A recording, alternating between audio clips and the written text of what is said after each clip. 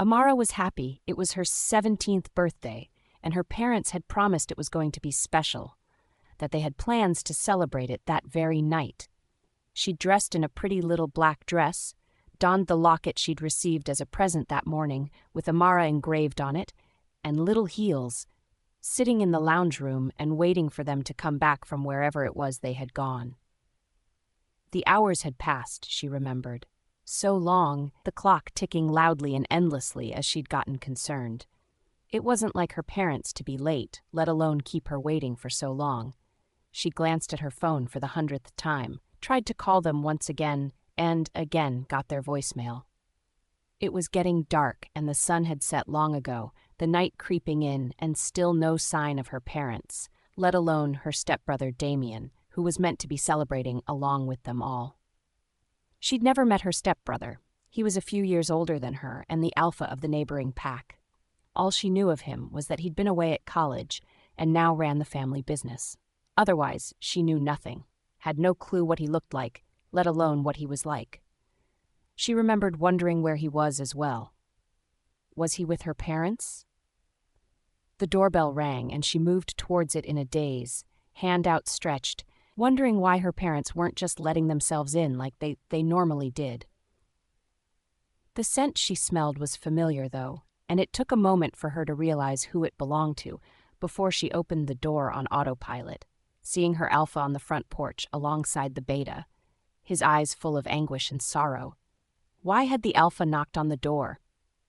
He'd already wished her a happy birthday, she'd remembered. Her knees suddenly feeling weak as she clutched at the door, her strength disappearing completely. Something was wrong, she'd sensed it instinctively. Alpha Malcolm had gently taken her arm and led her inside the house, making her take a seat as she'd looked up at him, her whole body trembling in fear. "Where are my parents?" she croaked out, and he looked away, exhaling deeply, while the beta gave her a sympathetic look. "Amara, there was an accident." Her alpha had said very softly, and she remembered thinking that they were just in the hospital, that her birthday could wait so long as they were all right. "In the hospital," she'd asked numbly, and he'd shaken his head. "I'm sorry, love," he'd told her, and she'd stilled, terror taking hold. "Then where?" she choked out, and he'd reached forward to take her hand, holding it within his own as he stared into her eyes. "There were hunters," he told her as she'd listened, feeling like she was in a trance, unable to utter a single sound or cry. Her parents had been captured coming back to the pack house, still in human territory.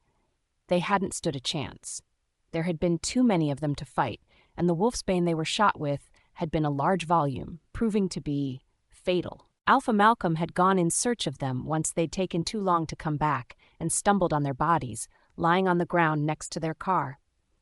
There had been nothing he could do, he told Amara. It was far too late, and they were long gone. His eyes were full of pain and regret as she'd inhaled in shock and then begun to cry, tears trickling down her cheeks. Her stepbrother had never arrived, having phoned to cancel, citing he couldn't get away due to the business. Amara supposed it was a blessing, otherwise he might have been killed by the hunters as well, but it stung. Would her parents still be alive if there had been 3 of them fighting instead of just the 2? She would never know. Amara had assumed she would go to live in the pack house, having no one to look after her and wanting to stay within her own pack.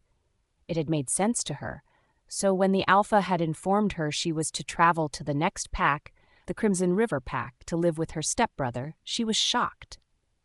How could she live with someone she didn't even know? She hadn't wanted to go, had pleaded with Alpha Malcolm to stay, but his hands had been tied. Her stepbrother Damian had been placed as her guardian in her parents' will, and legally she had to go whether she liked it or not. So she'd packed, she'd traveled, and she'd moved into a new pack house, but not in her stepbrother's wing, but the Omega's. She was turned into an Omega, her wolf not coming to her until she turned 18, spending her days cleaning alongside the others as her stepbrother ignored her completely. She still had yet to lay eyes on him, as he never left his wing unless it was in the dead of night to go on business. It had looked like he hadn't really wanted to be her guardian either, and she was left alone every night, A small bedroom, her sanctuary, and nothing but orders barked at her all day long by the other shifters, who saw her as nothing but a pathetic shifter who did their laundry and cleaned their rooms.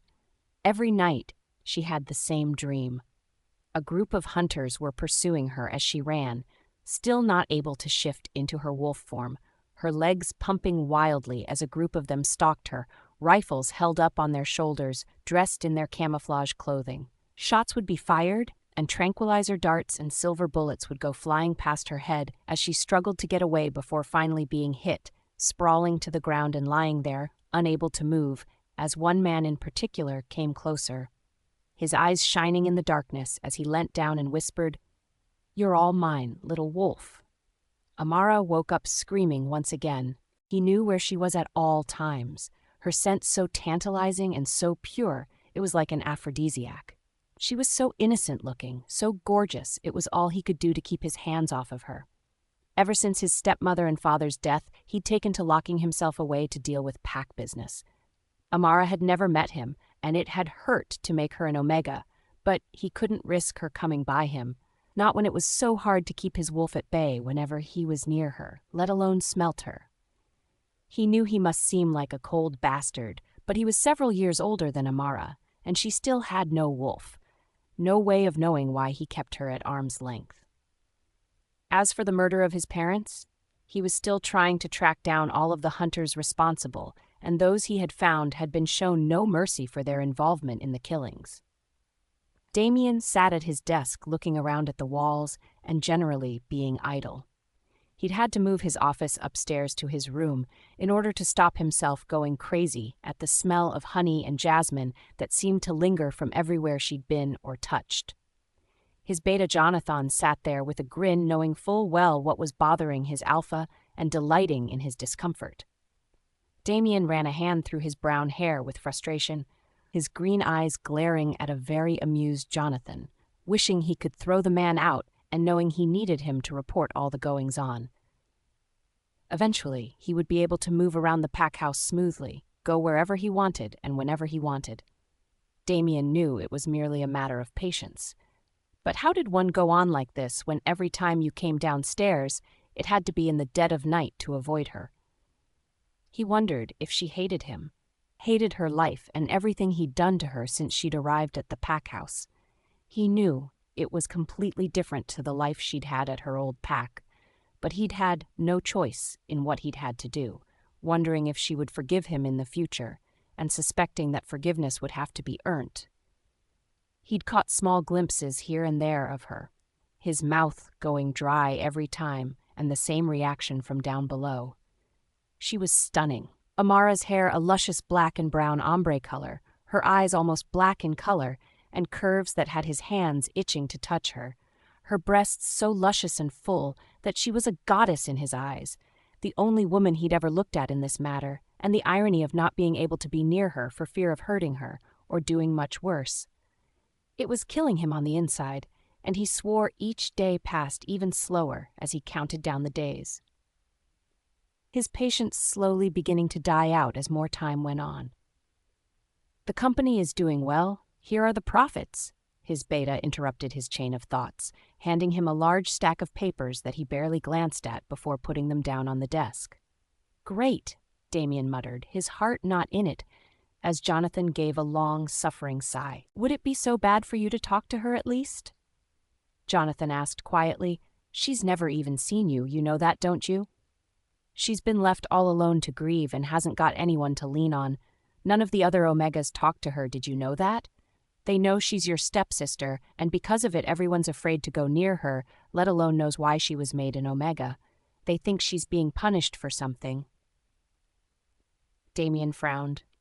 He hadn't fully considered the consequences of his actions to do with Amara's isolation. All he'd wanted was to put her as far away from his own bedroom as possible, and to ensure she stayed well away from his rooms and own wing. "I can't talk to her, and you know why," he growled, facing Jonathan, who, to his credit, stood fast in the wake of his alpha's anger. "She's underage, you moron," he continued, hands now clenched into fists. "And you know just how dangerous Lucifer, my wolf, can be when he makes his mind up about something." All it would take would be to step foot in the same room as her and he'd lose control of himself. I won't risk that happening. He continued, sounding bitter as Jonathan nodded sympathetically. Personally, he thought Damian was overreacting, but it wasn't his place to say so, and to be fair, Lucifer was a force to be reckoned with. Damian dismissed him with a wave of his hand, his expression brooding. "You may leave," he said, and Jonathan quietly left as Damian stared out of the window, completely lost in his thoughts. 6 more months, he thought with a grimace. 6 more months and his torment would finally end. He would finally be free of this isolation he'd subjected himself to. It seemed like a lifetime. A small cry pierced his hearing, the voice very familiar, as he noticed that the woman in his thoughts, Amara, was now hobbling on one leg as he frowned. Had she just injured her ankle? He felt the urge to go downstairs to check for himself, but knew to do so would be to invite trouble. Instead, he mind-linked Jonathan to personally check on her, feeling like a right bastard for not doing it himself. He turned and flung his desk across the room, breathing heavily. Damn it. She called to him like a siren, her voice pure sweetness and of laughter despite everything. Her smile lit up her face and pushed away the feeling of gloom and doom. A single touch and he'd be full of searing heat and heavily aroused. He swore to himself. Today was going to be yet another long day. A run in the middle of the night would cool him down. It always did these days. Amara hobbled on one foot, cursing herself. She should have paid more attention to what she was doing, instead of tripping over on the large rock outside and hurting her ankle. But she had also caught a glimpse of the infamous Alpha Damian, who was her supposed stepbrother. Had he heard her cry out in pain? All she knew was that there had been a man standing in the window looking out of where she had heard his bedroom was, and he was the most stunning man she'd ever seen, her mouth going completely dry at the small glimpse she got of him. His hair was a light auburn brown, and he had piercing dark eyes, almost black in the light. He'd been clad simply in jeans and a white shirt, but even she had been able to see how toned and fit he was. His skin almost a golden brown as well. She'd glanced up after hurting herself and stopped for a moment to look at him, swearing he was watching her just as intently. If this was her stepbrother, then why was he keeping his distance? She felt a moment of pity as she came inside, the beta having already checked she was okay as she hobbled to a chair and put her foot up. Another Omega instructed to grab her some ice, which she held on the slightly swollen part of her ankle. Amara wanted to cry. How was she going to finish her duties now that she was injured? There was so much still to do, and none of the other Omegas so much as dared to befriend her, simply because she was the stepsister of the Alpha, something that she couldn't exactly help. She moved the ankle experimentally and gasped at the pain running through her leg. It wasn't broken, not if she could move it, but it was possibly a sprain. Damn it, she thought again, grateful that she at least didn't have to climb stairs to get to her room. Maybe she could just bandage it up in the meantime? Beta Jonathan came hustling in and came over to her as she looked over and bit her lip.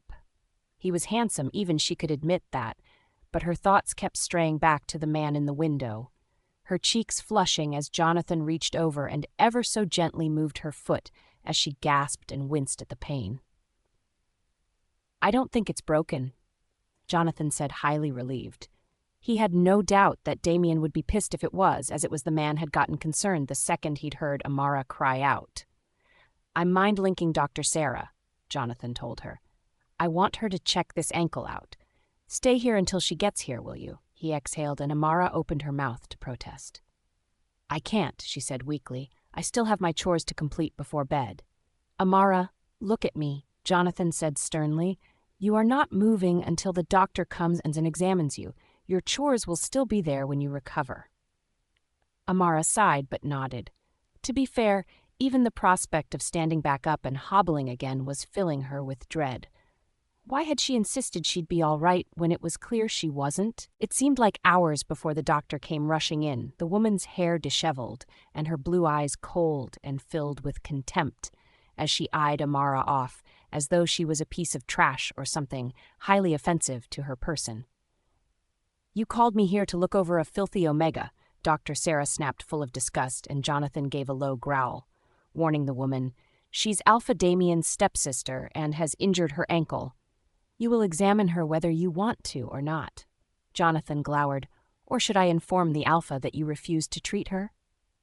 That made Dr. Sarah stop in her tracks before she mumbled something under her breath and began to rifle through her medical bag. "Fine," she said sourly, and Amara gave a small grimace as the doctor manipulated her foot and ankle, feeling it with harsh and rough fingers along the swollen part and using her small tool to check her reflexes. "She sprained it," Dr. Sarah said abruptly, as though Amara wasn't even in the room with them. "All she needs to do is rest it and elevate it with some ice for the next few days." She sneered. "Guess she's going to be even more useless to you now."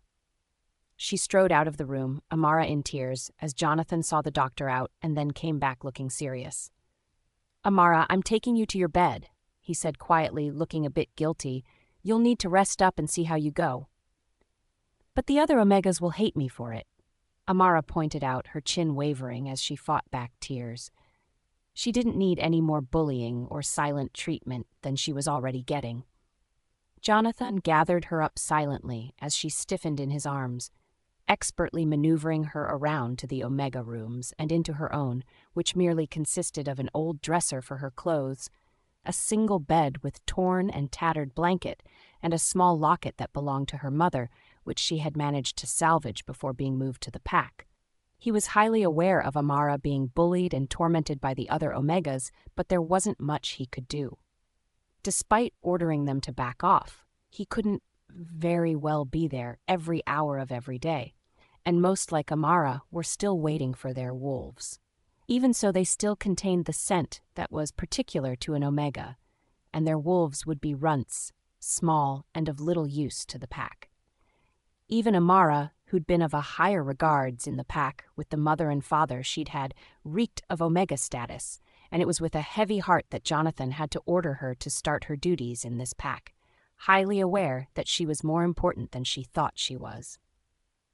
He laid her on the bed and elevated her foot to rest it on her pillow, giving her a small smile as she lay back on the bed, unable to protest any longer and grateful for the assistance he'd lent her. "Stay," he repeated. "I'll get one of the other Omegas to bring you food," he told her, and she nodded slowly as he backed out of the room. Great thought, Amara with a groan. She couldn't wait for the Omegas to find out she was injured, and that they would have to cover her duties. If she thought her situation with them was bad before, she knew instinctively it was about to get a hell of a lot worse. Damian Pav. He exhaled as his beta Jonathan reported in, looking quite grim as he informed Damian of the troubles currently brewing outside of the pack. "There was another rogue attack today," Jonathan told him with a sigh. "We took care of all of them but one.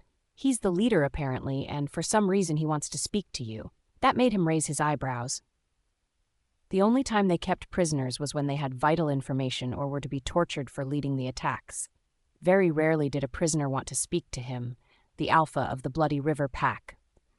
This was interesting, he thought to himself. Did they give a reason? "No, Alpha," he refused. "What would you have us do?" This made Damian stop and think. Part of him was intrigued as to why the rogue was asking to speak to him, and he couldn't help but give a small smile which made even Jonathan shudder. There was no telling that Lucifer had taken over, not with those pitch-black eyes at any rate. "Lead me to him," he ordered, and Jonathan did so, keeping a wary eye on both Lucifer and the hallways, making sure that Amara was not nearby. The last thing he needed was Lucifer bolting towards the girl he was currently supposed to be staying away from. The dungeon was in the basement of the pack house, and Jonathan shivered slightly in the damp and cold air as they approached the cells. Lucifer eyed the rogue, currently sitting there with his head.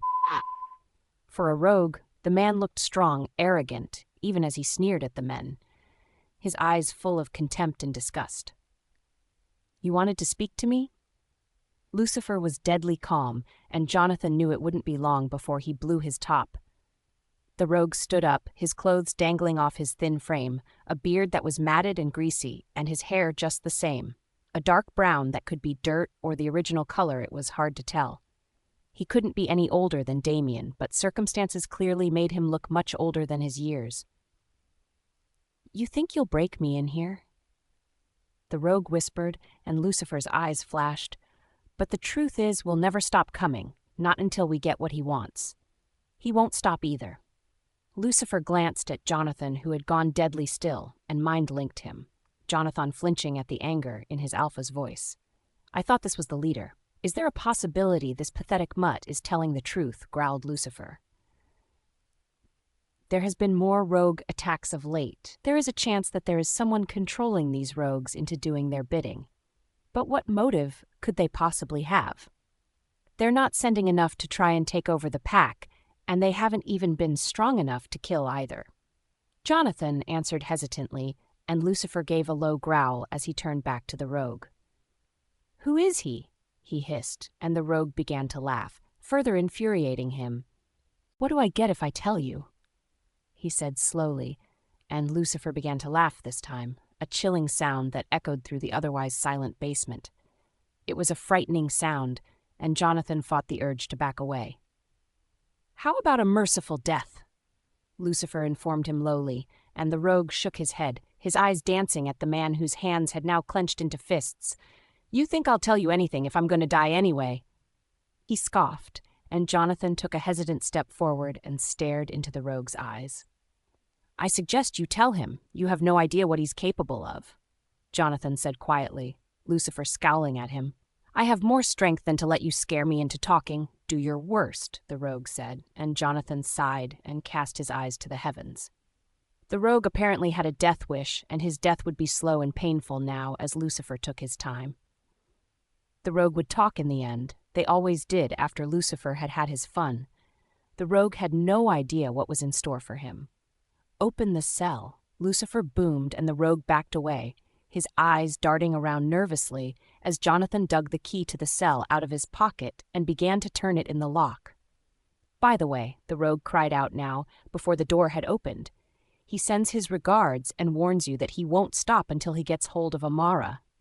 "His words, not mine," he added, and before they could stop him, the rogue reached into the pocket of his shorts and withdrew a tiny vial full of green liquid, tipping it into his mouth and swallowing it down quickly as they stared incredulous. It was a quick death, but a painful one, as white froth came out of the rogue's mouth and his body flopped to the floor, convulsing in agony as the poison worked its way through his system, his eyes flashing between black and normal, until finally his body just lay there, completely still, the rogue's eyes staring blankly at nothing. Jonathan drew in a shocked breath as he retrieved the vial and sniffed its contents. Lucifer growling in rage at the threat to his mate, his hands itching to strangle someone, anyone, Jonathan sensing his anger and doing his best to stay out of the way. The vial smelt of a herb they knew well, and Jonathan scrunched his nose up at it. "Wolfsbane," he told Lucifer reluctantly, "a fatal amount that he ingested." What was he thinking? "That it was better to die by his own hand than mine," growled Lucifer. He turned to Jonathan. "I want someone guarding my mate every hour of the day," he hissed. "I don't care how many men it takes. Only ones you trust as well. Anything happens to her, I'm holding you personally responsible."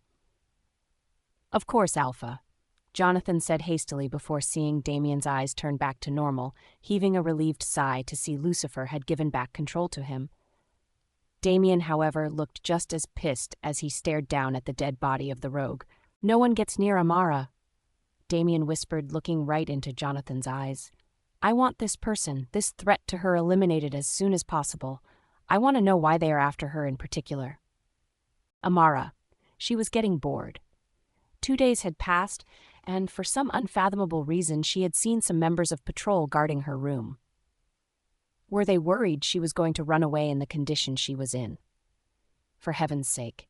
She knew only one person had the power to order them to do this, and that had to be none other than her stepbrother Damian. How could he do this to her? To make matters worse, they stayed at the end of the hallway instead, or right outside, giving the other Omegas a chance to continue their harassment and bullying of her. Right now she was having to contend with Jessica, of all people, who, despite being an Omega, was certain that her mate would be the Alpha when she got her wolf. A blonde with a slim, trim figure, Highlights in her hair, a dainty nose, and big blue eyes, Jessica was one of the most beautiful women in the pack. As such, she was given very little work to do in the pack house, and quite often snuck away to have some fun with some of the unmated males of the pack. Amara couldn't stand her. Didn't understand why Jessica wouldn't have just saved herself for her mate instead of doing what she did. She wasn't a prude, but mates were meant to be soulmates. Why would you not wait for it to be perfect and meaningful rather than give it away to someone who most likely would find their own mate later down the track? Jessica had come waltzing in moments before, and Amara was waiting for her to speak, wanting the dreadful girl to leave her room and just leave her alone. "Well, now," Jessica sneered, her mouth in a thin line and her blue eyes flashing as she stared down at a very miserable feeling. "Amara, looks like your stepbrother?" she emphasized. "The alpha of the pack doesn't trust you. Otherwise, why would he have guards just for this room?" She laughed, and Amara wished the guards would come, but they turned a blind eye to everything, including the bullying. She still didn't know what the point of them being there was, and neither had deigned to speak to her when she'd asked. "That is none of your business," Amara said quietly, glaring back at the girl. After 2 days spent isolated with nothing to do but rest, she'd gotten bored and extremely agitated. Jessica was fast using up all the patience she had. "Oh, Amara." Jessica grinned and moved closer, Amara wincing as she moved her leg and backed right up to the wall, exhaling sharply at the sudden contact. "Ouch," she muttered as Jessica plopped down on the bed right in front of her. Amara braced herself, knowing that something was about to happen. Jessica wouldn't have gotten this close to her otherwise. Sure enough, Jessica reached over and grabbed a pile of Amara's hair as she cried out in pain, wrapping it around her hands and yanking hard enough that Amara toppled forward. "Listen here, you pathetic bitch," Jessica whispered into her ear. "You're nothing but trash. Do you hear me? You are just a pitiful omega that everyone hates, and one day," she said a little louder, "one day, I'm going to be Luna, and I'll banish your sorry ass out of the pack."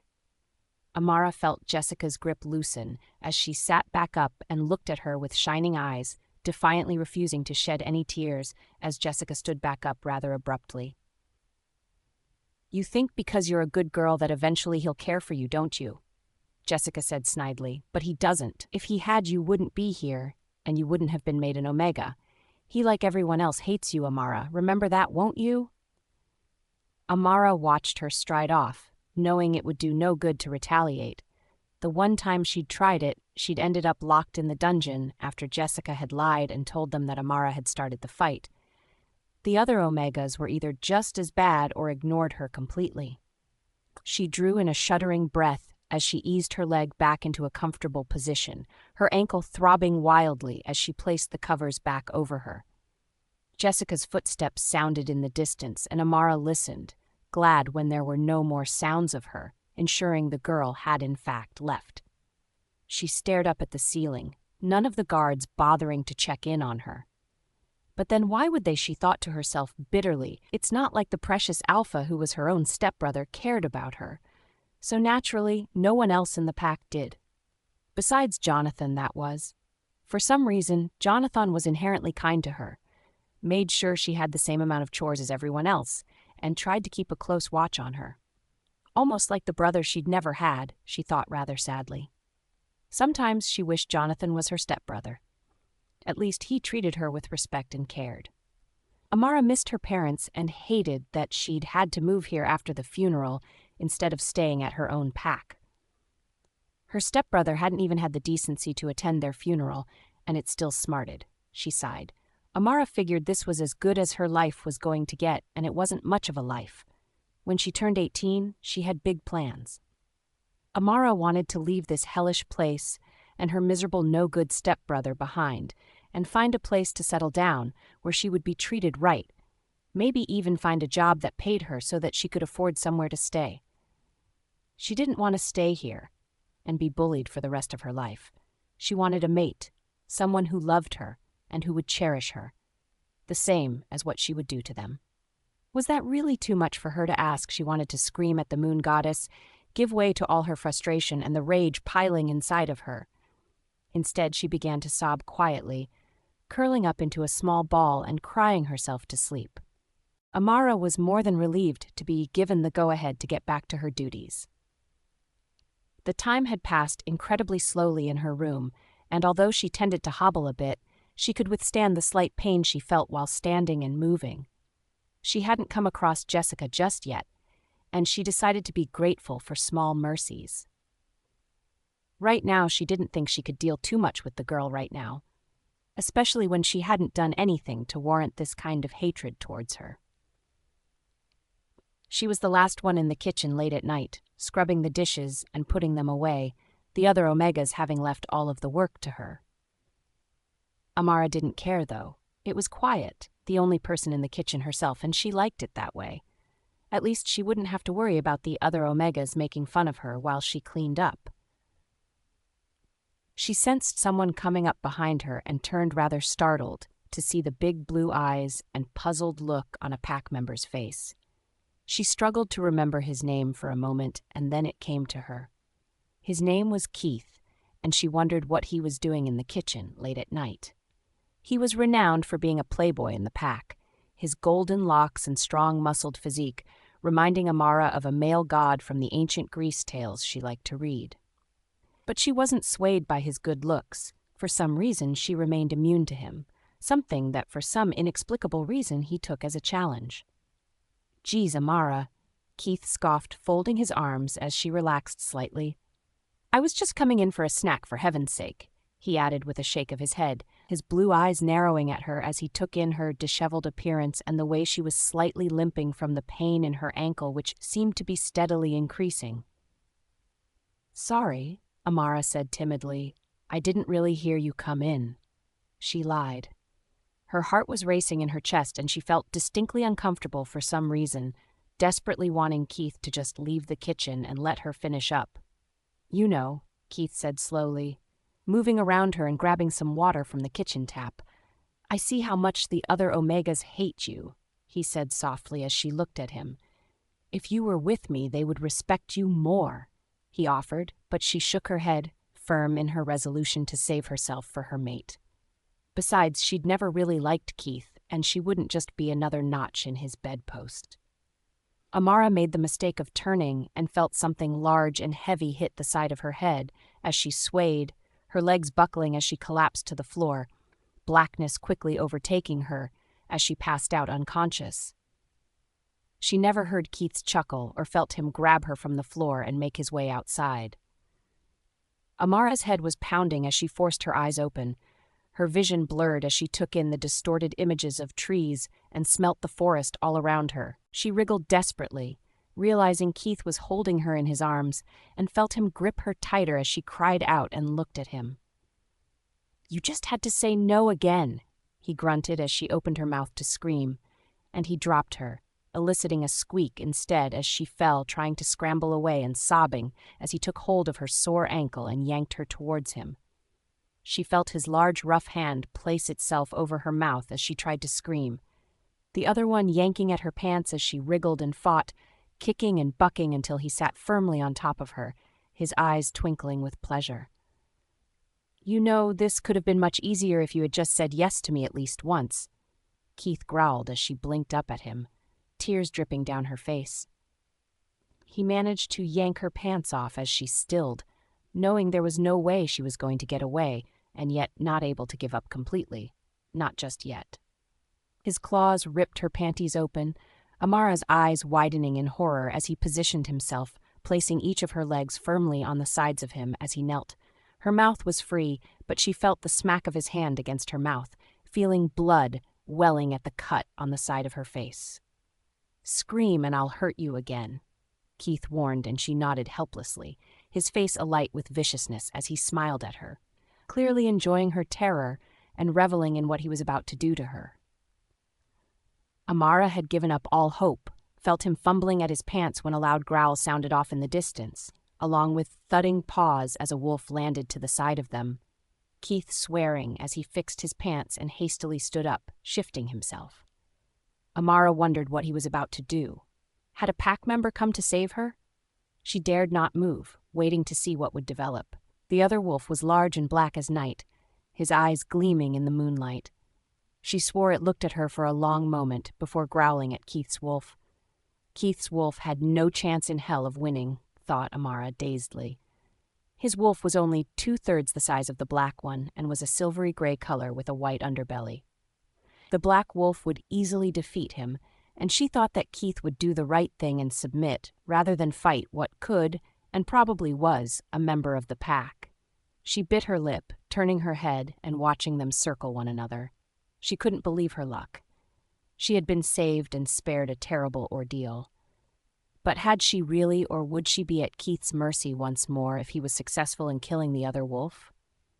The wolves circled each other as Amara tensed, Keith's one pouncing as the other one met him mid-air, both swiping and clawing furiously at each other, the large black one having the upper hand as Keith went flying backwards, his mouth open in a snarl.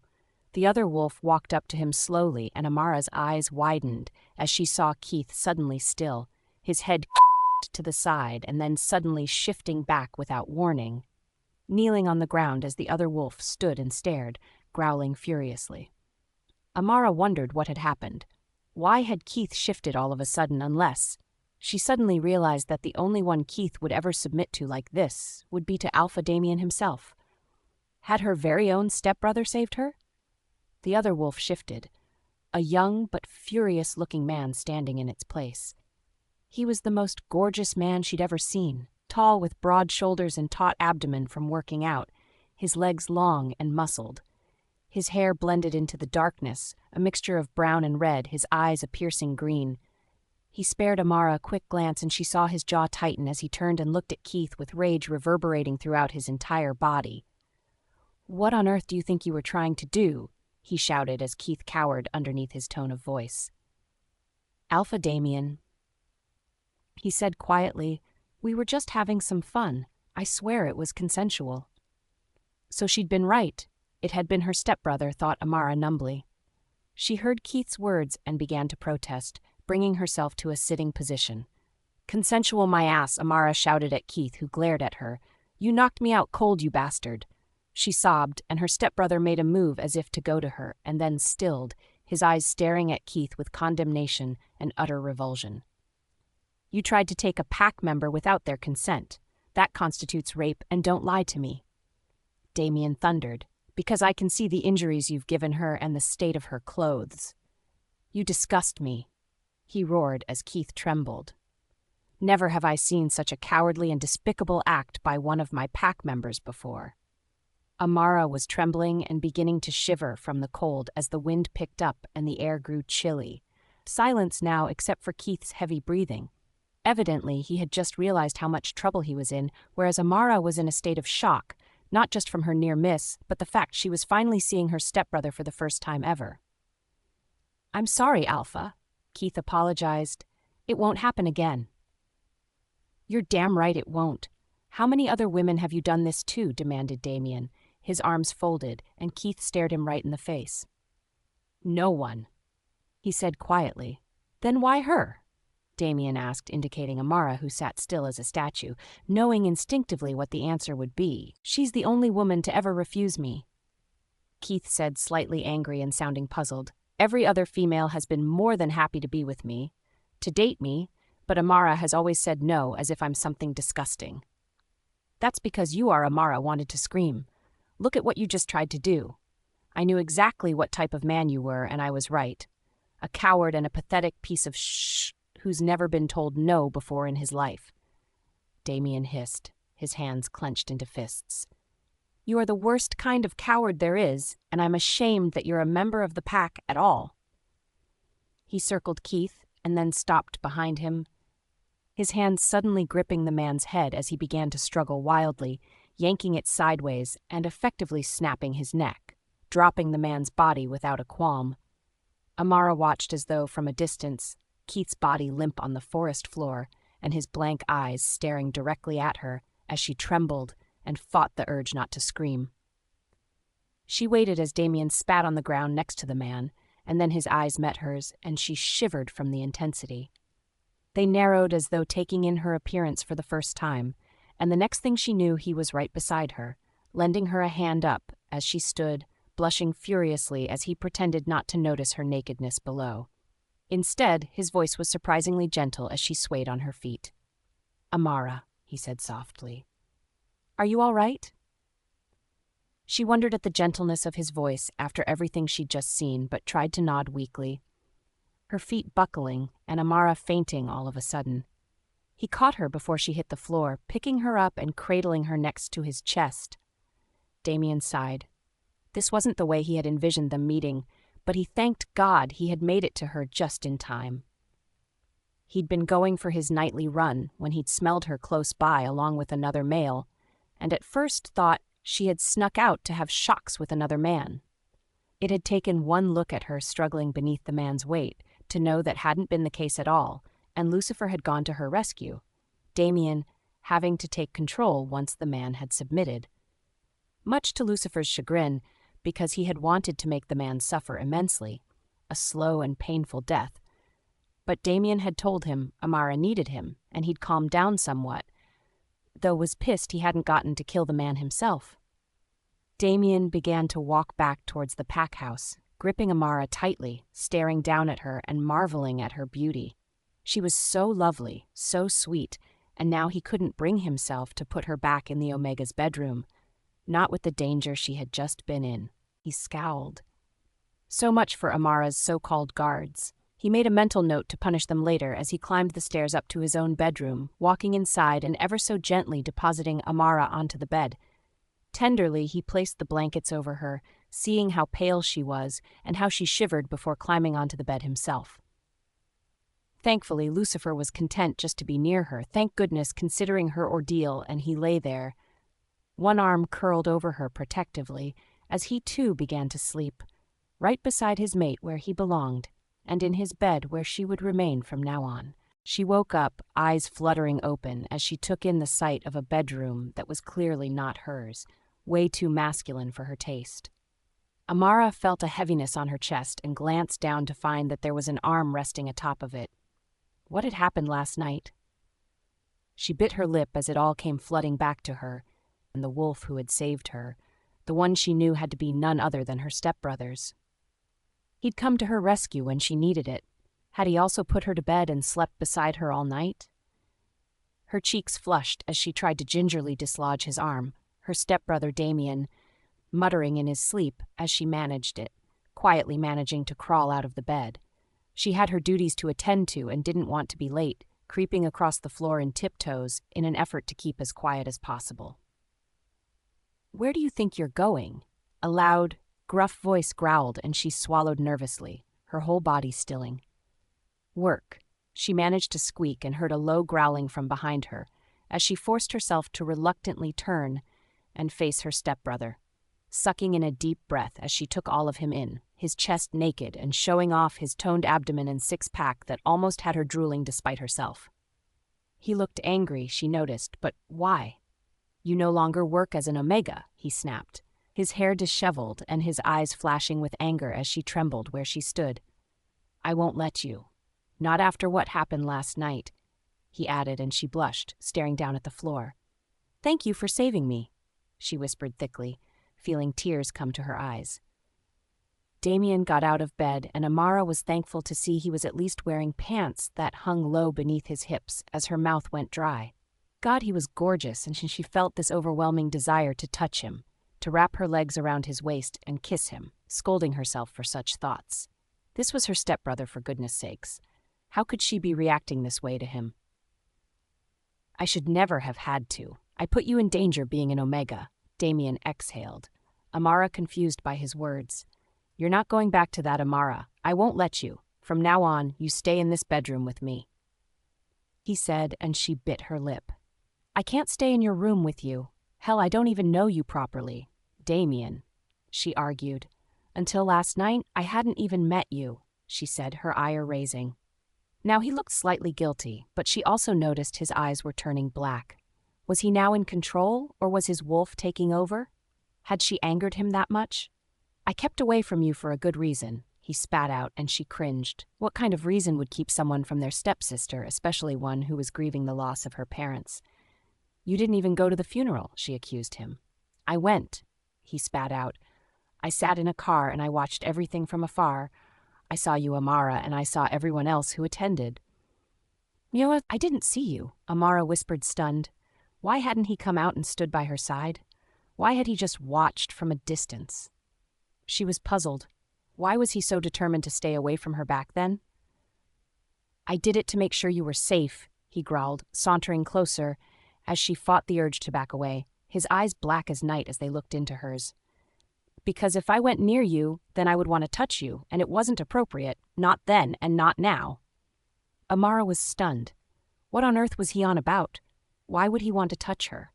Part of her burned at the thought, heat pooling between her legs and causing her to become aroused, a confusing reaction for her to have, one that made her blush profusely. "Damian," she whispered, and he shuddered, a grin spreading on his face as she frowned. "Say it again," he ordered. "Say my name again, Amara." "Damian," she repeated obediently. "Why would you want to touch me?" "What makes you stay away from me when I need you most?" "I needed you, Damian. I needed family. Instead, you forced me to be an omega in your home." "Why?" she cried out.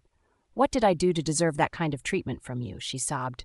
"Why did you leave me all alone when I needed someone to grieve with, someone to help me over the loss of our parents?" Now he looked at her grimly, his jaw clenched as he tried to think of something appropriate to say. Her hurt was clearly visible. He knew he'd hurt her, and at the time it had been for her own good, or at least that's what he had told himself.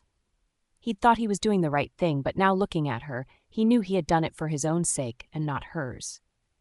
"Amara," he said very quietly as he came nearer, and she continued to stare wide-eyed at him, her expression wild and tortured, her hair swinging about her shoulders in her distress.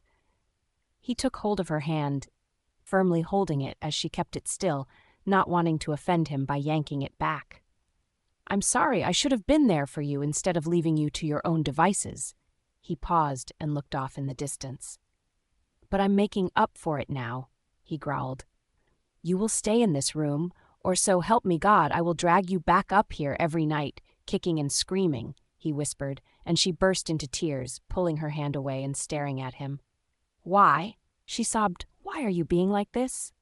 He leant closer, his face mere inches from hers. "Because you are my mate, that's why, Amara." Amara shivered as he leant close and heard those words come out of his mouth. "Because you're my mate, Amara," he whispered, "and I'm never letting you go now that I have you," he growled, and she stared at him in disbelief. "Damian," she protested weakly. "We don't even know each other," she said thickly. "You can't just say we are mates and expect me to jump with joy," she said very softly, and his eyes turned even darker at her words, Amara clamming up instantly as she saw it happen. "We have plenty of time to get to know each other, little one," he hissed. "But do not push me because you will not like the consequences." Amara wondered what he meant by consequences. What exactly was he implying he would do to her if she refused, or worse, tried to reject him? But how could she stand to be with someone who had ignored her entire life? Amara, reject," was as far as she got before she felt him still, before stalking right next to her and grabbing her unceremoniously, dumping her on the bed as she tried to scramble away. "Not so fast," he growled as he grabbed her ankle. "I can't believe you just tried to reject me while I was trying my best to be kind to you," he boomed as she flinched. Amara stifled a scream as she felt his knees between her legs, one hand of his pinning her face down as she shuddered and trembled beneath him. Surely he wasn't going to. She felt him as he leant over her, felt his breath touch the nape of her neck. "Little kitten, you're going to learn exactly what happens when you defy your alpha," he whispered, his mouth suddenly kissing her on her neck as she squirmed and arched her back in shock.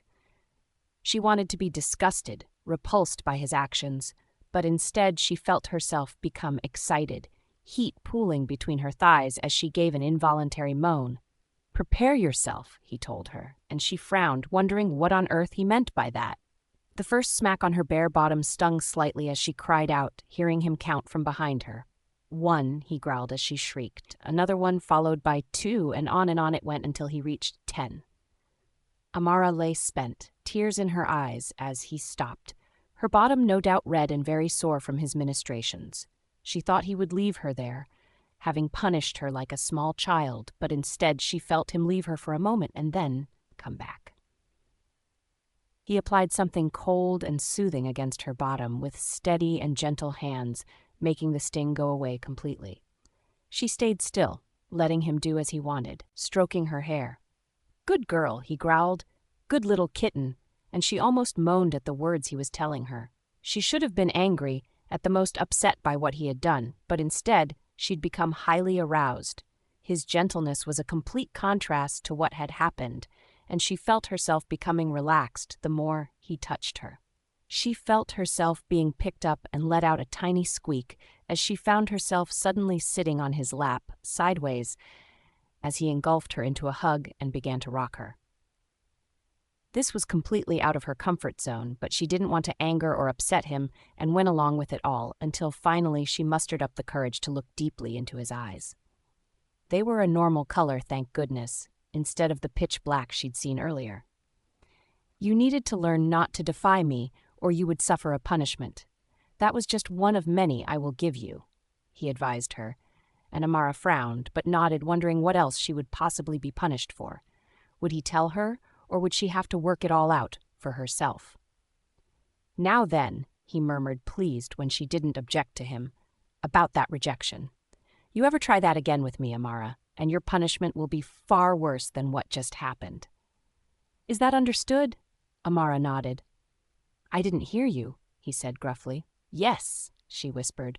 "Yes, sir," he told her firmly, tight-lipped. "Yes, sir," she repeated obediently as he gave a small shudder before closing his eyes and leaning his forehead against hers. Good girl. They stayed like that, hugging until finally she felt his arms loosen around her, gingerly picking her up and placing her back on the bed where she had tried to leave for her duties so early in the morning. He tucked her in under the covers as she sighed. "What am I supposed to do?" she tried to protest rather weakly. "Sleep," he muttered, "and then come find me in the study. You should know where it is after all. I'm finally going downstairs again," he said with a sigh, "but under the circumstances, I guess it can't be helped." She felt her eyelids fluttering.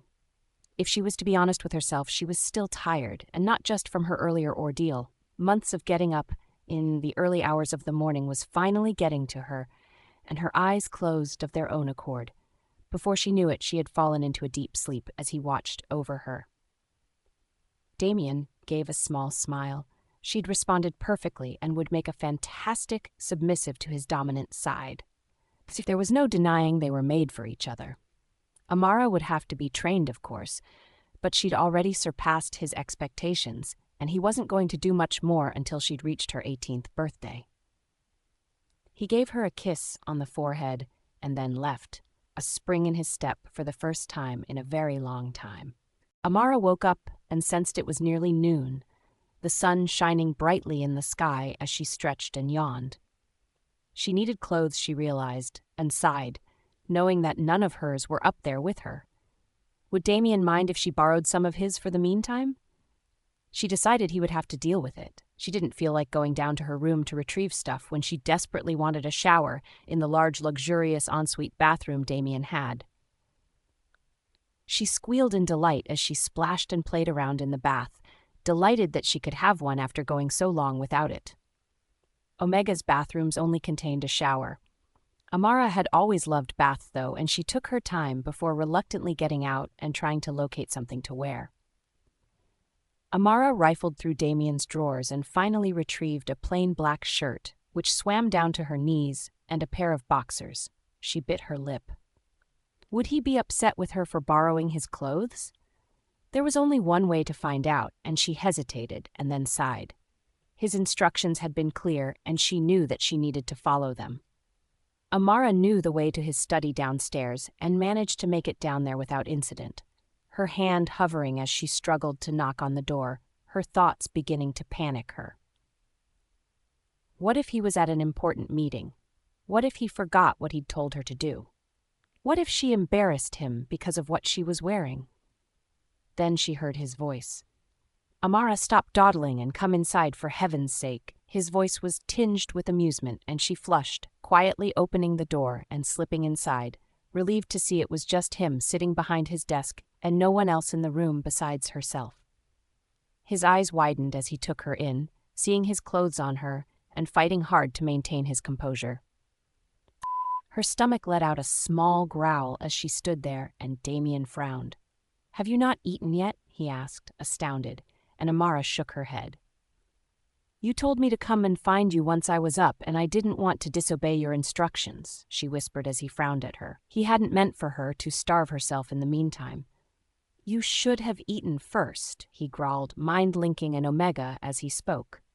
Amara hung her head. "Sorry," she whispered, and he just sighed and shook his head. Damian patted his lap. "Come and sit down," he told her, and her mouth went dry. Surely he didn't mean it. But apparently he did. "Amara," he growled warningly, and she scurried over and hesitantly sat on his lap as he grasped her and pulled her right onto him, rather than being perched on the end. She let out a gasp as she felt his hardness against her, but said nothing, Damian smirking behind her. She was such a good girl doing as he told her. There was a knock on the door, and Damian's voice boomed, "Come in." An omega scurrying in holding a tray of food. "Put it on my desk and leave," Damian instructed her, while Amara fought not to wiggle on his lap out of embarrassment and a slight tinge of fear. Jessica's eyes widened at seeing Amara there before her mouth thinned and her face exhibited a look of utter disgust, which she aimed at Amara as she carefully set down the tray on Alpha's desk. "Here you go, Alpha," Jessica said respectfully, even as she shot daggers at poor Amara, who felt distinctly uncomfortable. "Is there anything else you require?" He shook his head.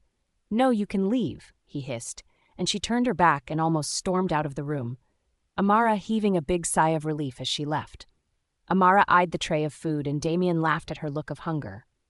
"Wait," he said gruffly, fetching a muffin and expertly slicing it in half as her stomach growled in protest.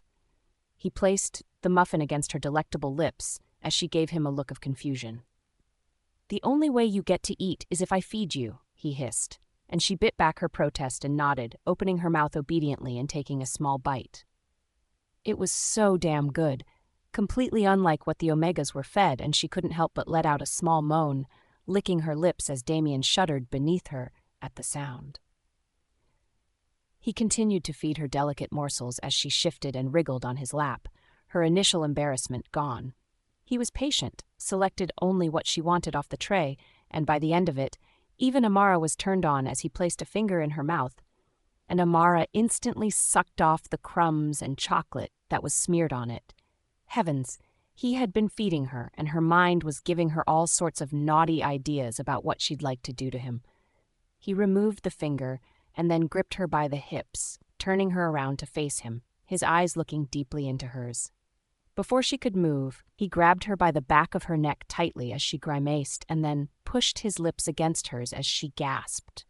Amara couldn't believe she was getting this aroused over a simple kiss, but there was something about the way that Damian took charge, plundered her mouth hard and almost with a possessive quality to it that turned her on completely and left her craving more. When they broke apart, there was a chilling smile on his face. "I could get used to this," was all he said, and she shivered at the meaning behind his words. Whether she liked it or not, he owned her completely.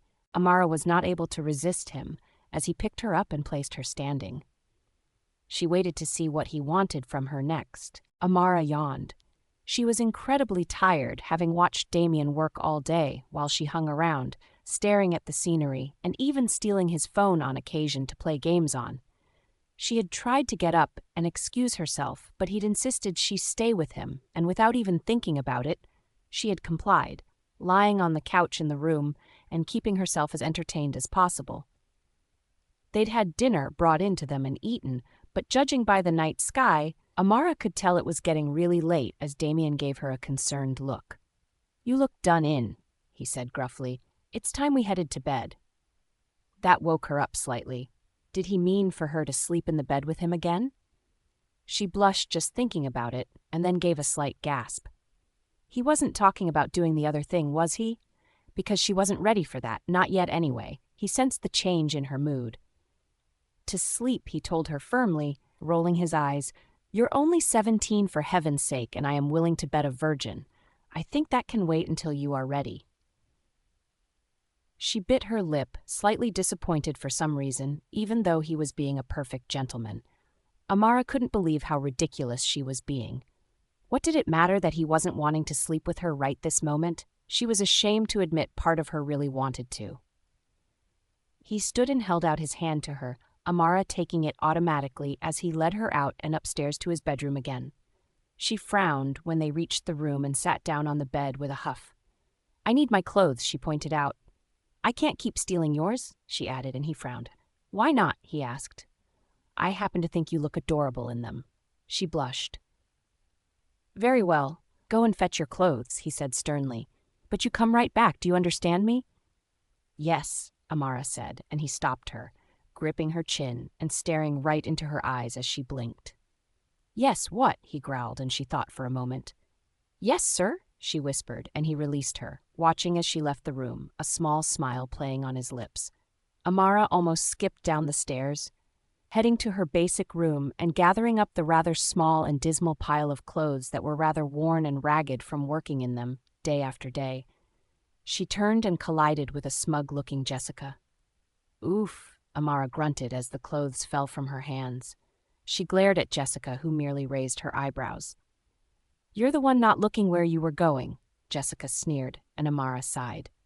Jessica was right. She should have been more careful, but she hadn't exactly expected to see Jessica, not at this time of night anyway. "What do you want, Jessica?" she said instead, bending down and retrieving her clothes with a loud sigh. "How long have you been sleeping with the alpha? We both know you have, otherwise why would you be moving into his room?" Jessica hissed. "I've been trying to get him to sleep with me for weeks, and somehow you managed to do what I couldn't," she snapped. Amara said nothing.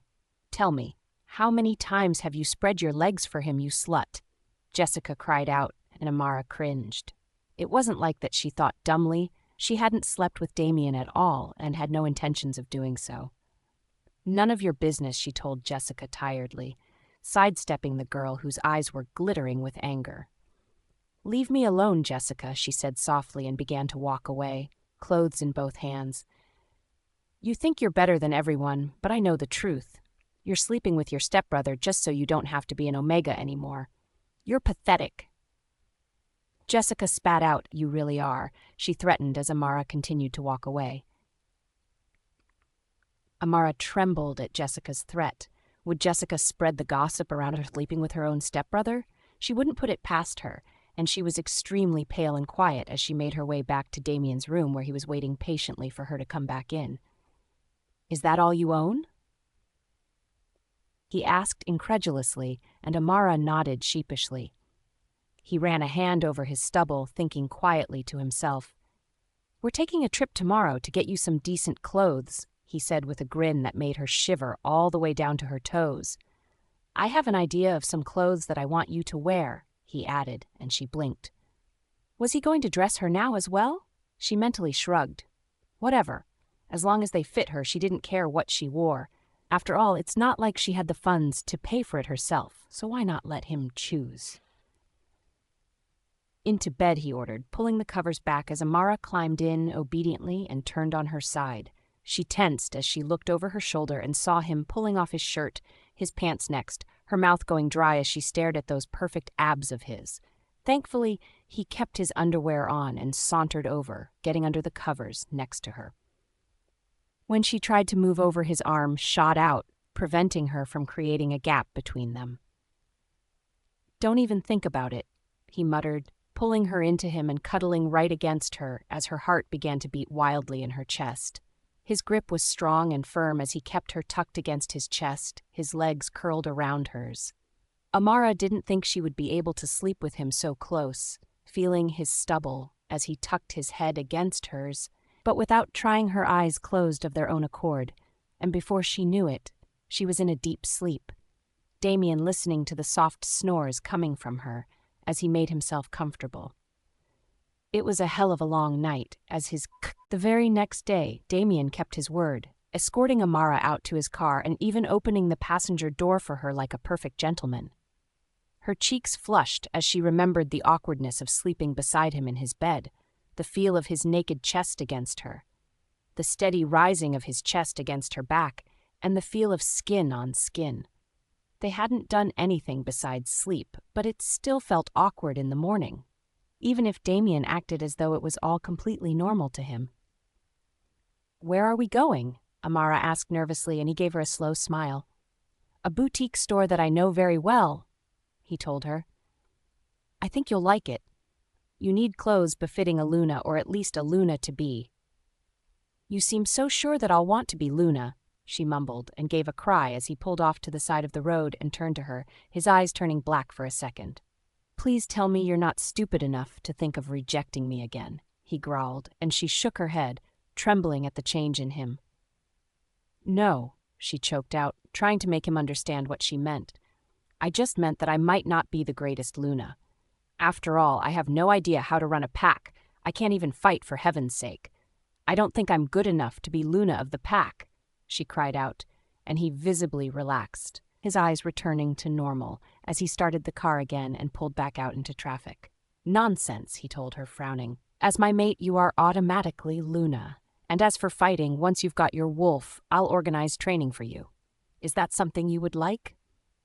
She nodded. Amara had always wanted to join in the training, and now she would get a chance to. She began to feel excited, even as they pulled into the parking lot of what seemed to be an old, decrepit brick building that looked nothing like a boutique. She frowned at him as he got out and opened the passenger door to assist her. "Are you sure we're in the right place?" she asked doubtfully. He just grinned and held her hand, leading her to the front door and pressing a buzzer that she hadn't noticed, announcing their presence. "Alpha Spencer," a woman trilled as she opened the door, eyeing Amara curiously. "It's been so long, what a pleasure to see you again," she added, and Amara felt a spurt of jealousy as the woman led them inside. So he had been here before. Had it been with another woman? Amara's jaw dropped open as she saw a bright, cheerful-looking store full of beautiful women's clothes, lingerie, shoes, and accessories. The woman smirked at her reaction. "We only serve shifters, and that's all.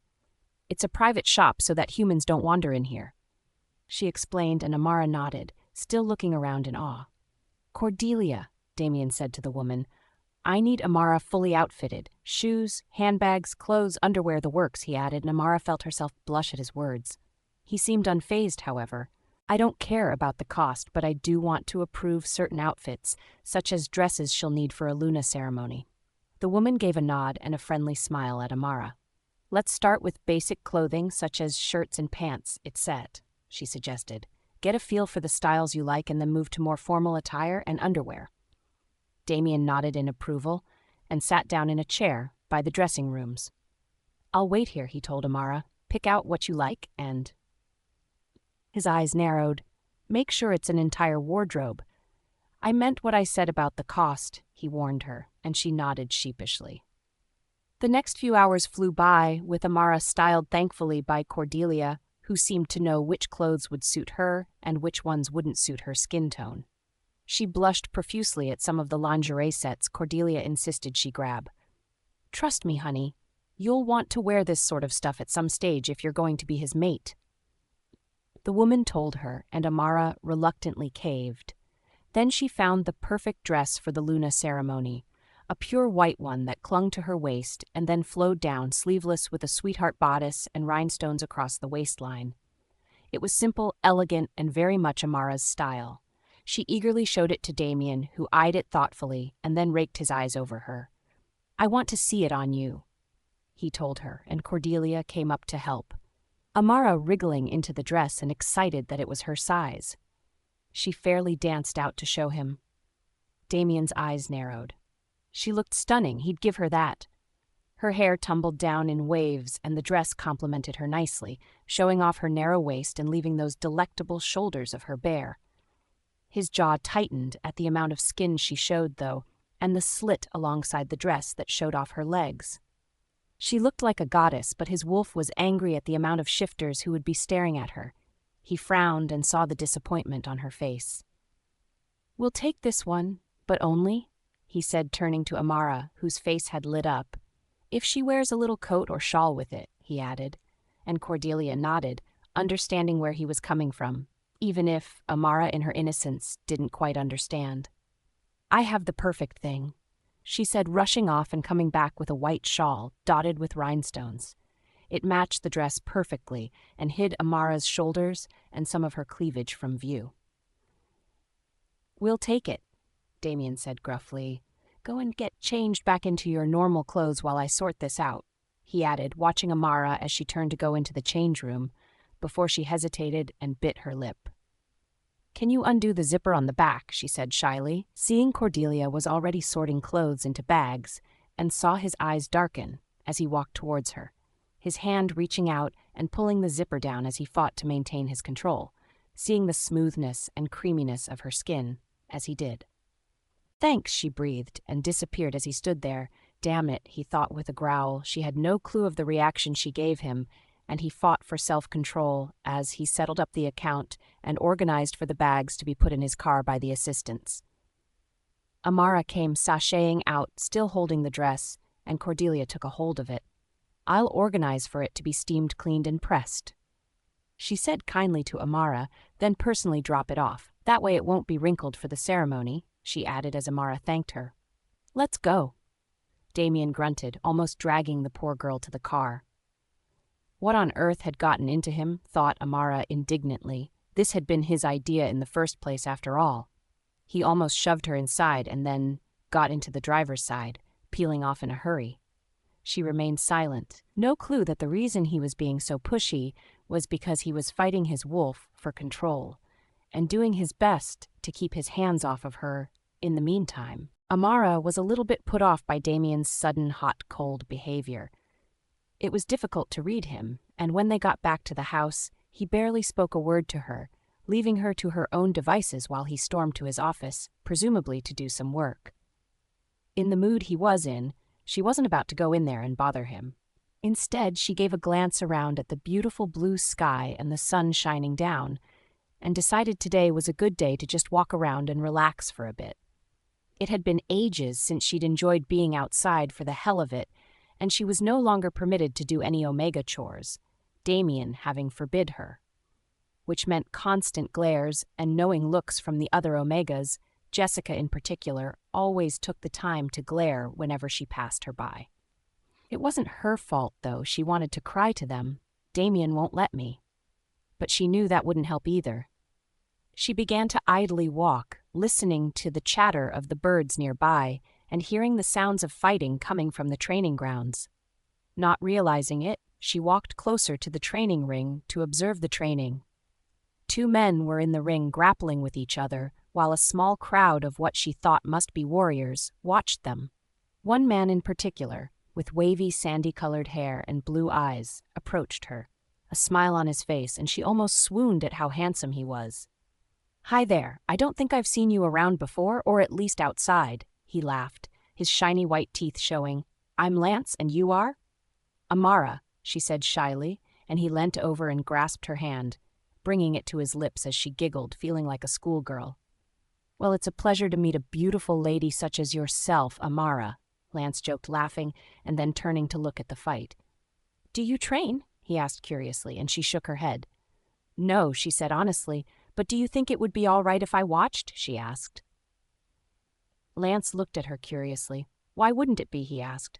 "Everyone in the pack is allowed to watch or join in on fighting, except for Omegas, that is," he added. "Are you an Omega?" he asked, looking around nervously, and Amara shook her head. He looked relieved. "Then go for it," he said with a grin, and she couldn't help but laugh at how carefree and easygoing he seemed to be. The warriors in the training ring finished up, and Amara watched in awe as another group of men entered to grapple with one another. It was exhilarating to watch. They first trained in their human forms and then changed to shifter. Amara was envious. She couldn't wait until she could turn into her wolf. She was so engrossed in watching that she failed to notice that Lance had put his arm around her waist or that he was holding her next to him until she felt herself being yanked backwards by a very strong arm. She opened her mouth to protest and then met Damian's fuming eyes, falling silent as he glowered at Lance. "Why didn't you come to the study?" he growled as everyone else fell silent and bared their necks in respect to their alpha, Lance included, although his eyes were wide and horrified as he stared at Amara. "You were in a bad mood," Amara said weakly. "I didn't think you would want me to be there, so I thought maybe a walk." She trailed off as his eyes turned pitch black. "Next time you will still come to the study. You don't wander off unless I give you permission, is that clear?" he said in a dangerous tone, and she gaped at him. "Are you insane?" she cried out, frustrated. "I shouldn't have to ask to go on a walk, for heaven's sake." "Damian," she almost shouted, ignoring the gasps from the crowd around her. His eyes narrowed as she trembled in front of him. "Come with me," he ordered, and she stepped back, shaking her head. "No," she cried, and he stopped. "Last chance," he told her, and when she remained obstinate, he gripped her around the waist and picked her up, slinging her over his shoulder and walking away as the crowd stayed silent. Amara kicking and shouting at him to no avail. He didn't stop until he'd made it back into the study, Amara slung over his shoulder like a sack of potatoes. When he put her down, she was bright red as a tomato. "You have no right," she shouted, and then fell silent at the look in his eyes and the fierce expression on his face. "I have every right," he growled at her. "As the alpha of the pack and as your mate," he sneered. "Now sit," he roared, and she couldn't help herself, her body obeying instantly as she sat in the chair opposite his own in the study. He began to rifle through drawers, finally slamming some paper and a pen down in front of her as she looked at him with a raised eyebrow. What exactly was it he was wanting from her now? Did he want her to write some letters for him or something? But wouldn't he do that on a computer? Damian came and stood behind her as the hairs on the back of her neck rose and she felt his breath on the back of her neck. "You will write 100 times, he growled. "I will obey my alpha." She cast a look over her shoulder and he narrowed his eyes. 100 times, or you do not eat or drink until it's completed." "You can't do that," she said weakly, knowing he could. "I can and I will. 100 times, now start," he boomed. She picked up the pen as he left, slamming the door behind him. God, how she hated him sometimes. Amara wrote the lines begrudgingly, and, as she did have time to think.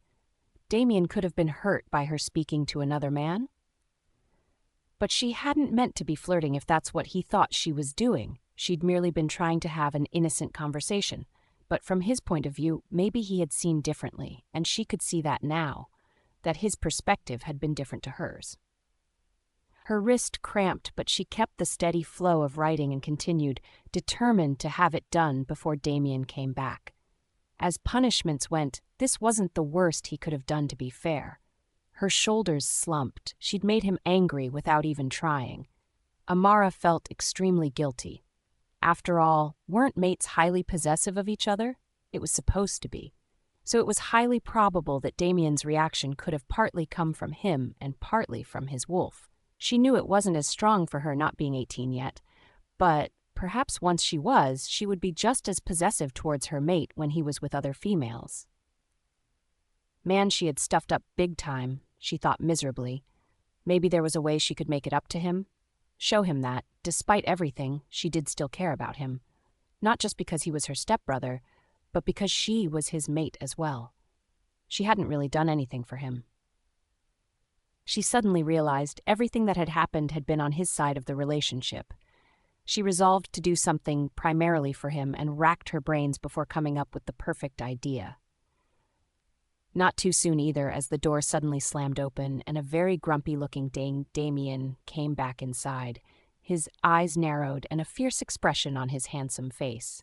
Amara jumped from the suddenness of it all. "Have you finished writing yet?" he growled, barely looking at her. Amara wasn't going to lie. That stung and hurt her deeply, even as she squeaked out a "yes, sir," automatically, seeing him finally glance at her for the first time. He seemed to relax slightly. He snatched the paper out of her hand and checked it over, satisfied that she had completed her task. "Good job," he praised, handing it back to a very confused Amara. "I want you to keep that on you and look at it whenever you even think of slightly disobeying me, because the next time the consequences will be far different." She believed him as he sat back down in the chair. He regarded her thoughtfully. "If you want to go outside, then I want you to inform me beforehand," he told her sternly. "I want you by my side whenever possible, Amara. Not only because I want your company as my mate, but because you also need to learn your place as Luna and what it entails," he explained, and she nodded meekly. She cleared her throat. "May I please be excused to the kitchen?" she asked, her voice barely above a whisper, and he regarded her, curious as to what she wanted, and her cheeks flushed. "It depends on what it is you require. I can have an Omega bring in food if you would like," he offered, "but I didn't think you would be hungry yet." Amara looked at him sheepishly. God, he looked strong and handsome in that suit of his, like a proper businessman or a CEO of a company. It made him look striking, and she could have swooned at how much she felt like climbing into his lap now, fighting the urge down, even though it was extremely difficult. She stammered as he raised an eyebrow at her. "Was thinking that maybe, if it was all right with you," she babbled as he waited, "that I could maybe make dinner for us both." He was silent for a moment, looking off and through the window, as though contemplating her words, a small smile curving on his face. This was the first time Amara had offered to do such a thing, and it warmed his heart. This might seem like a small gesture to some, but to him it showed that she cared, and that she did have feelings for him despite everything he was putting her through. "I would like that very much," he told her honestly, and she fairly glowed at his words. "But are you preparing it yourself, or with the help of another Omega?" "Myself," she said hurriedly. "I know how to cook," she said with a smile. "Is there anything you would like to have in particular?" she whispered, feeling an overwhelming desire to please him. Now he looked hopeful. "Lasagne?" he asked gruffly, and she nodded. "That's easy enough," Amara said, relieved it hadn't been anything more complicated.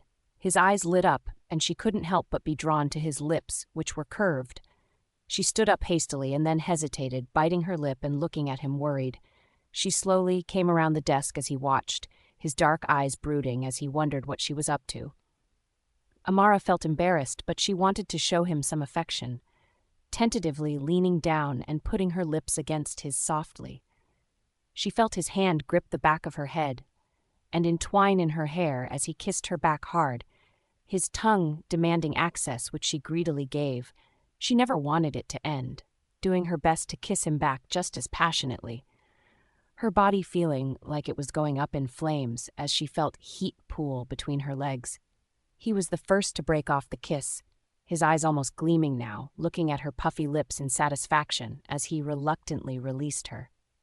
Damian looked at her disheveled appearance and smirked. Damn, she was so hot and so pure. When she'd leaned down to initiate the kiss, he'd been astounded, then desperate to show his dominance over her, kissing her hard and with as much passion as he could muster while sparks tingled throughout his body. He'd had to fight his wolf back and keep control, eventually letting her go before it became too much for his body to bear. Amara stammered, turning to the door on legs that felt strangely wooden. "Go and cook then," she breathed, heading out the door, one hand on her chest. Damian leaned back in his chair and gave a wicked grin. He'd enjoyed that, and her beginning the kiss. She was coming along nicely, he thought to himself. He was looking forward to dinner and what his little submissive brought him. Amara quietly headed into the kitchen, her step light and her mood a lot better. Damn, that had been such a great kiss, she thought with a smile.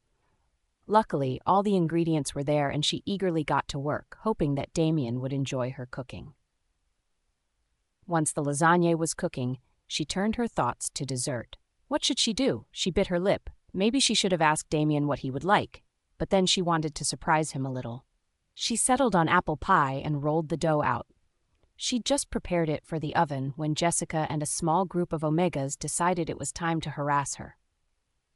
Jessica's eyes were narrowed as she took in Amara's attire, which was now literally covered in flour and sauce. "Oh, Amara," she fairly purred, "have you been demoted back to Omega again? Guess you weren't that good at spreading your legs that he needed to keep you," she trilled, laughing out loud as her friends began to join in. Amara did her best to ignore her as she put the pie in the oven. "Well," Jessica said haughtily, deliberately getting in her personal space, "actually, I'm making dinner for him," Amara told her weakly and watched as Jessica's face turned bright red. "You're making dinner for the alpha," she said jealously, and Amara gave a small nod. Whack! She felt her head hit the bench with a loud thud, pain ripping through her skull as Jessica slammed it. She gaped, blood pouring from a wound in her forehead. toppling to the ground in shock. "Oof," she grunted, feeling a rib break as Jessica gave her a kick to the rib cage. She opened her mouth to scream when Jessica covered it up, whispering to the other Omegas and her friends to help her. "Take her legs," whispered Jessica, the other girl obeying instantly. Jessica's face curved into a small smile. Amara could feel nothing but pain as she kicked and twisted in their grip, helpless to do much as they held her down and began to carry her away. Where were they taking her? "Damian," she screamed internally. "Damian, help me, please." Tears ran down her face as she heard the sound of a door opening, and her entire being froze when she realized where they were taking her. The stairs were long and hard, jostling her as they almost dragged her downstairs. Finally, they let go of her, and Amara turned to face them, aware of the darkness surrounding her, the damp smell in the air, and most important of all, the cell door looking her right in the face. "Let me out," she shouted, and they sniggered at her, Jessica's eyes gleaming with triumph. "Get in," she ordered Amara, and Amara shook her head. Dear God, anything but that. She couldn't stand small spaces, never been able to. To be locked in a dungeon was her worst nightmare. She'd die first before she walked in there willingly. "Get in," Jessica said between gritted teeth, and once again Amara shook her head, trying to run past them. Jessica's hand shot out and gripped Amara by the hair as she let out a loud yell. She fell, and Jessica dragged her without mercy into the cell, skipping out and shutting the door as Amara got to her feet and ran, banging loudly on the door. "Let me out," she screamed. "Jessica, please," she begged, already beginning to cry in the cramped space. Jessica gave a snort. "How pathetic," she hissed. "You're such a weakling, Amara, always have been. You deserve to be down here. I don't know why the moon goddess thought you'd make a great mate for our alpha, but she made a mistake," she declared haughtily. "I deserve to be the Luna of this pack, not you. You can stay down here and rot away for all I care," she said carelessly, and Amara's heart sank. Jessica really did despise her. "Damian will come looking for me?" Amara sobbed wildly, and Jessica gave a giggle.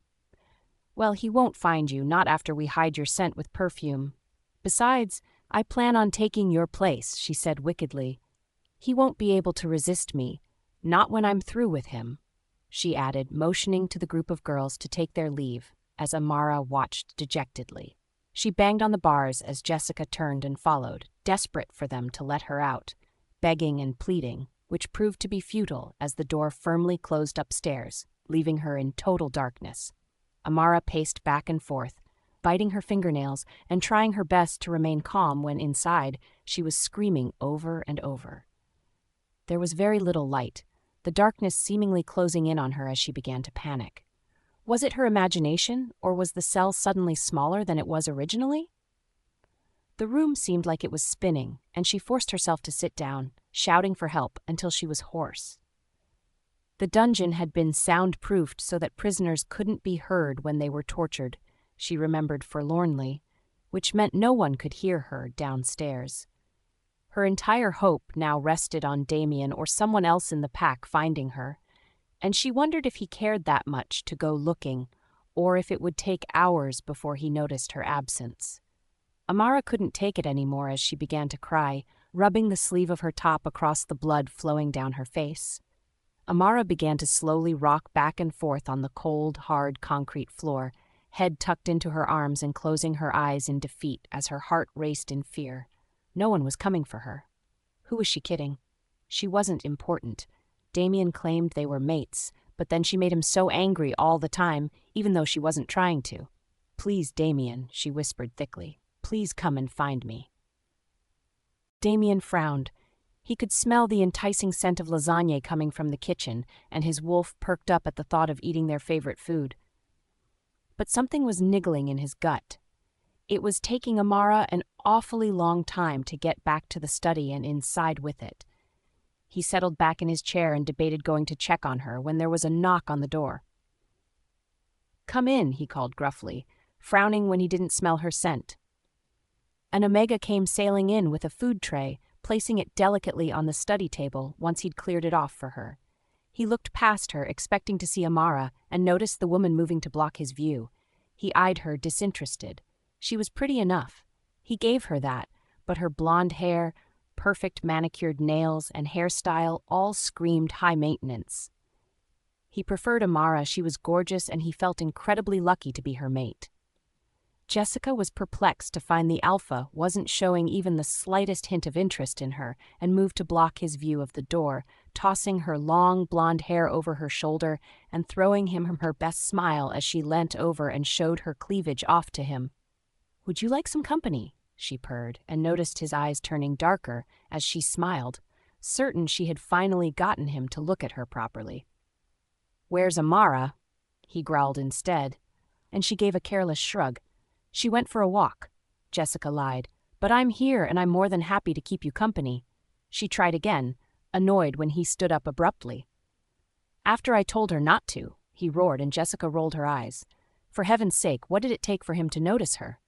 She was a lot prettier than that Amara. Damian knew something was going on. The blonde who was trying to draw his attention to her was fidgeting slightly. Enough for him to suspect her of doing something to his mate. He silently swore. Because Amara didn't have her wolf yet, he couldn't even mind-link her yet. He shoved past the angry Omega, who squealed and then gave out a shriek of rage. He'd deal with her later.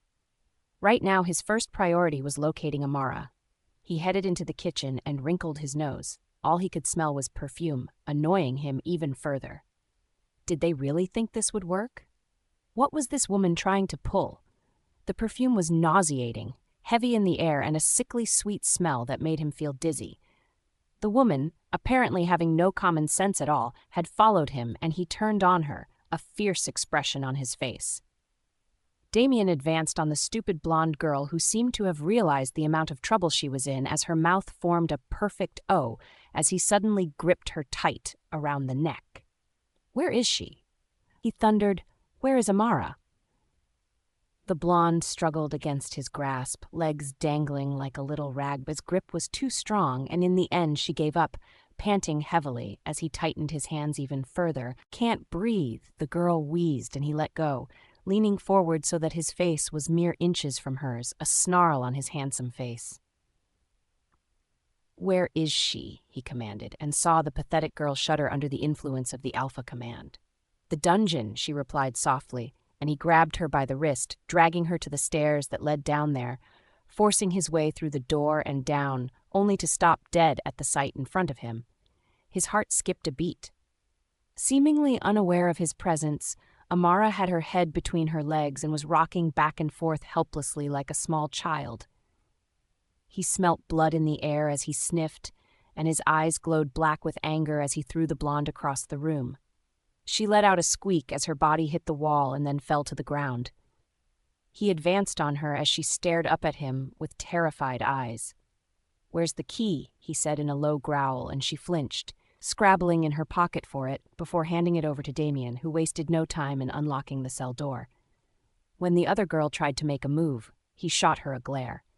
"Don't even think about it," he warned, and she stilled, his gaze going back to his mate, who still had yet to notice he was there. "Amara," he said softly, crouching down in front of her and trying to stroke her head. "Amara, sweetheart, look at me," he tried, and when she lifted her head, he gasped in shock. There was a large gash of dried blood across her forehead, but what made him the angriest was the tear stains on her face and the tears that continued to fall as she looked through him, as though she didn't or couldn't see anything that was right in front of her. She didn't respond and just stared blankly, and he knew something was causing this reaction in her. Was it the head injury? He picked her up tenderly and smoothed back her hair, his heart lurching in fear. What if there was something seriously wrong? He wanted to ask the girl, who now sat trembling on the ground, but Amara needed him right now, and he couldn't leave her if that could wait. Instead, he glared daggers at the girl and indicated the now open cell where he'd found Amara. "Get in," he demanded, and the girl shook her head, refusing his order, now looking as though she was about to bolt at any moment. In, he used the alpha command and ignored the girl's sniffles as she obeyed, slamming the remains of the cell door shut with his foot and feeling a sense of satisfaction as the girl blubbered and pleaded, all of which he readily ignored. Instead, he turned and, still carrying a silent, trembling Amara, He made his way back upstairs, closing the door with a firm click, straight up to the bedroom that they now shared. Damian was concerned at how pale Amara was, and he ran her a bath, her whole body shivering as though she was cold, despite it being a warm day. She could be in shock, he thought, worried, and although she stood on her own 2 feet, she still looked blankly at the ground. He checked her wound. From all appearances, it looked like a minor injury, a small cut that had started to scab over with dried blood. He gently began to peel her clothing off, Amara offering no resistance until she stood there in all her naked glory as he tried his best not to look too close, picking her up and placing her into the bathtub. "Amara," he said quietly, and this time he felt a glimmer of hope as she looked at him, blinking her big blue eyes at him, as though finally realizing she was somewhere else and not still in the dungeon. "Damian," she whispered, "is that you or am I dreaming?" He smoothed back her hair. "It's me," he said softly. "What happened, Amara?" "The last thing, I knew you were going to prepare dinner," he prompted. But she gave a shudder and fell silent, and he realized she wasn't about to speak again. He got up and fetched a washcloth and came back, carefully wiping the dried blood away and administering to her. Then he began to wash her and waited to see what she would do. She sat there obediently like a child would, and he eyed her hair with trepidation. Should he wash it? It had dirt and the slight smell of the dungeon coming from it. Maybe it would make her feel better to have it washed away? He moved towards the back of her, and finally Amara spoke. "What are you doing?" "I'm going to wash your hair," he said a little gruffly, seeing her shudder. Amara hadn't been able to help herself. All she could think about was the dungeon and the feeling of the walls closing in, her terror, her fright that she wouldn't be found or that Damian wouldn't be able to save her. She'd only really been able to come back to her senses properly once he'd started washing her, and once he'd started that, she hadn't wanted him to stop. She blushed. His hands had felt so steady and secure as he'd washed her all over, the simple thing he was doing so erotic that she'd become aroused as he continued. Now he wanted to wash her hair. She felt him soaping it up, getting her to dunk her head so he could put the conditioner on, Amara doing as he asked, and taking comfort in how nice it felt to have someone taking care of her in this way. She had no clue just how erotic Damian was finding it. He'd never ever washed a woman's hair for her before, and this was a new experience for him. But, man, he was enjoying it. He was feeling damn possessive of Amara right now, and was having to force his wolf away before he did something completely stupid. After what she'd been through, he'd be a bloody fool to take advantage of it. Besides, that night he had planned in his head over and over, and he wasn't about to spoil her first time for her. No, he wanted her to give herself to him when she was ready, and not because she felt pressured into it. He finished with her hair and then got her to stand, wrapping her up in a towel and carrying her to the bed. He placed her down and blinked as he saw her smile at him for the first time since he'd found her. "Thank you," she whispered, and he gave a grunt, sitting beside her. "Tell me what happened," he growled, and she looked at him shamefully. He was incredibly turned on, but he needed to get to the bottom of what happened.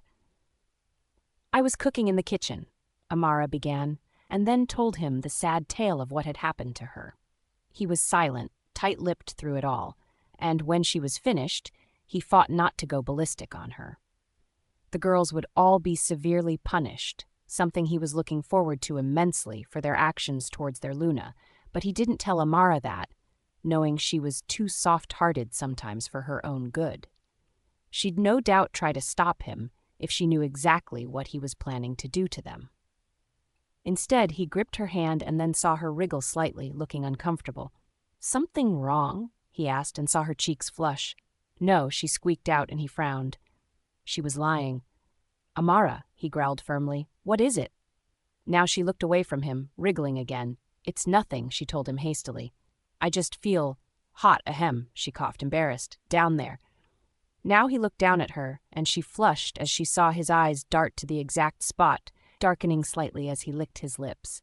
He knew exactly the reason she was feeling hot down there, even if she didn't. He gave her a wicked grin. "I think I can help you with that." Amara wondered what he meant when he slowly leant down and gave her a lingering kiss, his hands caressing down her back as she trembled, not in fear but excitement. She felt herself pushed back onto the bed, his lips never leaving hers as her hand reached up and gripped his hair tightly, sparks flying through her body. It was like her body had a mind of its own, and she followed its command, wanting, no craving more of Damian, who seemed to read her mind.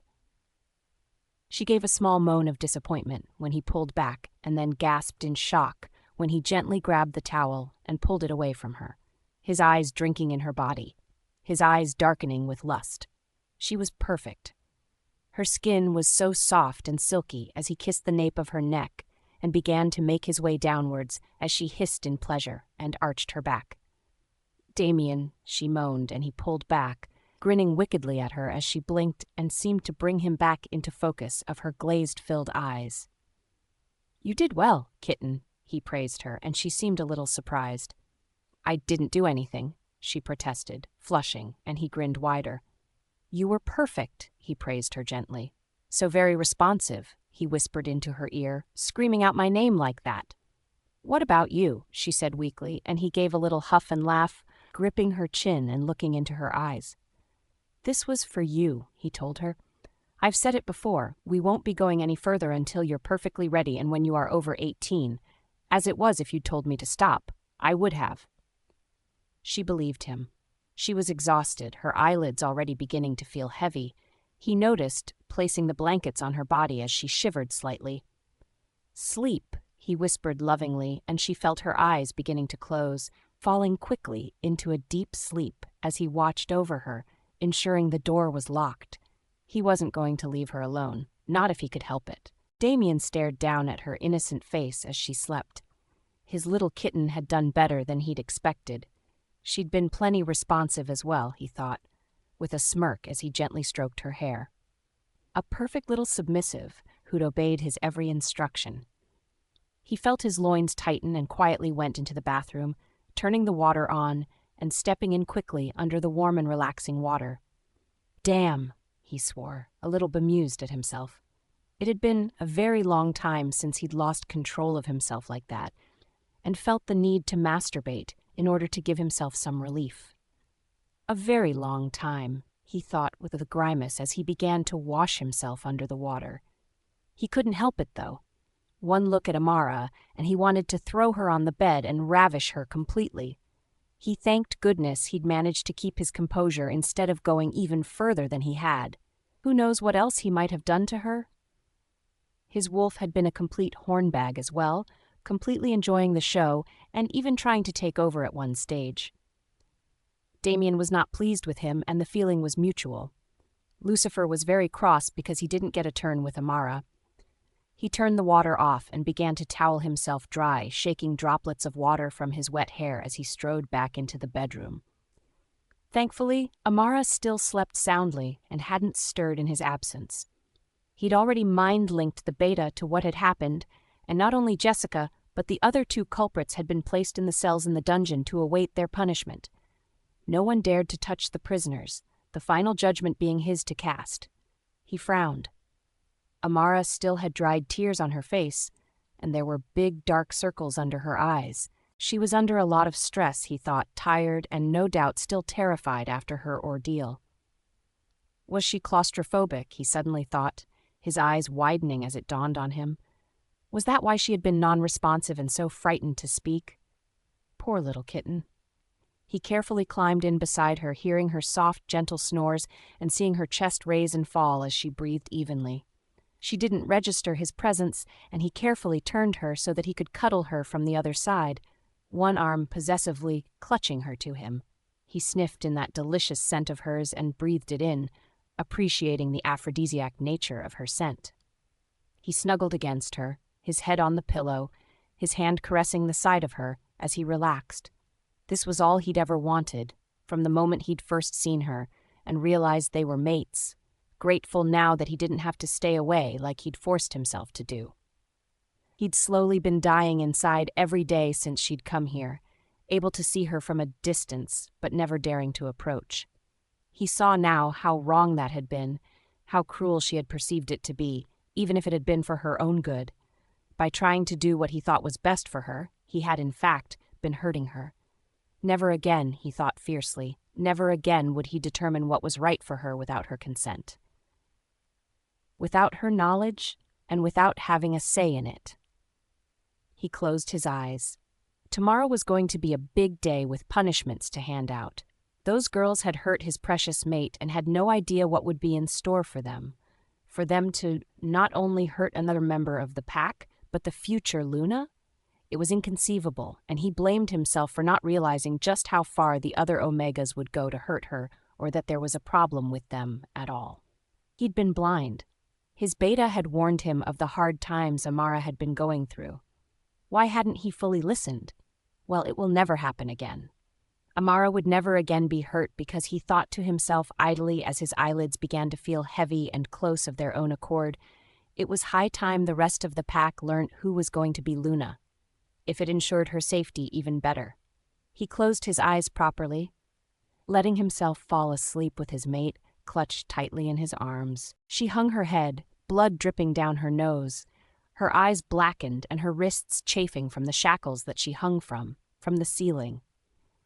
The other two girls watched silently, also hanging from the ceiling, their mouths taped close to prevent the screaming reaching the pack house. Damian came forward, seeing Jonathan's handiwork, and admired it. He'd done as Damian had requested and refrained from torturing the women, merely given Jessica, he believed her name was, a graze across the forehead, and she'd resisted, resulting in the black eyes. The shackles were silver, to prevent them from trying to shift their way out of the cells. He came closer, seeing the blonde girl's eyes widen in terror as he ripped the tape off her mouth. "Please let me go," Jessica wailed, and he kicked his head at her, his eyes turning pitch black. "Why would I do that?" he asked, genuinely mystified. He hadn't gotten the reputation of being a vindictive and cruel alpha by being lenient with his pack members and their transgressions. "Because I'm sorry," she sobbed pathetically. "I promise I'll leave her alone," she cried out, and he shook his head at her, stepping back and viewing the torture implements that were available on a tray nearby. He picked up the gloves and donned them first, before grabbing the silver dagger, its blade gleaming in the small amount of light that was present, fingering the tip and finding it very sharp to his satisfaction. He walked back to the girl and waved it right in front of her face, smirking. "Did she beg you to stop?" he whispered ominously. "When you were kicking and hitting her, did she beg you to stop?" Jessica's face crumbled. "Yes," was all she could whisper, and he reacted, dragging the dagger along the inside of her leg as she screamed and bucked, trying to get away, the smell of burning flesh filling the air. Once he'd reached down to her ankle, he stopped, allowing her to catch a breath. "She told me everything," he growled, once the screams had stopped. "How you dragged her, kicking and screaming, to the dungeon cells, how she begged to be let out, and how you all—" Here he stopped and regarded all three girls who had gone ashen as he spoke. "You shut the door on her and ignored her screams." They all trembled in fear. He grabbed the whip with silver tips next and cracked it experimentally, smiling sadistically at the loud crack it made. "Please," Jessica begged, "please." Lucifer, however, was now in control, and he was not known for his mercy. He ripped the girl's top down to her waist as she shrieked hysterically, moving until he stood behind her, undoing the clasp on her bra, and revealing her smooth, clear, pale skin. It was unblemished and perfectly tanned. He struck, putting in as much strength behind it as he could, heard the girl's scream as her legs buckled in agony. It was perfect, arousing him as he smelt the blood, dripping fresh from the wound and trickling onto the ground. "I figure between the three of you that you must have kicked and hit her over a dozen times." Lucifer breathed into her ear as she shuddered. "So let's start with a dozen strokes, shall we?" He struck again and again, screams filling the air with each hit until finally he stopped, panting heavily from the effort, the screaming continuing as Jessica sobbed wildly in between. He carefully placed the whip down, reveling in the terror he saw in the other girls' eyes as they realized what was awaiting them.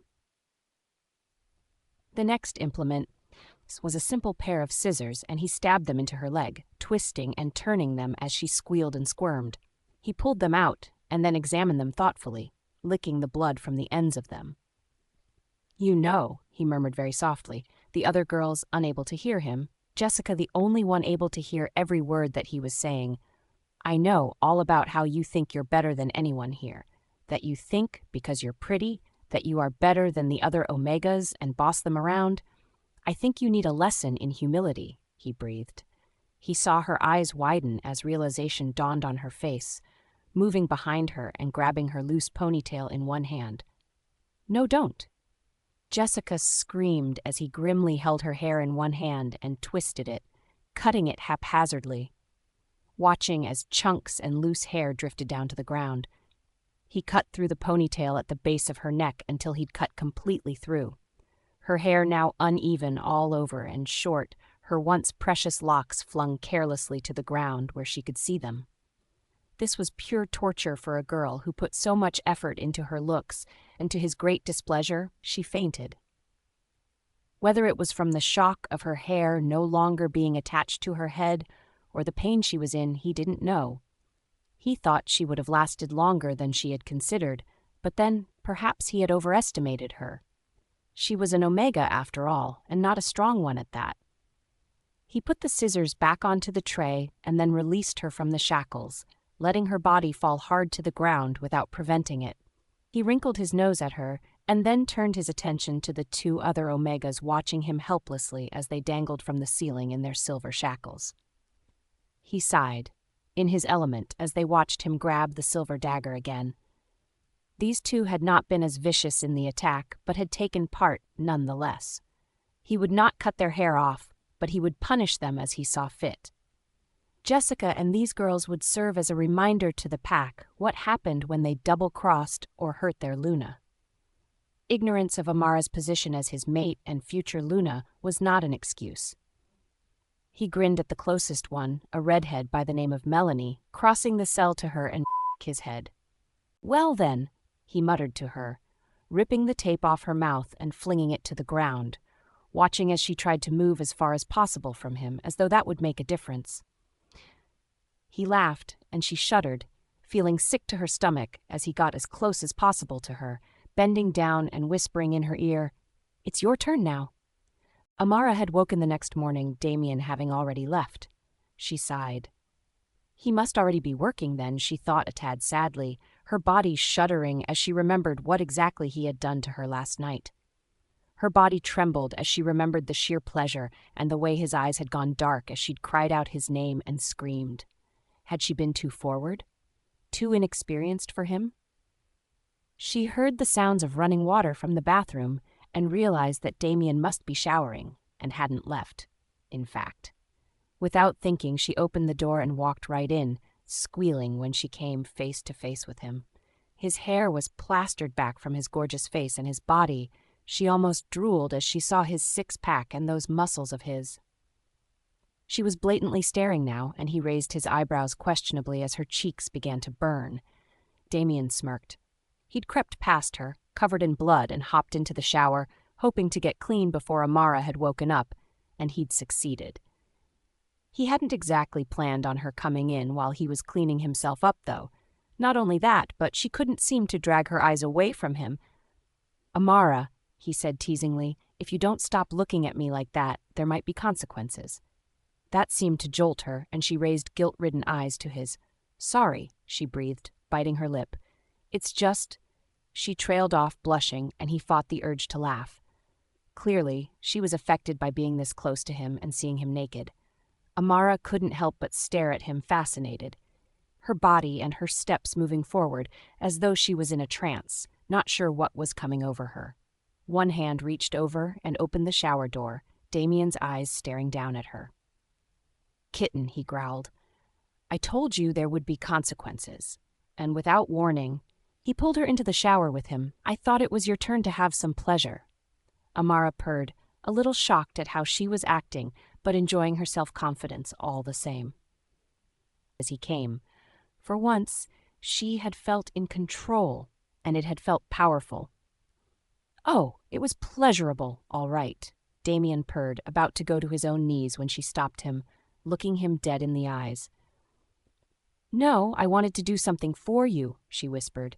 "Maybe next time." she added, and got out of the shower, wrapping a towel around her and walking out to get dressed as he watched, his jaw almost hitting the ground.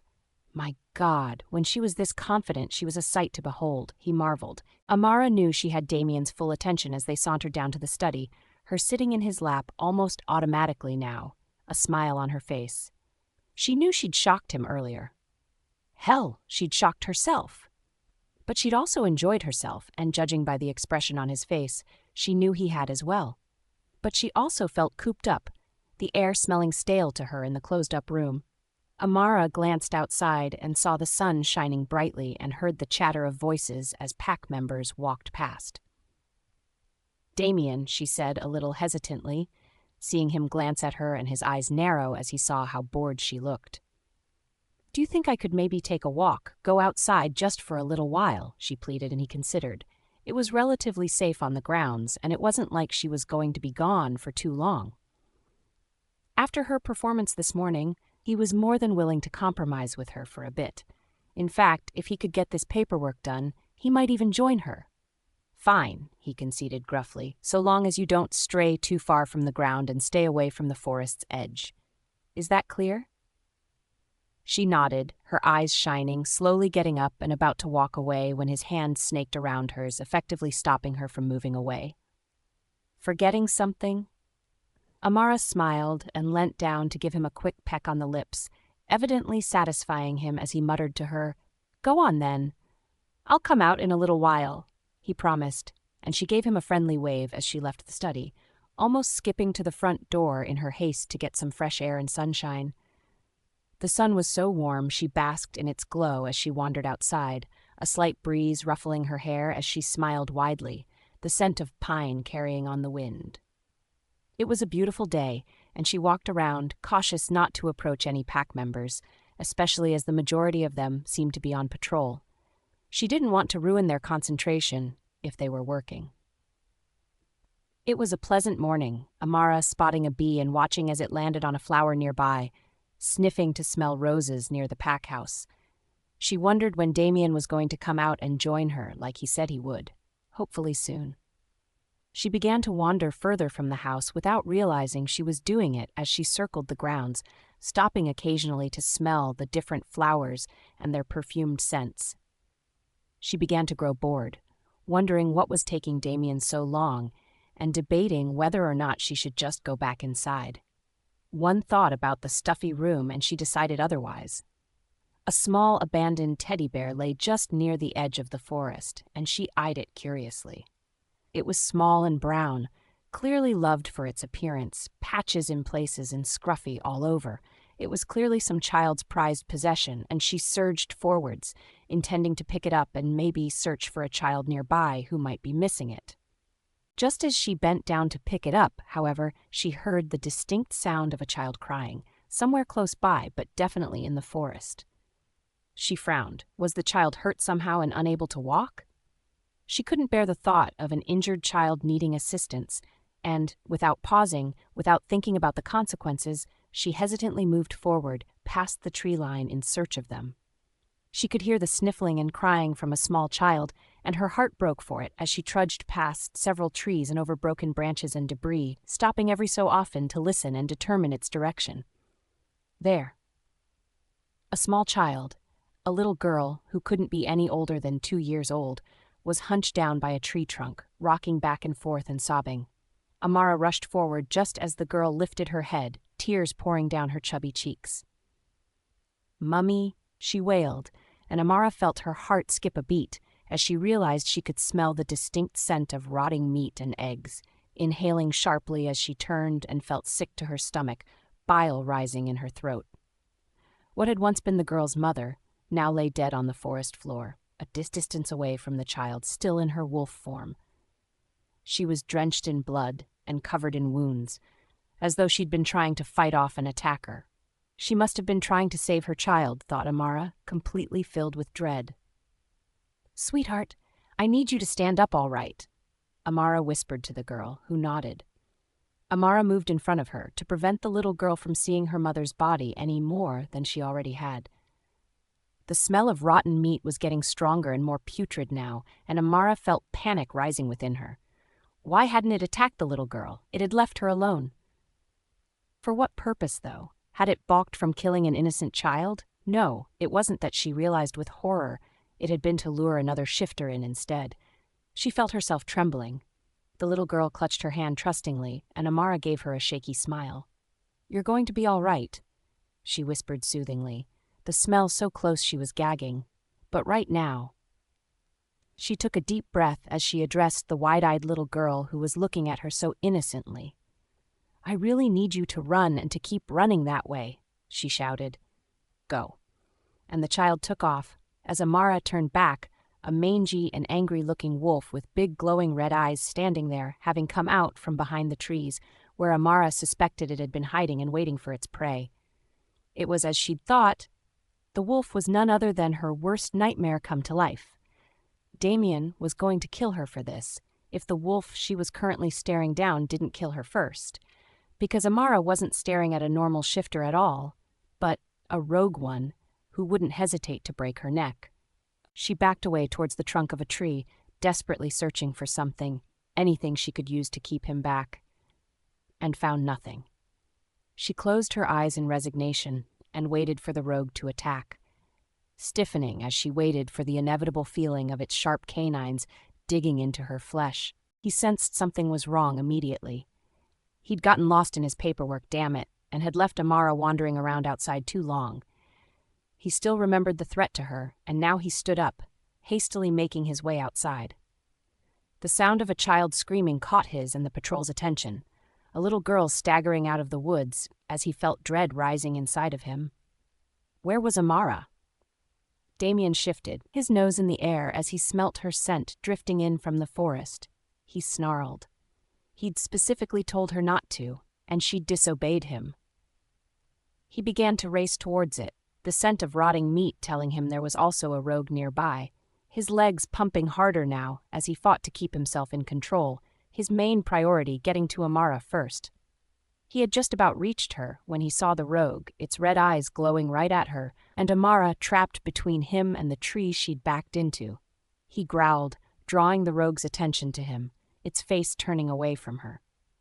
Damian leaped, tackling the rogue who'd attempted to meet him midair, scratching and clawing wildly, biting into flesh and sending the rogue flying into a nearby tree, spooking poor Amara, who seemed too terrified to move. The rogue let out a furious growl of its own, foam forming in its mouth as it ran towards him, his jaws clenching around Damian as he swatted him off, both of them now rolling on the ground as they bit each other. Damian was furious. The rogue had come dangerously close to hurting his precious mate, and as for Amara, well, just wait until he gets his hands on her. Finally, Damian delivered a killing blow, biting hard into the rogue's neck and hearing the satisfying crunch as its neck broke cleanly through, dropping its body to the ground. It was over. He walked slowly towards Amara, wondering if she was in shock. She was so still as she stood there, her face completely bloodless and her body shaking slightly. Amara had watched the fight going on between the two wolves, knowing instinctively the large black one that had come to her rescue was none other than Damian. He'd come to save her, and she was grateful, but her heart thudded painfully in her chest. The longer the fight went on, the dizzier and more lightheaded she felt. What if he got hurt because of her? She should have alerted the patrol that something was wrong instead of heading into the forest by herself. What had she been thinking? Now she felt incredibly stupid as she stood there, her whole body trembling in fear, not for herself but for Damian, who was fighting a rogue because of her own actions. Finally, she saw it was over. Damian's wolf having gotten the upper hand and snapped its neck right in front of her as she felt the blood leave her face, her hands beginning to feel clammy as he walked slowly towards her. She braced herself, knowing he would be furious with her. She heard the loud cracking sounds of his bones breaking and readjusting and closed her eyes, waiting for the inevitable as he turned back into his human form. Instead, he surprised her. Damian knew he should be furious, should be yelling at her, but she was so pale-looking and so fragile that he didn't hesitate, instead embracing her, hard, the second he'd turned into human form. What good would yelling do? Right now, he was thankful he hadn't lost her. "What were you thinking?" he growled as she cuddled right into him, her head on his shoulder, her eyes closed. You could have been killed, Amara. I know, she whispered as he stilled. I'm sorry, Damian. I wasn't thinking. Thank you for saving me, she said, and he shuddered, arms tightening around her, both of them oblivious to anything else happening around them as the patrol dragged the corpse of the rogue off to take care of it. Never ever do this to me again, he said firmly, leaning back to gaze into her eyes, the warning in his own clear. She nodded obediently. It wasn't enough. Say it, he hissed. I will never do this to you again. Amara repeated obediently, her head tucked underneath his chin. He gave a sigh. She, on the other hand, became very consciously aware that they were hugging in front of a small crowd of interested pack members and that he was naked nonetheless. She glared at the women who turned away, but not before giving her a wide smile. You need to get dressed, she mumbled into his chest, and he gave a short laugh, amused by it all. I thought you liked seeing me naked, he grumbled, and she gave him a stern look that instantly made him hesitate. Not when other girls can see you, she told him haughtily, and he hid a grin. She was jealous, the little minx. He loved it. Then I guess you'll have to take me home and dress me, he said wickedly as her eyes widened. He was doing everything he could to take her mind off of what had just happened. Amara began to drag him off in response, glowering at any girl who so much as dared try to look at him, Damian letting her, highly amused and reveling in the fact his little mate was jealous and showing a possessive streak. He obediently followed her back to the bedroom, sitting on the bed with a grin as she rifled through his clothes and almost threw them at him. I might not worry about the shirt, he said idly, and she gave him a scorching glance. Yes, you will, she told him icily, and he chortled, putting on the long pair of sweatpants and loose shirt she'd grabbed him. Right, then, kitten, Damian said suddenly, serious as she stiffened, her face beginning to pale again as she became aware he had an agenda in letting her bring him here. You put yourself in danger and ignored my rules, he drawled, standing up and sauntering over to her, one hand gripping her chin tightly as he forced her to look up at him and directly into his eyes. You didn't think I would let you go without punishing you first, did you? Amara sucked in a breath. God, he was angry, even if his voice didn't betray it. She stared at him mutely, unable to utter a sound, offering no sounds of protest. He didn't seem to notice, his eyes turning pitch black as he raked his eyes over her, almost growling in satisfaction. Damian stared. She was so damn beautiful, that figure of hers to die for. Her skin is utter perfection. Everything about her was perfect, stunning in a wholesome way, and it was taking everything inside of him not to touch her, to carry out his threat, even as his wolf wanted to fling her on the bed and ravish her. He swore silently, turning his head aside. He walked up to her and leant over, whispering in her ear. Get on the bed, he instructed, and she trembled, silently obeying, and he gave a small grin in triumph. She was following his directives perfectly without question, being the good little submissive he'd envisioned. Amara got on the bed, silently wondering if she was about to receive a spanking like last time. However, he looked at her a little impatiently. She noticed, frowning as she wondered what it was that she had done wrong. On your hands and knees, he murmured, and she hesitated, Damian scowling at her and making impatient motions that had her quickly scrambling to her hands and knees. She looked over her shoulder and saw the wicked grin on his face. Look at the wall, he prompted, and she did, hearing sounds in the background and beginning to feel extremely nervous and exposed as she stared at the wall, her back to Damian.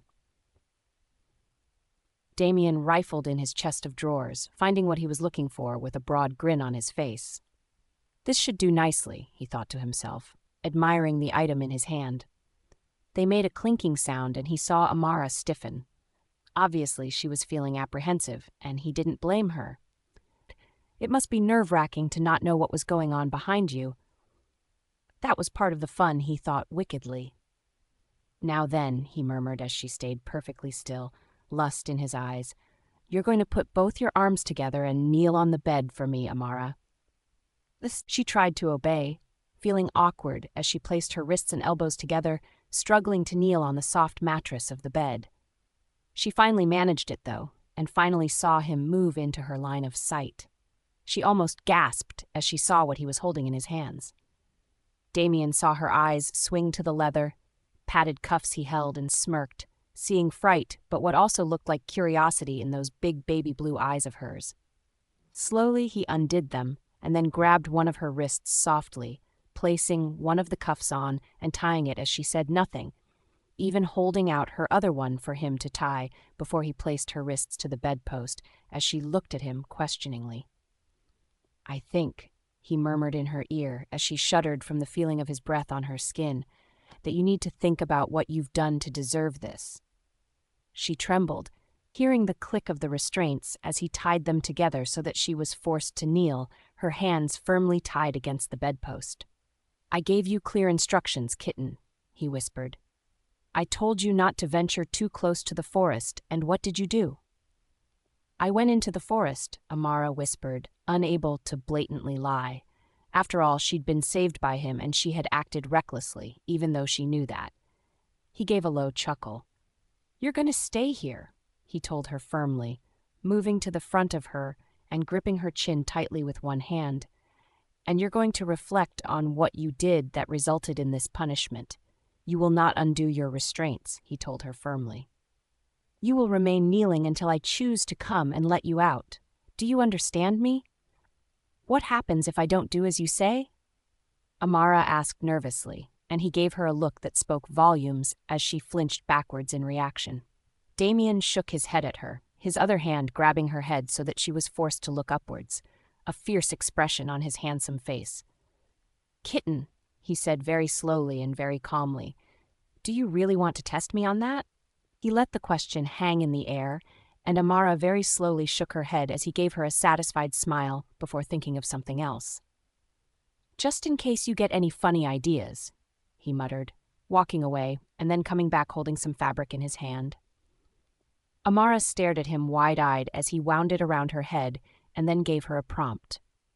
"Open your mouth," he whispered, and she opened it obediently, Damian tying it so that her mouth was gagged before leaning down and kissing her on the lips, the fabric between them.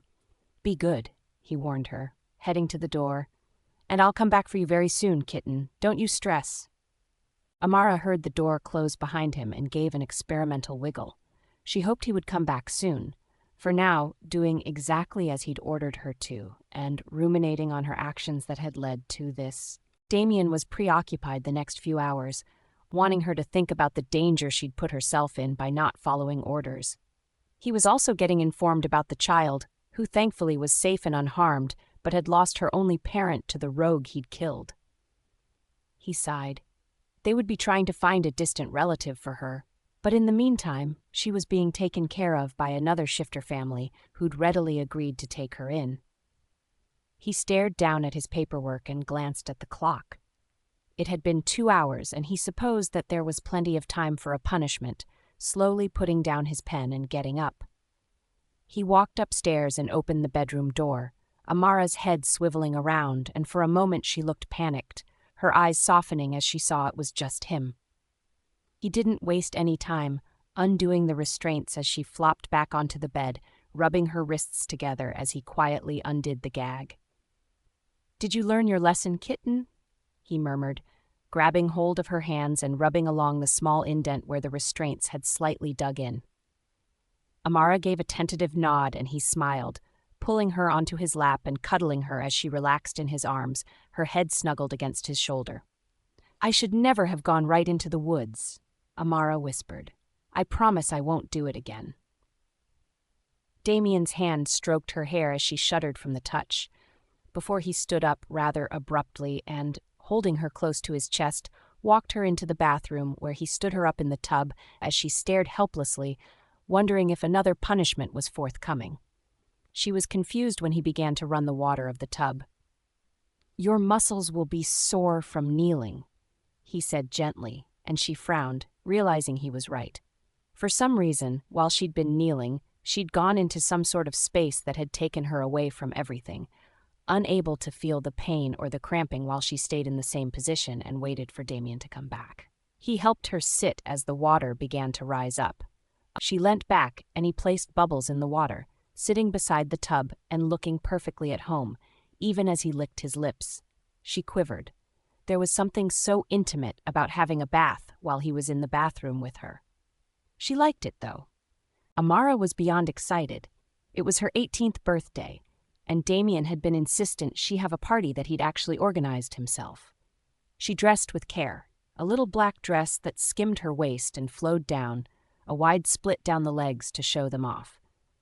She mingled, Damian's hand on the back of her as they went from pack member to pack member. Her new necklace swung around her neck. Damian had gifted her a locket made of white gold with pictures of them both in it, the words, "I love you," inscribed on it. Amara had almost cried. She'd been that touched by his gift. Damian was being very protective of Amara now that she'd turned 18. Her shift was imminent and would be happening that very night. He couldn't wait to see what kind of wolf she possessed, and he could sense her nervousness. Not only that, but he didn't want any male shifters approaching her without him by his side. Amara didn't seem to mind, though, her smile nice and broad as she enjoyed herself. Then he felt her body tense and knew that it was time to get her outside, clearing his throat and gaining everyone's attention. "All right, everyone, it's time to clear out," he said gruffly. "I'm afraid it's time." There were little murmurs of disappointment, but for the most part the pack took it all in stride, dispersing quickly. Amara bit her lip as Damian took her hand and gently led her outside. "I'm nervous," she breathed, and he held her hand up and kissed the back of it, his eyes looking into hers intently. "Don't be," he whispered. "I'm right here with you, sweetheart, and I'm not going anywhere, I promise." Amara nodded. Amara knew what to expect, after all. After she had seen other shifters go through the process and heard their screams of pain. It wasn't the smoothest of transitions the first time, but Damian had assured her that was the only painful time, and that after that it was easy and merely uncomfortable. Her body was beginning to feel like it was on fire, and Damian swore as he felt her skin hurriedly dropping his hand and kneeling before her. "Honey," he said quietly, "it's going to happen any minute. You'll be more comfortable lying down on the ground," he said, and she followed his directions, her face staring up towards the sky and the full moon shining brightly above. Damian took her hand again, ignoring the burning pain. She needed him, and he wasn't going to let her down. Amara moaned. The heat was becoming unbearable, growing hotter by the minute, and she felt herself beginning to burn, Damian never letting go of her hand. Then she felt it. Her leg cracking and breaking as she threw back her head and screamed, Damian forced to let go and back away slightly as she went through her change. God, it was so painful. Amara never stopped her screams as more bones cracked and shifted, feeling like it was going on for a lifetime. Damian looked on helplessly. If he could have taken the pain for her, he would have done it in an instant, instead forced to watch her go through what would undoubtedly be the most painful experience of her life. "You can do this, Amara," he shouted. "Go with it, don't fight it. It will only make it worse." Amara heard him dimly and closed her eyes, her strength completely gone, sobbing wildly as it continued, and then suddenly it was over, and she rolled over, seeing just how bright and focused everything was. Everything was incredibly clear, and she lifted her legs, looking at her paws and smelling all these new scents that drifted towards her. She inhaled as she smelt Damian's scent for the first time. He smelt like delicious bubble gum, her favorite smell of all time. And she trotted, rather awkwardly, towards him as he stared at her with love and admiration in his eyes. She sat down and pawed at him, wanting him to shift with her, her wolf introducing herself in her mind. "Hello, Amara. My name is Lola, and it's a pleasure to meet you." "Hello, Lola. I want to say thank you for helping me shift." "My pleasure, darling. Now let's go for a run with our mate." Damian couldn't stop staring at Amara. She was so beautiful, her wolf just as glorious to behold. She was a pure white wolf with silver eyes that shone brightly in the pitch blackness of the night. He felt excitement within him. A white wolf was rare amongst packs, said to increase their mate's strength and power, and were also incredibly fast and powerful on their own. Why then had she smelt like an omega? Because, judging by her wolf, she was anything but that. She sat down looking absolutely adorable, and he couldn't resist, one hand going down and touching her soft and silky fur as she pawed at him. "You're so beautiful," he whispered thickly as he patted her. The little minx gave him a cheeky grin, and he laughed, feeling her pawing at him and knowing what she wanted. Damian began to eagerly pull off his clothes. Lucifer was desperate to meet Amara's wolf and wanted to go for a run. He shifted, his black wolf approaching Amara's white one as he mind-linked her. "Amara, Lucifer would really like to meet your wolf, if you'd let him." "How do I do that, Damian?" "Just picture yourself in the back of your mind, and they'll take over." "What's your wolf's name?" "It's Lola." Damian let Lucifer take control, warning him to behave as Amara did, as he'd directed, feeling strange like she was in the backseat of her mind as Lola took over. She could see everything her wolf did, and it felt surreal. "Hello, gorgeous," Lucifer almost growled, and Amara sensed her wolf almost preening as she stifled her laughter. It was cute. "Hello yourself, you handsome spunk," Lola said cheekily, giving him a small nip and dashing off, leaving Lucifer, whose eyes were gleaming, to chase after her. Amara groaned when she woke up, feeling sore all over. Last night had been fun, and it had been early morning when they'd finally made it back to bed. Hours spent racing each other in wolf form, Lola teasing Lucifer, who'd been more than happy for her to do so. She opened her eyes and saw Damian staring down at her, his eyes softening when he saw she had woken up. He reached down and stroked her cheek. "Good morning," he said a little gruffly, and she gave him a small smile. "Morning," she murmured. He leant down and kissed her softly, gently, and she moaned, loving the feeling of his lips on hers, her arms instinctively going around his head and her fingers twining in his hair. He backed away reluctantly, breaking the kiss off, and Amara looked disappointed. Did he not want to go further? Damian sensed it too, his eyes turning pitch black as he tore the blankets off and stared down at her in her flimsy nightgown in sheer open lust as she shivered from his intense gaze. "Tell me to stop," he demanded. "Because if you don't," he warned, the implication in his message clear. Amara shook her head, and that was all he needed. He slowly withdrew, seeing her wince slightly, and knew she was feeling a slight bit of pain again. He got up and went into the bathroom, starting the bath water for her, and he wanted to do something to help with the pain. He got back and saw the small, dazed smile on her face as she glanced at him. "That was," she breathed, still trying to catch her breath. "Amazing," she added, and he gave her a grin, leaning down and pecking her on the cheek. "If it wasn't your first time, I'd be taking you again," he murmured before picking her up and carrying her to the bathroom. "But I guess helping to wash you can be fun," he added, and she sucked in a breath, her whole body pooling with heat at the thought of what he might do to her in the bathtub next. Amara was sore but happy as she got out of the bathtub, Damian giving her a gentle smile as she awkwardly got dressed in front of him. Lord, they just had shh, and she was embarrassed about being naked in front of him.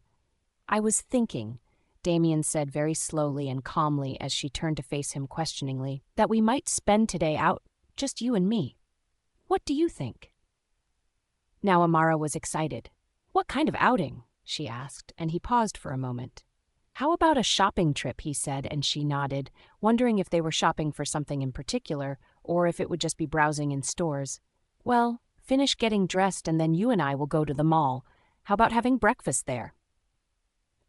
"Sounds good," Amara said excitedly, putting her shoes on and her small locket necklace he'd gifted her previously. She left her hair loose and he smiled, offering her his hand, and pleased when she took it without hesitation. The trip to the mall was short but sweet, and they ended up having breakfast in the food court. Amara was happy to eat pancakes with tons of maple syrup, while Damian insisted on coffee and a croissant. He wasn't much for sweet food, and he cringed at Amara's breakfast but said nothing. After all, this was a special outing just for her, although there was something in particular he'd come here for. "I want you to go and buy some shoes and a formal dress." Damian told her, "It's time you were officially introduced as Luna of the pack.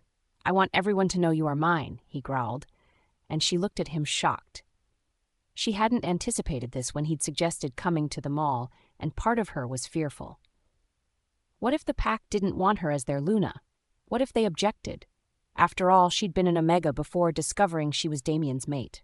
Would they think her a weakling? "Sweetheart, you'll be fine," Damian said gently, reaching over and gripping her chin. "The pack will love you. And if anyone tries to object, he shrugged, then I'll banish them. You're my mate, and that's final, he said calmly, sitting back and regarding her as she gave a nervous gulp and nodded. What if they challenge you? She said nervously, and he gave a little laugh. Do you really think anyone is capable of defeating me in a fight? No, she thought privately to herself. Damian might spend an awful lot of time in his study, but that didn't mean he neglected to spar or train with the pack. His muscles were rock hard and showed just how hard he trained.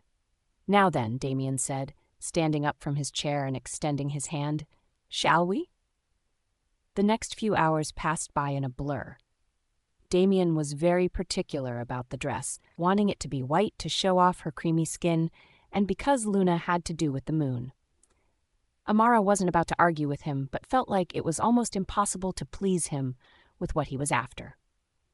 Finally, they found the perfect dress. Amara came out of the dressing room clad in a Grecian-style dress, the shoulders of it loose and draping, a sweetheart neckline that gathered tight at the bodice and then flowed, a split in the side to show off her legs. It was almost sheer, and she knew she'd have to wear matching underwear or even none at all with the style. Damian's eyes turned black, just looking at her in it. Damian sucked in a breath when Amara came out of the dressing room for what felt like the 100th time, feeling like he'd been sucker punched. She looked like one of those Greek goddesses. Maybe Aphrodite, he thought to himself, stunned, standing there in a dress that was almost see-through. It suited her, though, but he was frowning slightly at the thought of the men seeing her in it. But this was the perfect dress, and he wrestled with his conscience. After all, wasn't he proud of his mate? Besides, the men would know not to so much as touch her unless they wanted their hand ripped off from their body. No one touched his mate without permission. What do you think? Amara asked nervously and saw his eyes turn pitch black for a moment, seeing lust in his gaze and hoping he didn't reject this dress like he had the others. It's perfect, he drawled, coming over and touching her on the arm. We'll take it. He added to the eager salesgirl whose eyes lit up in glee. After all, it was a designer dress worth thousands of dollars. Her commission would pay her rent and then some. She hurried to the register once Amara had gotten dressed back into her normal clothes. Damian, Amara said, once it had been paid for. I need to buy matching underwear, she said nervously. She already had shoes. After all, white meant white shoes, and she'd found the most adorable pair of heels for it. His eyes lit up, and she sighed. He was going to make her try it on, she realized, as he gave her a mischievous grin, leaning down to whisper into her ear. Sounds good? I know just the place, he whispered, as she shuddered from the feeling of his breath in her ear, as he led her straight into Victoria's Secret. To her shock, though, he left her to her own devices, stating he needed to go and look at something. Amara was relieved, left to wander through the racks, privately wondering what he was doing. Damian backtracked to the store he was looking for and entered it, a young salesgirl making her way over, her eyes looking over him in appreciation. He was such a handsome man, almost godlike in appearance, and she gulped as she approached him, wondering if he was taken. He gave her a smile that made her swoon. I would like to look at your engagement rings, please. Damian was in a contemplative mood that night, and Amara wondered if he was tired from all the shopping or if he had something far more serious on his mind. Are you all right? She said quietly as they walked upstairs, neither of them really in the mood for dinner after such a long day out. He looked a little startled by the question. I'm fine, Amara, he assured her gently. Just in my head at the moment. She nodded and went into the room, feeling a bit shy and awkward. She really wanted to dress in some nice lingerie, but how did she manage to do it and make it a surprise? Shoot, Damian swore. I left something in the study I needed to finish. I'll be right back, he told her with a groan, heading out of the room to Amara's satisfaction. Now she could do what she wanted.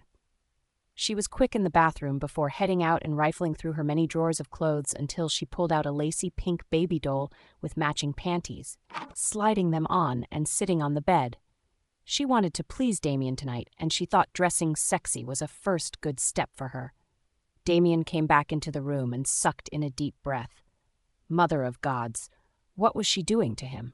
He thought with a small groan. "You're going to be the death of me," he muttered to her with a low growl at the end. "Do you know that?" he hissed.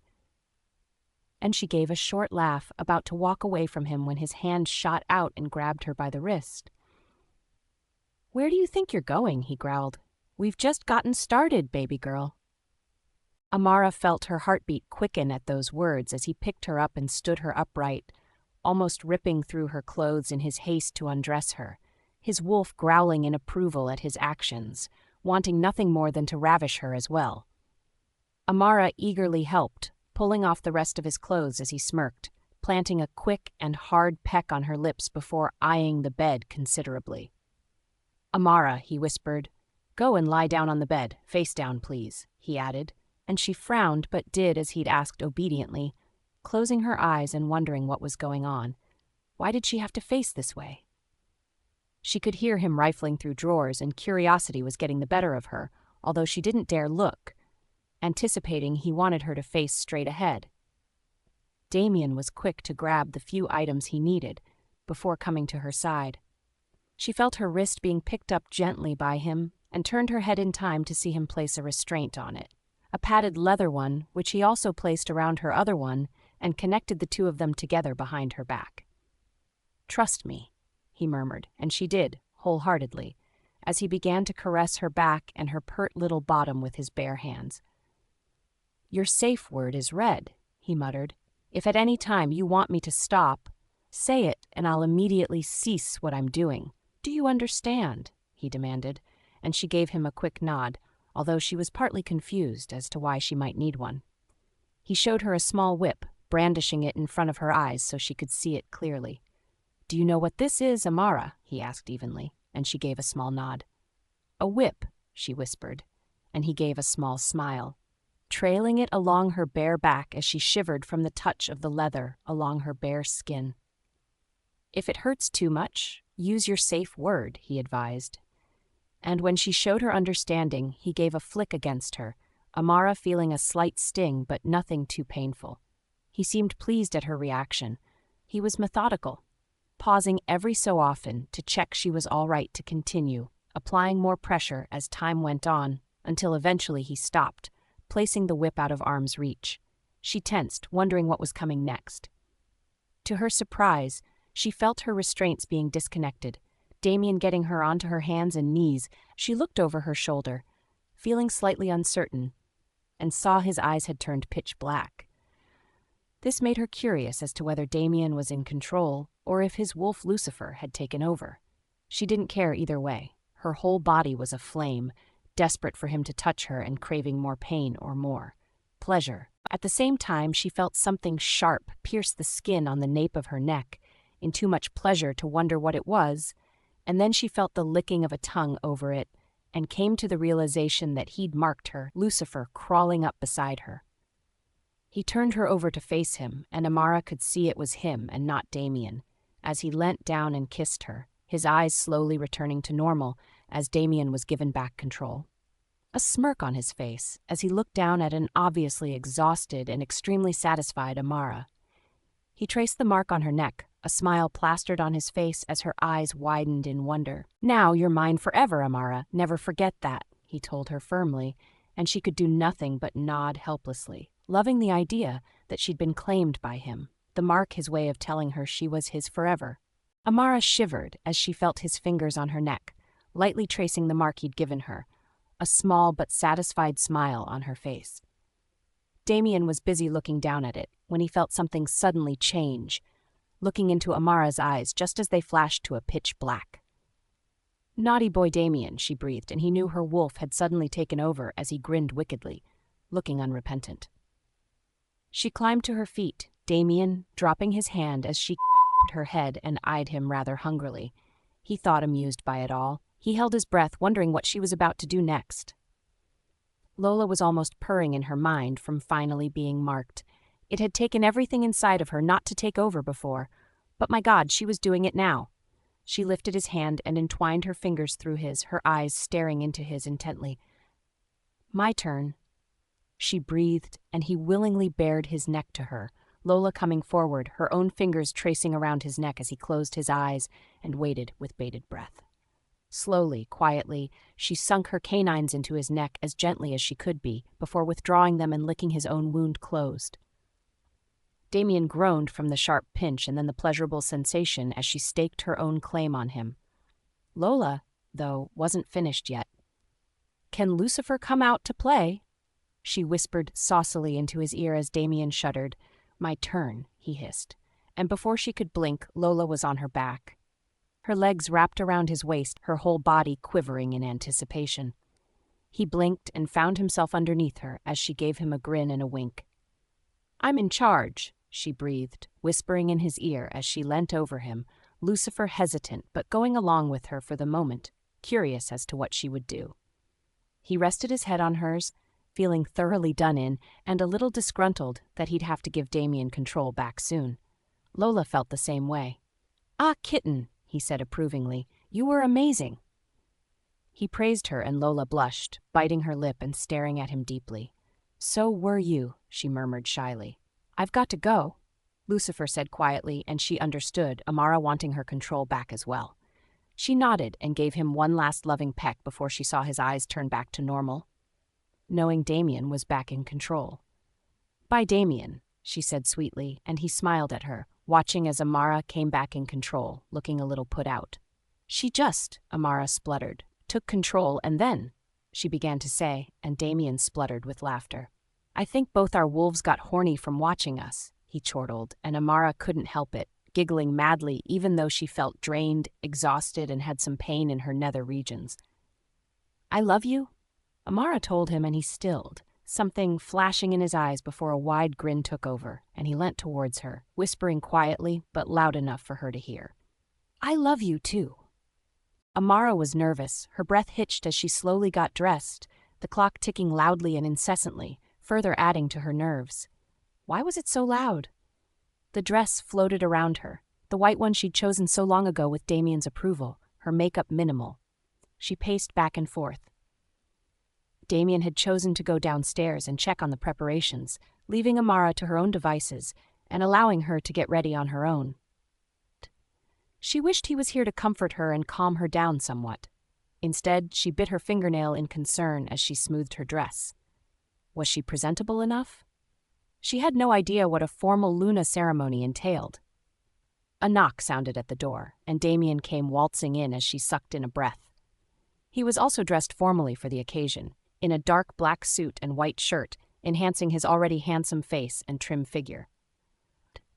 She almost drooled at how beautiful he looked to her as he raised his eyebrows, his own eyes taking in her appearance and looking satisfied. "You look stunning," he told her, raising her hand and kissing the back of it, sensing how nervous she was and trying in his own way to reassure her. It seemed to work, as she visibly relaxed. "Amara, it's just a formality," he whispered. "Nothing more, nothing to be worried about." He clutched her hand and squeezed it tightly, leading her out of the room as she tried not to stumble in her heels, not used to wearing such shoes. Outside, the pack had gathered into a crowd, Damian leading her to a small stage where they stood in the middle, an elder, who had specifically come for this purpose, standing there patiently waiting as Amara gave him a small smile. "Welcome, everyone," the elder greeted the pack, who seemed somewhat bemused as they stared at Amara, who trembled in the face of so many gazes. "This is a ceremony to welcome the Luna to your pack." They already knew that, but nodded obediently anyway. The elder turned to Damian first, who looked over at his pack with a stoic expression on his face, his hand still holding Amara's. "Damian, do you accept Amara as your one true mate? Do you readily accept her to be by your side as Luna and help to lead and run the Crimson River pack?" "I do," Damian said steadily, squeezing a stunned Amara's hand once more. The crowd was silent as they listened to their alpha. The elder turned to Amara, his eyes sizing her up as he paused for a moment, and she grew concerned. Did he have objections to her being Luna? Damian's eyes narrowed. Finally, the elder spoke. "Amara," he said calmly, "do you accept Damian as your one true mate? Will you stay by his side and help lead and run the Crimson River pack?" Amara took a deep breath, staring deeply into Damian's eyes. "I do and I will," she whispered, her voice low but loud enough to be heard by both the elder and the pack, who cheered to her immense surprise. The elder fished out a small dagger from his pocket, bending to pick up a goblet, and grabbed at Damian's arm, swiftly cutting across it and letting the blood drip out into the cup. Amara tentatively held out her arm to do the same, wincing when the elder grabbed it roughly, cutting far deeper than even she had anticipated, the blood trickling down into the cup. Damian saw her wince and let out a low, warning growl at the elder, who looked a bit sheepish. "Sorry," he murmured. "Didn't mean to cut that deep." "Don't do it again," Damian snarled, and the man trembled, nodding frantically. The elder held the cup up. "By drinking your blood mixed together, it signals your willingness to lead the pack as one, and the bond between you both will be deepened. Drink and show your allegiance to each other, and the pack," he cried. Damian took the goblet first, and without hesitation, took a deep swallow, before handing the cup to Amara, his fingers touching hers soothingly. She could smell the scent of their blood mixed together and wrinkled her nose before taking a quick gulp, gasping at the sensation of the metallic substance sliding down her throat. It slightly burned to her surprise, but wasn't as repulsive as she'd initially feared. The crowd cheered as the elder turned to them and shouted, "Welcome your new Luna of the pack, Amara and her mate Damian the Alpha." "Was it as bad as you thought it would be?" teased Damian under his breath, drawing her closer to him so that she was neatly tucked under his shoulder. "Worse," Amara mumbled back, and he snickered, leaning down to kiss her. Amara melting in his embrace as she shut out the loud din of the pack and focused on the sheer pleasure of his kiss. She pulled back reluctantly as the elder tugged on their arm. "Plenty of time for that later," the elder said unapologetically, and Amara almost laughed at the fury on Damian's face at being interrupted. "Now you must join the party," the elder said excitedly, and even Damian looked nonplussed. He hadn't organized a party. He looked at the elder questionably. "The pack organized it," the elder Michael. Amara finally remembered his name, said with a grin, "Let's just say there's plenty of alcohol and food." Amara laughed out loud at the look on Damian's face. Clearly, he'd been hoping to get her back to the bedroom, and instead, now he had to share her with the pack. He looked none too pleased by it. "Fine," he growled reluctantly as Amara giggled. "Lead us to this blasted party," he said, thoroughly put out, but also pleased his pack had taken the time and effort to organize one. At least they were fully accepting of Amara. Well, besides a few Omegas who he'd kept well away from her. The next few hours were filled with fun and laughter. Amara and Damian not stumbling back to their room until the early hours of the morning, much too tired to do much, but collapse into their beds, curling up beside each other and falling asleep within seconds of each other. When Amara woke up, it was to see a very determined-looking Damian who was gazing down at her. She knew that look. It was pure, unadulterated lust. She shivered as he raked her over from head to toe. "Good morning," he growled, and she wondered if it was or if it was afternoon. Either way, she didn't care. His eyes were glinting as he sat up and began to rifle through the bedside table. He showed her the cuffs, and she swallowed, remembering the last time they had been used. "Your safe word is red," he growled, and she gulped, nodding as he began to place them around both her wrists, securing her face up to the bedhead. She lay there completely exposed, and then her eyes widened as she saw the blindfold in his grasp. "Do you trust me, kitten?" he asked, and she gave a small nod, letting him tie it around her eyes until she could see nothing but darkness. "If it hurts, tell me," he whispered, and she, "Does kitten like this?" he murmured, touching her face and her lips as she breathed back at him. "Yes." Amara wasn't quite sure how much more she could take. He panted and then calmly untied Amara from the bedhead, undoing her blindfold last as she blinked up at him with those big blue eyes of hers. He cuddled her. "Did I hurt you?" Amara shook her head, feeling shy. All of a sudden, "No," she whispered. "I enjoyed it." He pulled her closer to him, his head atop of hers. "Never forget to use your safe word if you need to," he murmured, stroking her hair as she smiled at him. "I won't," she promised, shifting slightly uncomfortably. Damian noticed. Quietly, he stood and went into the bathroom, and a minute later she heard the sound of running water. He came back into the room, a smile on his face, bending over and picking her up as she gave a shriek, taking her to the bathroom and placed her into the bathtub where she leant back with a sigh of relief. "Thank you," she muttered, and he just grinned wickedly. Well, I need you to be able to withstand some more later, he promised as she sucked in a breath. God, he was hot. Her whole body craved him still despite the slight pain, and her wolf was incredibly horny, sending all kinds of images to her mind of what she'd like to do to him. Amara blushed just thinking about it. I have important business to take care of, Damian said suddenly, and she stared at him, seeing that his eyes had gone clouded, as though someone had mind-linked him just then. Can I help? She asked, but he shook his head decisively.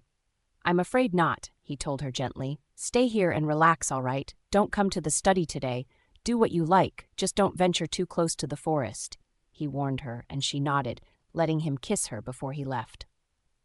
Amara frowned, wondering what his important business was and what kind it had to be. That he wouldn't even tell her what it was, or allow her to help. Damian cocked his head and regarded his prisoner, a pathetic weakling of a rogue who'd been caught by a patrol. His frame was skinny, his black hair greasy and matted, his eyes a bright red as the man glared at him. Damian sighed. Rogues were continuing to come, and he wanted the real reason, because he hadn't forgotten the threat to Amara's safety. Let me go, the rogue spat out, and Damian slowly shook his head. I want information from you, like what you were doing trying to sneak onto the ground and why there seems to suddenly be so many of you trying to do that lately. I will tell you nothing, the rogue growled and paled as Damian gave him a cocky grin, his eyes turning pitch black as Lucifer took over. Open the door, Lucifer ordered, and watched two men do as he demanded.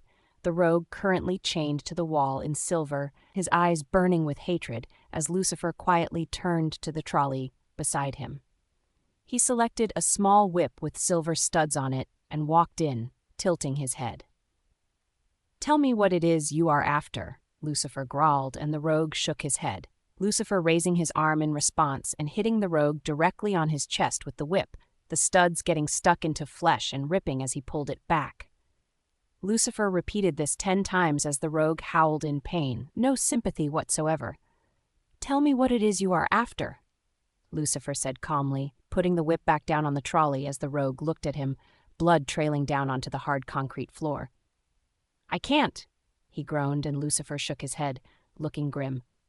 Wrong answer, he spat out, grabbing the silver dagger, after putting on the gloves and wandering back into the cell as the rogue's eyes widened in horror.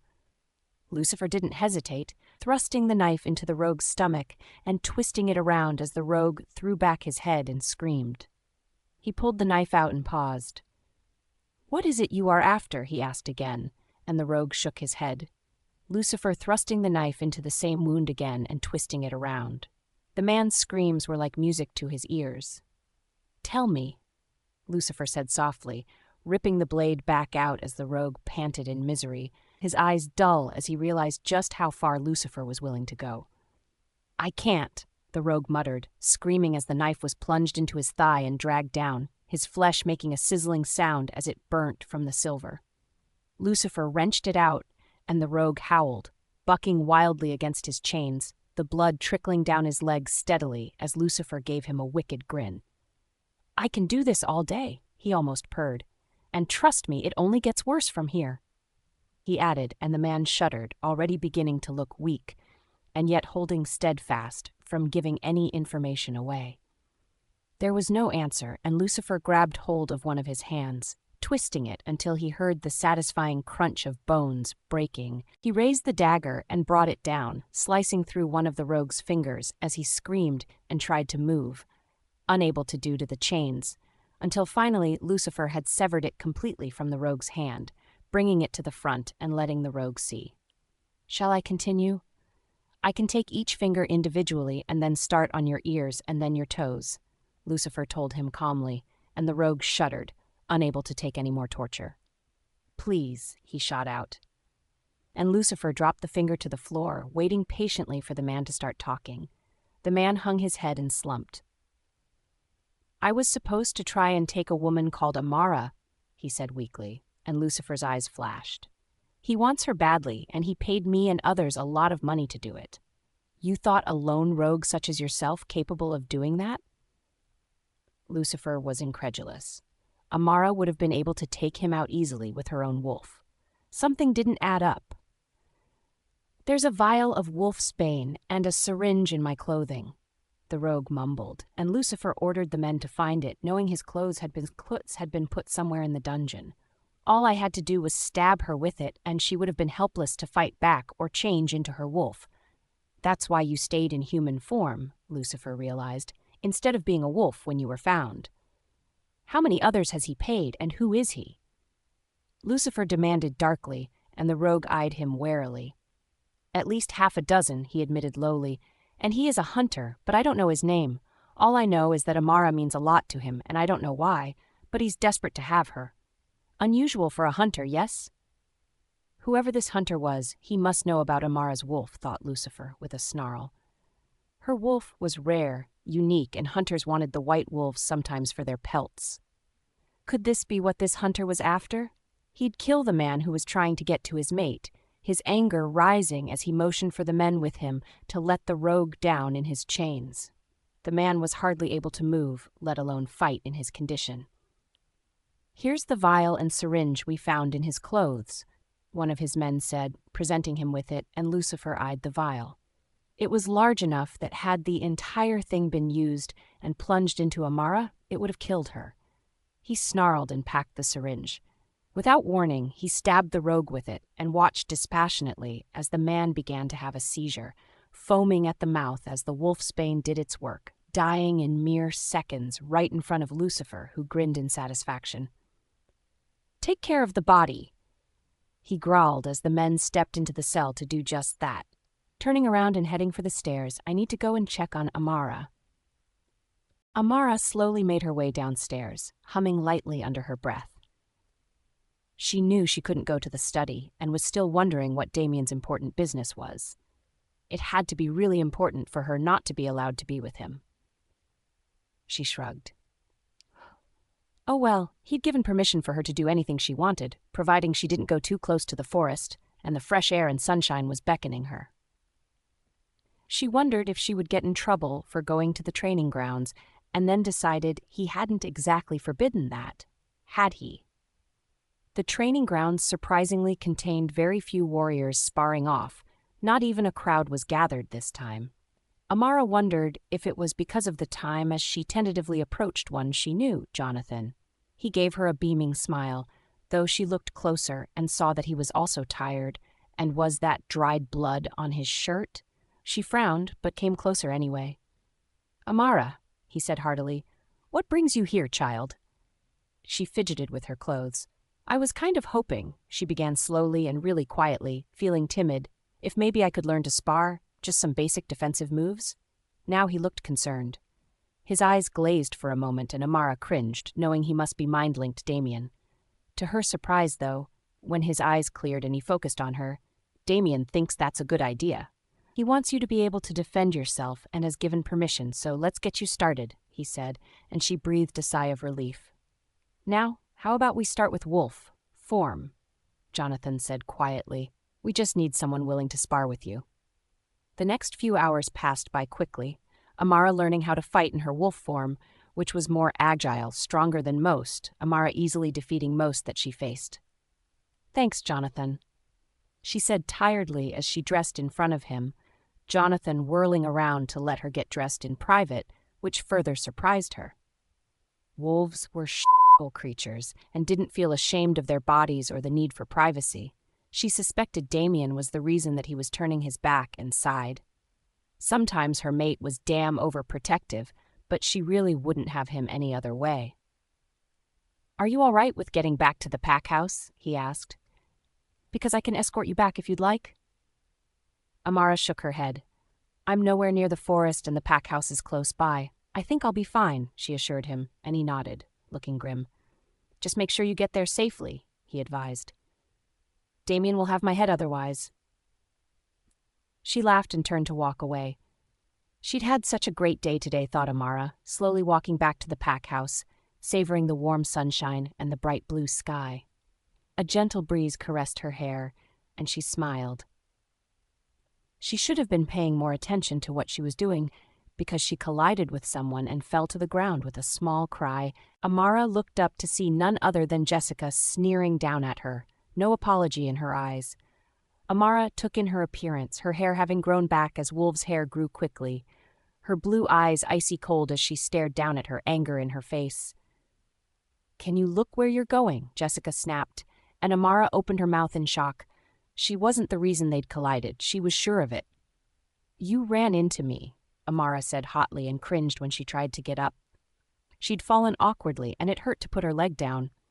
She must have sprained her ankle, something the other girl realized at the same time, because a broad smile was on her face. "Looks like you're hurt," she said pleasantly. "What a shame, Amara," she added unapologetically. "What is wrong with you?" Amara spat out.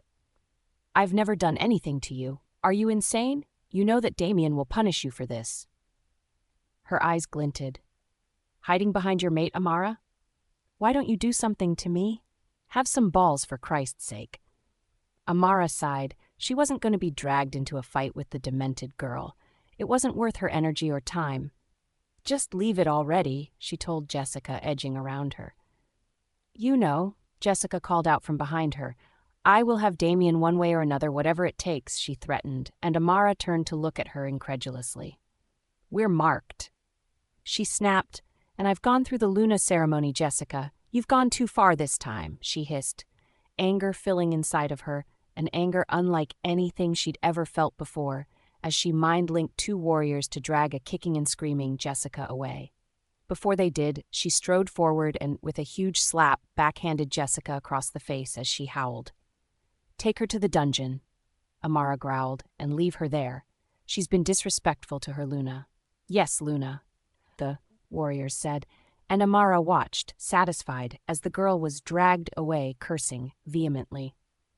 For the first time ever, she'd stood up to one of her bullies, and it felt good, she thought to herself.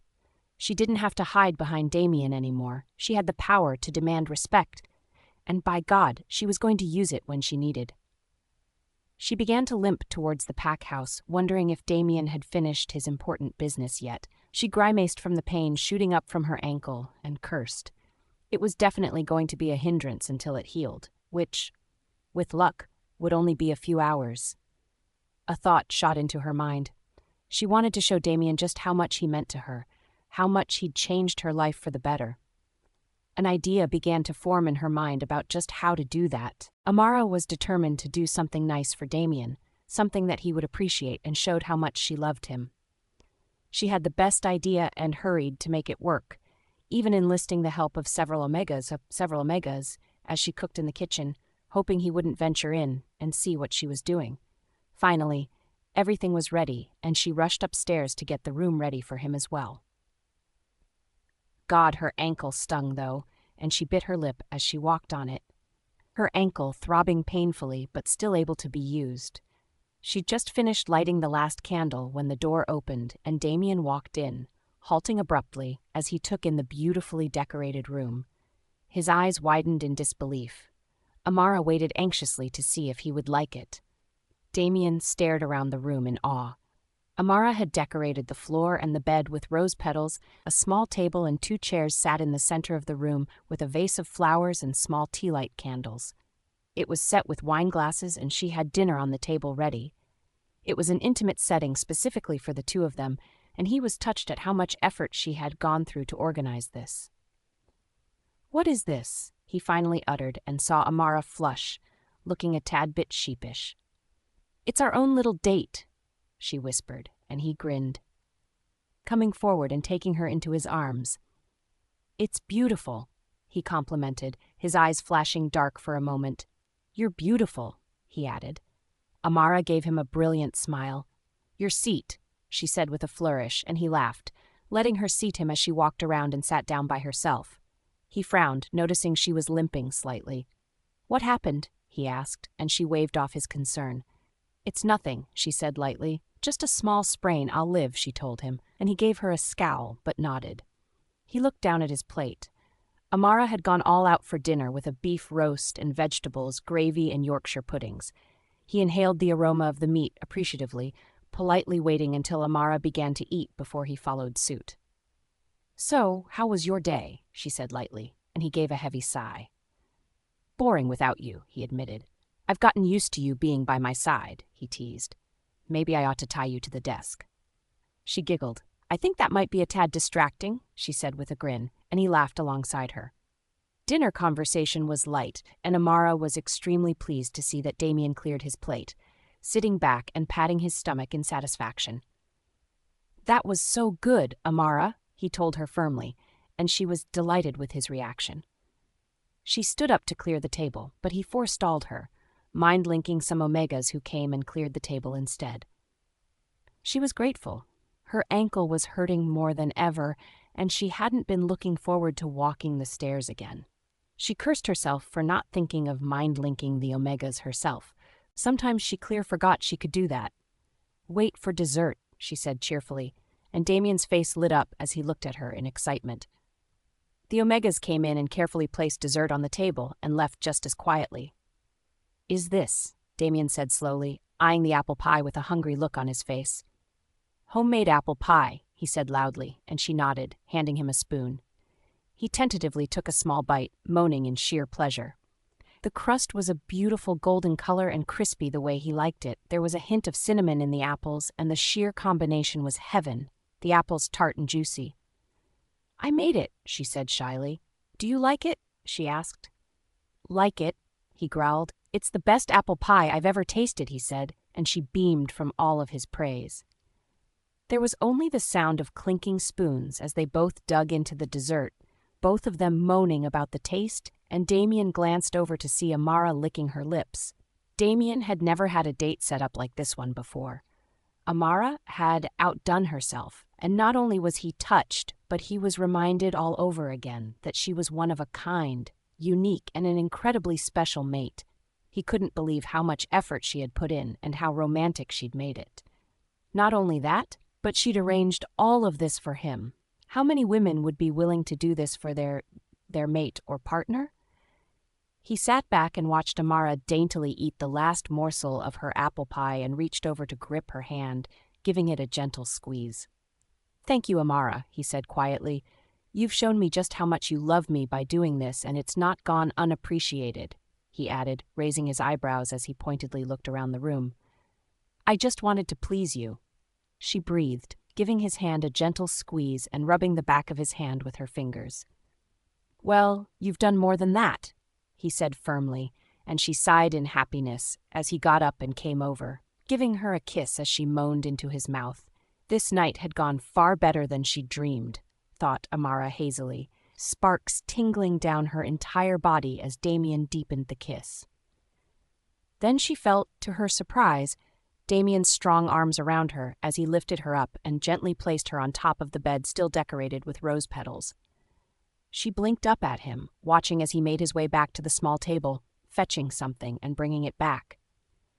Her eyes widened as he brandished the can of whipped cream at her. I can think of several ways to use this, he murmured. How about it, kitten? Amara sucked in a breath as she eyed the can of whipped cream nervously, unsure of what Damian meant. He gave her a wicked grin. Go and lie down on the bed, face up, he ordered, and she shakily turned and did just as he'd asked, Damian retrieving a blindfold. Her eyes widened. She watched him as he advanced, the piece of fabric in one hand.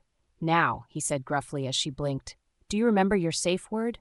It's red, she murmured, and he gave a small nod, pleased she hadn't forgotten. Good girl, he murmured, bending down and kissing her, before placing the blindfold over her eyes and tying it securely to make sure she couldn't see anything. As she stared up at him, still in a daze. He gave her a quick, hard peck on the lips, his eyes searching hers for any indications he had hurt her or gone too far over her boundaries. But she gave him a brilliant smile and he relaxed. A small smile on his face as he looked her over, giving her a quick cuddle. I think, he said wryly, glancing at where he'd used the cream, that a shower might be in order next, don't you? Jessica was fuming after she was dragged kicking and screaming down to the dungeon, the warriors ignoring her protests and hysterical screams to be let go. She had vivid recollections of the last time she'd been down here, and her hand touched her hair reactively, seeking to reassure herself that it hadn't been cut yet again, at least not yet. She couldn't believe mousy little Amara had had the guts to throw her in a cell. Jessica hadn't seen that coming. She watched the warriors leave, the only light a small patch of sunlight that streamed through some barred windows. It was dark otherwise, the smell of dampness and mildew in the air. She slept on an uncomfortable cot, and when she woke up the next morning it was to see a very disgruntled-looking Amara, who looked less than impressed to be there. "Dragged yourself down here, did you?" Jessica sneered, trying very hard to appear brave, even when her heart was widely beating in her chest. She glared at Amara with utter hatred and contempt in her blue eyes, wishing she could scratch Amara's eyes out with her bare hands and fingernails. Amara sighed. A night in the dungeon hadn't really done much good.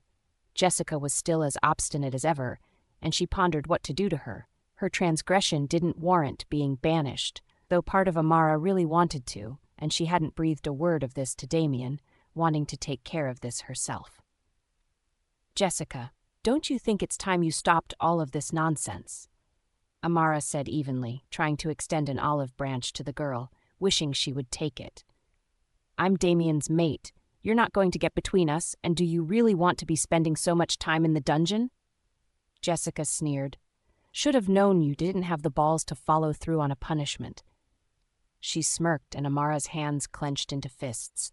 She had been trying so hard to be nice, to let the girl realize the folly of her actions. "I tried," Amara told her slowly. "I've tried to give you the benefit of the doubt. I've tried to be nice to you, and every time you tell me no and are stubborn. I hope this time you learn your lesson." She breathed reluctantly, backing away as Jessica glared at her, two warriors taking her place. "Torture her," Amara murmured regretfully. "Not too much, just enough to punish her, though, for being disrespectful to a Luna." "Yes, Luna," one said politely, and Jessica watched angrily as Amara gave one last backwards glance before disappearing out the door. Jessica eyed the warriors with trepidation, one donning gloves right in front of her, before grabbing a small silver dagger off the trolley containing various torture implements. She felt nausea rise up in her gut as he stepped right in front of her, her body chained to the walls and unable to move much as he advanced. The night had been long with her chained up, the silver preventing her from shifting, and her muscles were sore and stiff as a result. She threw back her head and screamed as he slowly, agonizingly placed the dagger in her thigh and cut downwards, blood trickling down the floor before he wrenched the dagger out. Jessica panted, trying to get through the pain, drawing on all of her anger and resentment to get through. The flogger with silver studs came next, and she howled every time she was stuck, the studs digging painfully into her flesh and tearing as he pulled it back. It hurt. So incredibly bad, and it was all she could do to hold on to her consciousness. God, she thought to herself, I don't know how much longer I can last. She conjured up an image of Amara's smug little face, her eyes dripping with pure disgust. When I get my hands on her, she'll rue the day she ever did this to me. I was always meant to be Luna. I've spent years trying to get Damian's attention, and what does she do? Waltz in and claim his attention without even having to try. She's not Luna material. She's too weak, too pathetic to run this pack. Damian deserves a stronger woman, one who adores him completely like I do. I will do anything he asks of me, anything he wants, in order to have him. I have to get rid of Amara, she thought, screaming as the flogger ripped through the air again and connected with her flesh. She's the reason that Damian won't be with me. I just need help to get rid of her, she thought grimly. Someone who's willing to kill her or kidnap her, I don't care which. Then Damian will see me, know how much I love him, how much better he'll be with me as his one true mate. She sucked in a breath as the warrior leant forward and spat on her body, her eyes looking into his. He grinned. Not so tough, are you? He snapped, and she spat back, his hand slapping her face as saliva ran down his cheek. She winced but made no sound. A slap was the least painful of everything else she was currently going through. She felt darkness creeping in and cringed. There was blood splattered everywhere on her body, and the dungeon contained the heavy metallic scent of blood in the air. She panted, trying desperately to hold on, even as the warrior began to kick at her ribs, her screams soon turning hoarse as she felt her ribs crack and break beneath the hits. Her stomach heaved and she vomited, much to the warrior's disgust, as he backed away and she felt a moment of reprieve and relief, both warriors now eyeing the cell and whispering to each other.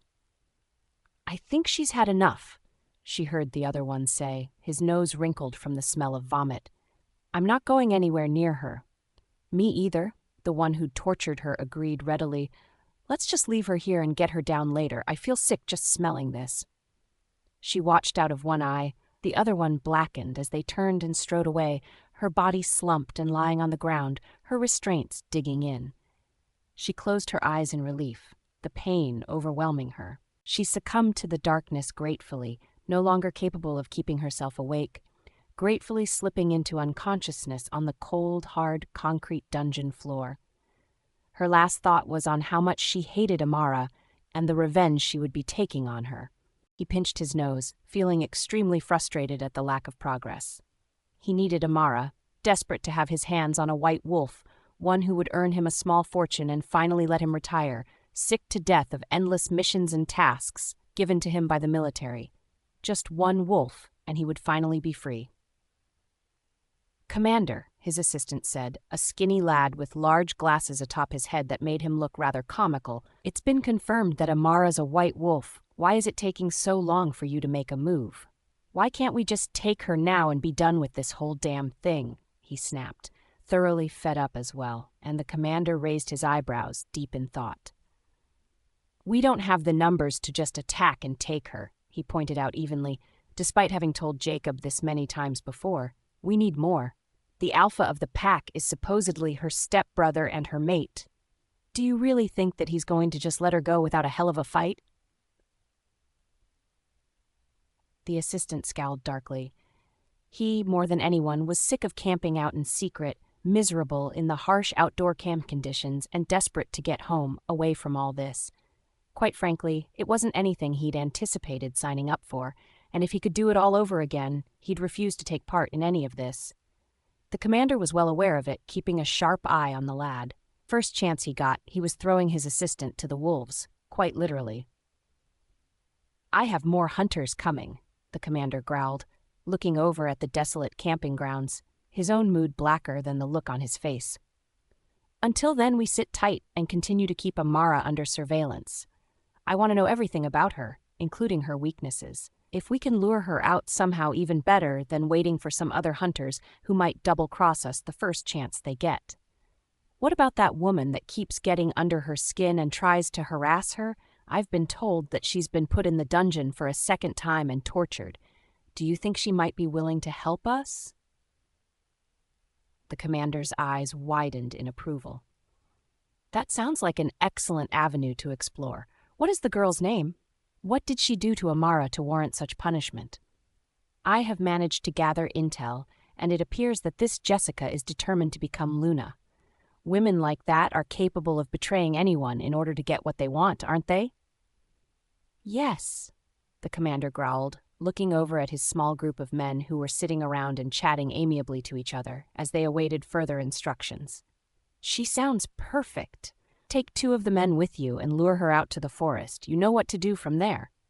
Jacob nodded, looking hesitantly at the small group of men who constantly tormented him for being such a skinny little thing. The commander sighed. "Take Raoul and Hunter," he advised, pointing to the men who materialized by his side instantly. "Do not give your position away, do not fail me, and do not get caught," he hissed. "Because if you do," he continued, and all 3 men nodded fearfully, knowing that being caught would be signing their own death warrants. He watched all 3 men walk away and retrieve a cigarette from his pocket, fumbling with his lighter for a moment until he'd lit it, taking a drag on it and watching the smoke trail away in the wind. They were several miles from the pack, well away from its boundary lines, and had several traps set up, should they somehow be found by any rogues or pack members. They'd been here for weeks now. It had taken that long to ascertain Amara's whereabouts. To be fair, he hadn't considered that she would have been put into Damian's custody rather than his own, and he frowned. Had his brother realized his motives in the end? Had he foreseen something like this coming? Is that why Amara had been placed into his will and custody granted to someone else? He'd had to kill his brother in the end, and that second wife of his as well, and still hadn't gotten his hands on Amara, who hadn't been present in the car that day. He cursed his luck. He'd thought for sure that they would have taken Amara with them on that godforsaken day. But he'd been wrong, and by the time he'd realized it was too late and his brother was dead, Amara was safely ensconced in the pack house, well away from his reach. He'd had to scramble before he was caught, and while the pack was aware that it was hunters, they hadn't quite realized he had been involved just yet.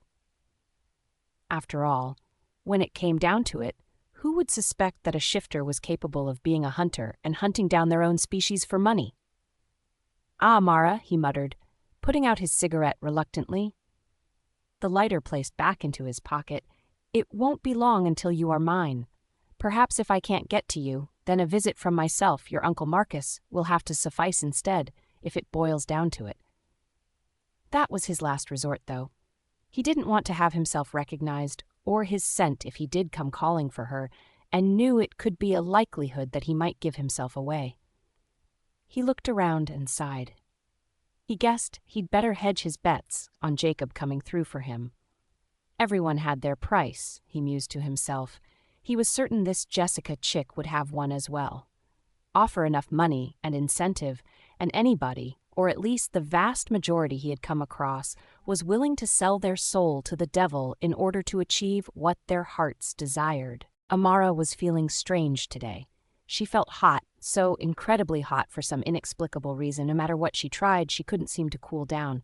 It was making her fidgety, unable to keep still, and she decided it was best to go for a walk and see if that helped her.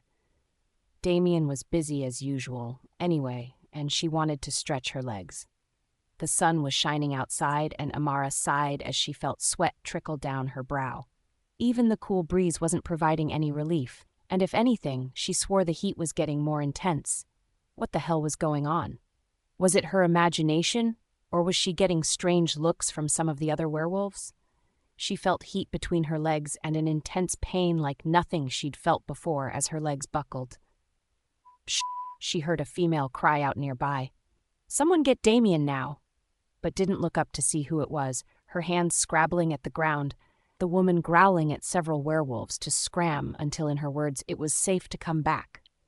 It didn't take long for Damian to come running, taking one look at Amara and realizing exactly what was going on.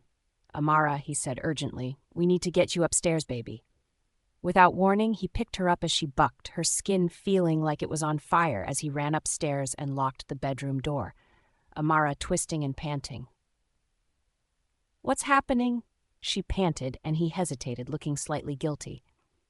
"You're in heat," Damian blurted out as he placed her on the bed. "It happens to all female werewolves when they are ready to get pregnant.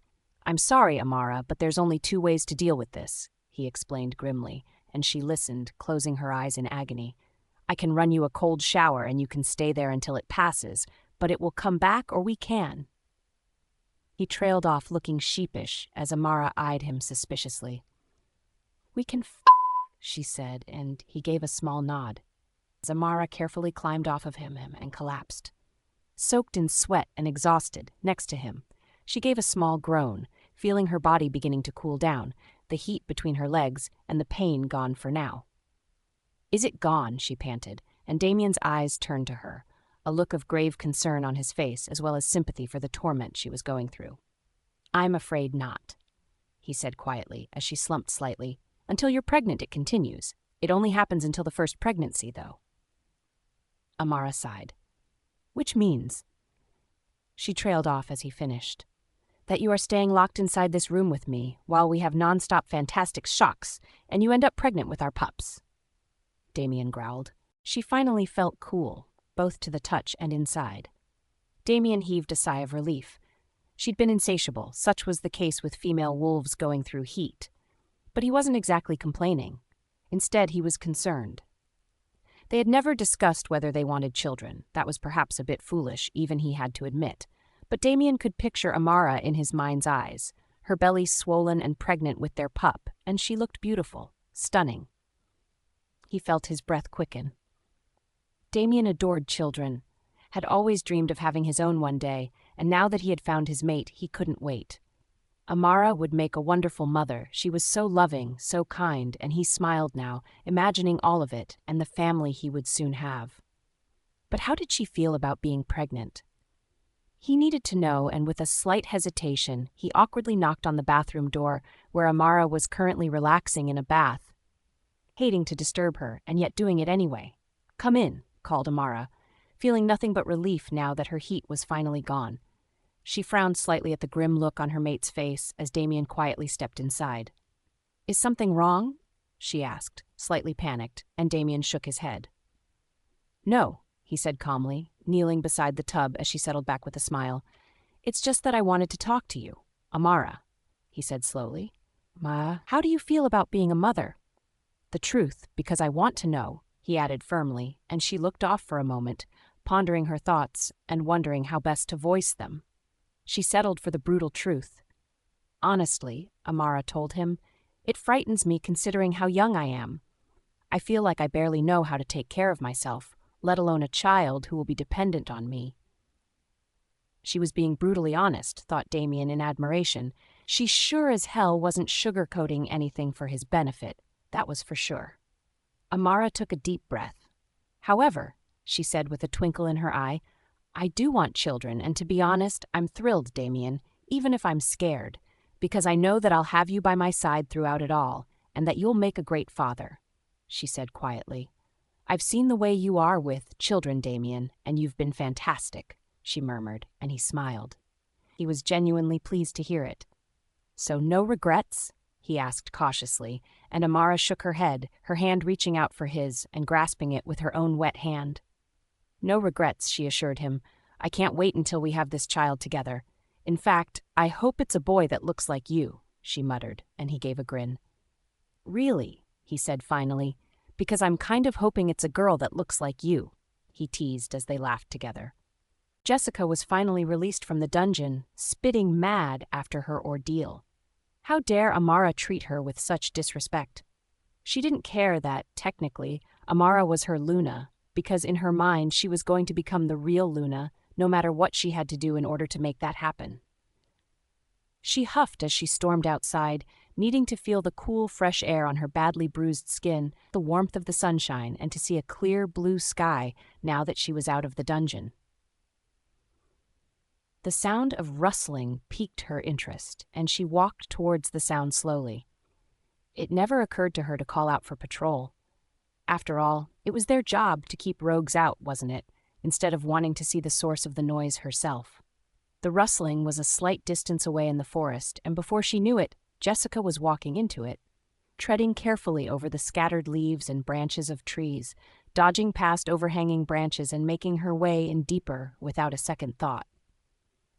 She heard a whisper come from up ahead, and she followed it, almost as though her legs had a mind of its own.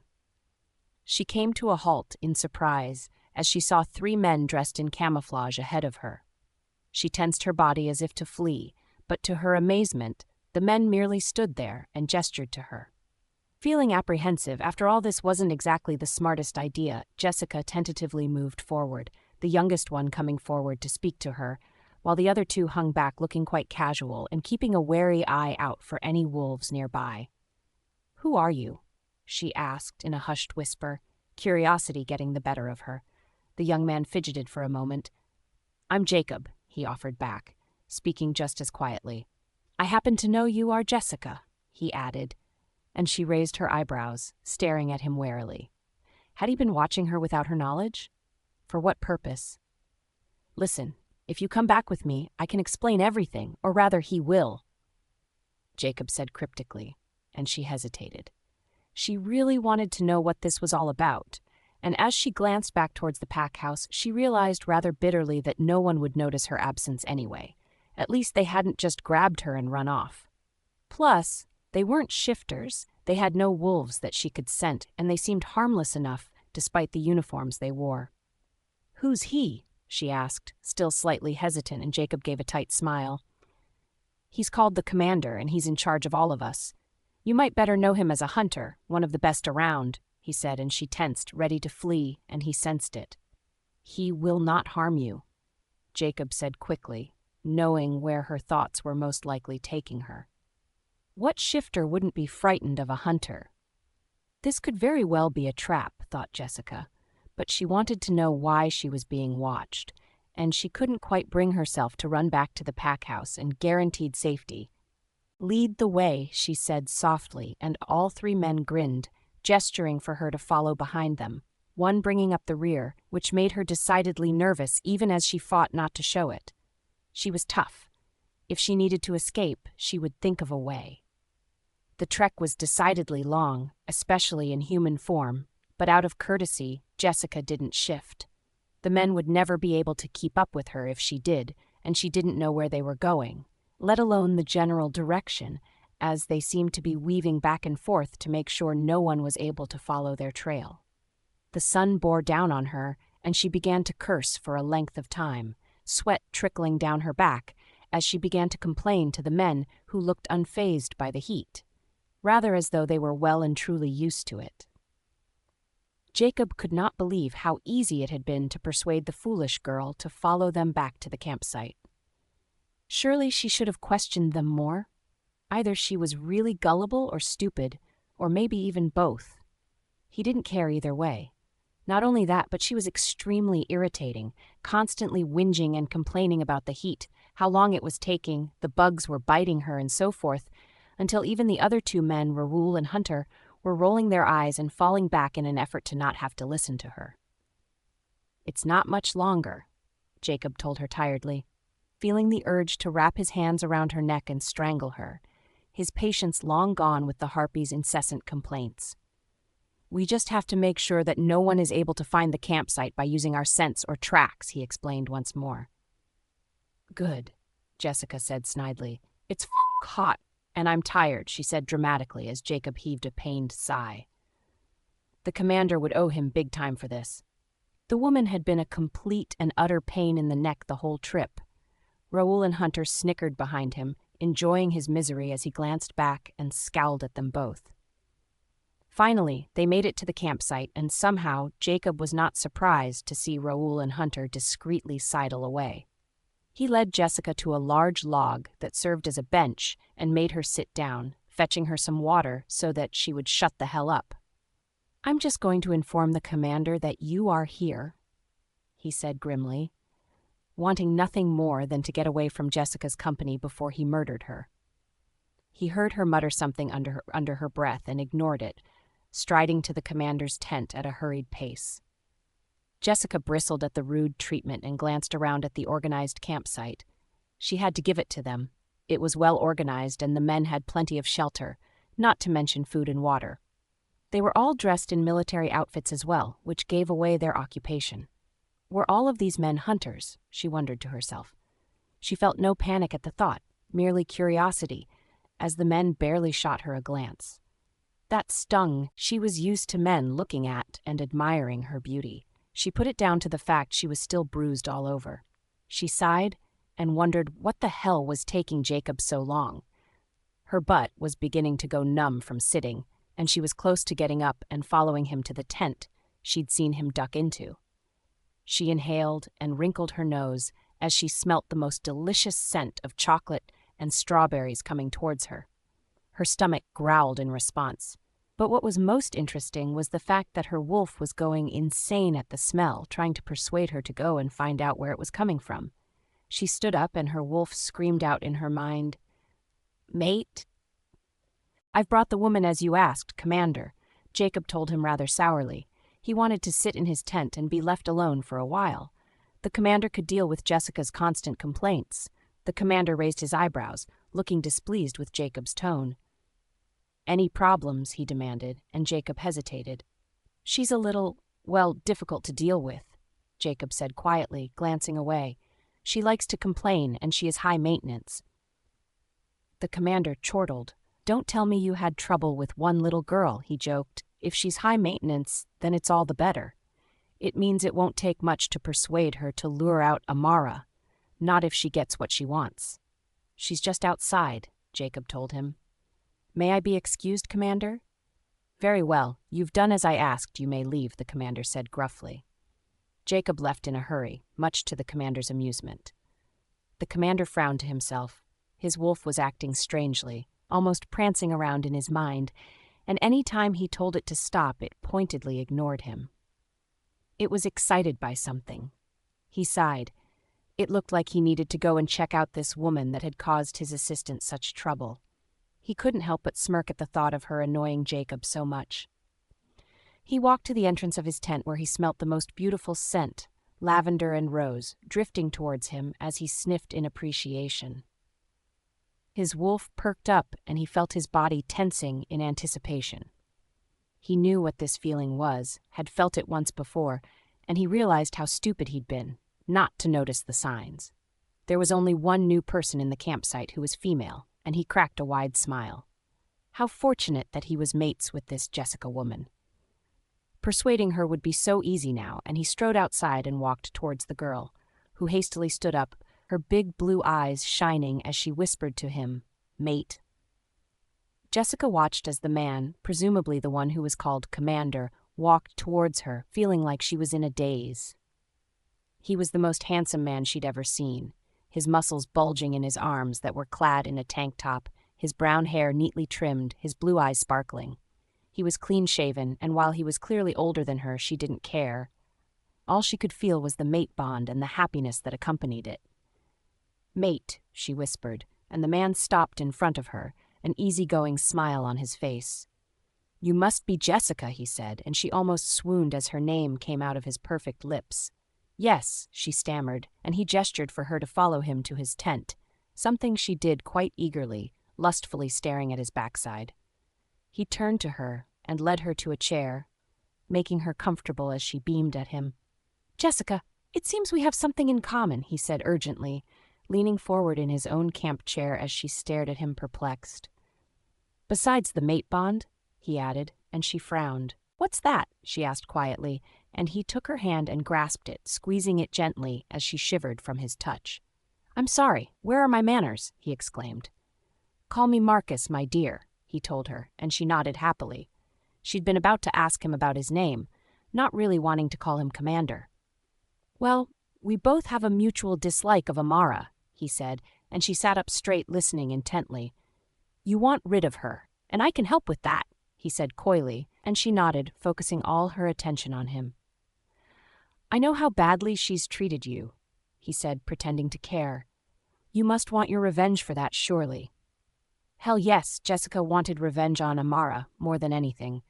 Her big blue eyes twinkled at her mate, who looked at her gravely. "In order to make that happen, though," he warned, "I'm going to need your help." "Do you think you can do that for me, Jessica, sweetheart?" he said, laying it on thick.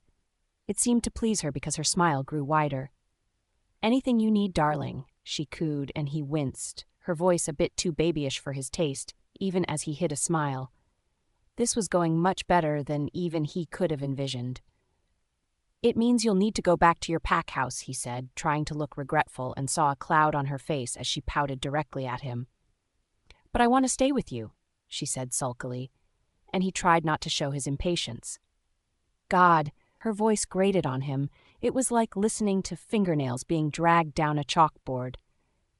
"But we can be together after we do this. I promise it won't be long," he said firmly, and watched her face light back up. God, she was easy to manipulate. She clearly had no idea that he had no intention of honoring the mate bond and was going to reject her once he got what he wanted from her. He ignored his wolf's protests in regards to that.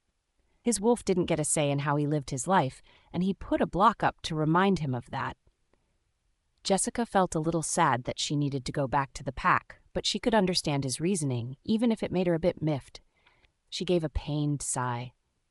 But she would do everything her mate asked of her, and then some. She didn't even care about having Damian to herself anymore, not when she had the most gorgeous man she had ever seen sitting right in front of her. It would be foolish to leave him for another when their mate bond was so strong, she thought smugly. Marcus was delighted. He cleared his throat and brought her attention back to him. "Here's what I need you to do for me, Jessica," he said gruffly, and she leant forward, listening to his plan intently. Her mate was so clever, she thought with approval. This would easily work. "Do you understand, Jessica?" he asked at the end, and she gave a nod, smiling widely at him.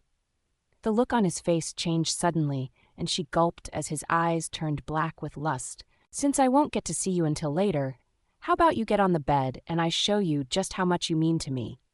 he suggested wickedly. She got up with trembling legs and did just as he suggested. Amara was sick again, wiping her mouth with the back of her hand after she'd vomited the contents of her stomach, placing her head down miserably. Every morning this week she'd been nausea, sick, and downright cranky. She wasn't naive, she knew she was pregnant, but it was hard to wrap her head around how fast it had happened. Damian patted her on the back and made sure her hair was out of her face. "It will get better, honey," he murmured soothingly, feeling how clammy her skin was and getting all concerned. She gave him a weak smile. Part of her wanted to shout out when does it get better, but she didn't want to take her anger out on Damian. He was trying to be supportive the best way he knew how. Damian started the shower for her, helping her get undressed, with a concerned look in his eyes. He hated how miserable his mate felt with the pregnancy at the moment, or at least the side effects, and he was helpless to do anything about it just now. If he could have taken the nausea and vomiting for her, he would have in a heartbeat. Instead, these little things were all he could do for her. Amara brushed her teeth and then climbed in the shower, already feeling lots better as the warm water soothed her sore muscles and made her body relax. Damian leaned against the doorway and she eyed him, already beginning to feel desire creep through her, her eyes flashing black for a moment as he regarded her steadily. She made a small movement and he came over, a smirk on his face. Damn it, she thought with a curse. She'd forgotten he could sense her arousal. "Something you want," he growled, and she couldn't contain herself, her body trembling in anticipation. "You," she whispered shyly. "I want you." She was going to climb out of the shower when his hand shot out and prevented her from leaving. She turned and gulped at the intense look in his eyes. What did he want now? He gave a small, wicked smile. "We haven't finished just yet, kitten," he murmured, and his eyes turned pitch black. She gave a nervous gulp. Lucifer was in charge now. Amara felt weak as a kitten as Lucifer promptly began to wash her all over, soaping her up, and although it was such a small thing, Amara was getting extremely turned on. She felt him untying her restraints, barely able to keep herself upright as he undid her ankles, turning over and collapsing as Lucifer began to trail a finger up and down her arms, possessively kissing her as she gave him access to her mouth, hard, rough, claiming her as his. "You did so well, kitten," he told her, gripping her tightly in his arms and refusing to let her move. "I'm pleased with you," he added, and she tucked her head into his shoulder, completely and utterly drained, a massive smile on her face. Between the two of them, Lucifer and Damian, she wondered just how much rest she would get, and decided she didn't care, not if it meant incredible shocks like this all the time. They'd opened up a new sensual side to her she didn't know existed, and she wanted nothing more than to keep exploring that. Jessica stumbled back onto the pack grounds, her hair in complete disarray, her clothes disheveled, and a broad smile on her face. She had met her mate, and damn, he was handsome. He had told her everything he needed to do, and she would do anything he asked of her if it meant they could be together. Who needed Damian anyway? Not when her mate was much more powerful and had military personnel at his disposal. She could do anything she wanted with that kind of power in her hands, and it would be far better than just being any old Luna. She flung her hair over her shoulder and sauntered back to her room, eliciting some strange looks from the other Omegas. But she didn't care. Hell, it was like no one had really noticed her absence anyway. Either that or they clearly hadn't cared enough to go looking for her. She showered, taking her time, enjoying the heat of the water soothing the slight sting between her thighs and legs. She leant back against the tiled shower wall, closing her eyes, remembering every single thing that had happened between herself and Marcus, or Commander, as the other men called him. It hadn't been the most comfortable of beds to lie on, but she hadn't cared as he'd led her to it, her eyes shining with adoration at her mate. "Is this your first time?" he growled, and she'd bit her lip, feeling ashamed for not waiting for her mate, but she'd been so certain that she never would, or that they wouldn't want her, for being a lowly Omega. He sensed her reluctance. "I don't mind," he assured her. "It makes things easier," he added. She had waited for him to cuddle her, to at least give her a kiss, but all he'd done was peck her on the forehead to her slight disappointment. Never mind, they had the rest of their lives together to become more intimate. She'd thought hopefully, and once they had gone over the plan once again, she'd been forced to leave, far too soon for her liking, in order for her to get back undetected, or at least without suspicion, for being away too long, the plan firmly affixed in her mind. Jessica couldn't wait to get this plan over and done with so that she could be back with her beloved Marcus. If it wasn't for Amara, she would be there with him right now, she thought bitterly. Her wolf was pissing her off as well, insisting that Marcus was trying to use them, but Jessica refused to listen, putting up a block and ignoring her completely. Her mate would never abuse her in such a way. Marcus loved her. He had told her when she was leaving, and once she was done, she would be back together with him, and they could live happily. It was just a week, she told herself firmly. 1 week, and she could see him again. Wouldn't he be pleased with her when she followed through with what they had agreed? She gave a smile at the thought and closed her eyes, lost in her daydreams and not giving a damn about her duties. She'd get to them when she was good and ready. Amara got out of bed slowly, her body humming in anticipation. Today was the day, and she was so excited. Damian slept peacefully in the bed, his soft snores filling the air as she made her way to the bathroom, reaching it just in time to vomit her stomach contents into the toilet bowl. She groaned. She would never get used to this so-called morning sickness, which seemed to last all day. She placed a gentle hand against her stomach, imagining it swelling with their pup, and smiled. It would all be worth it in the end. She showered, taking her time, even washing her hair so that she felt human, hearing the sound of the door opening as it creaked, turning to find herself face to face with a very sleepy-looking Damian.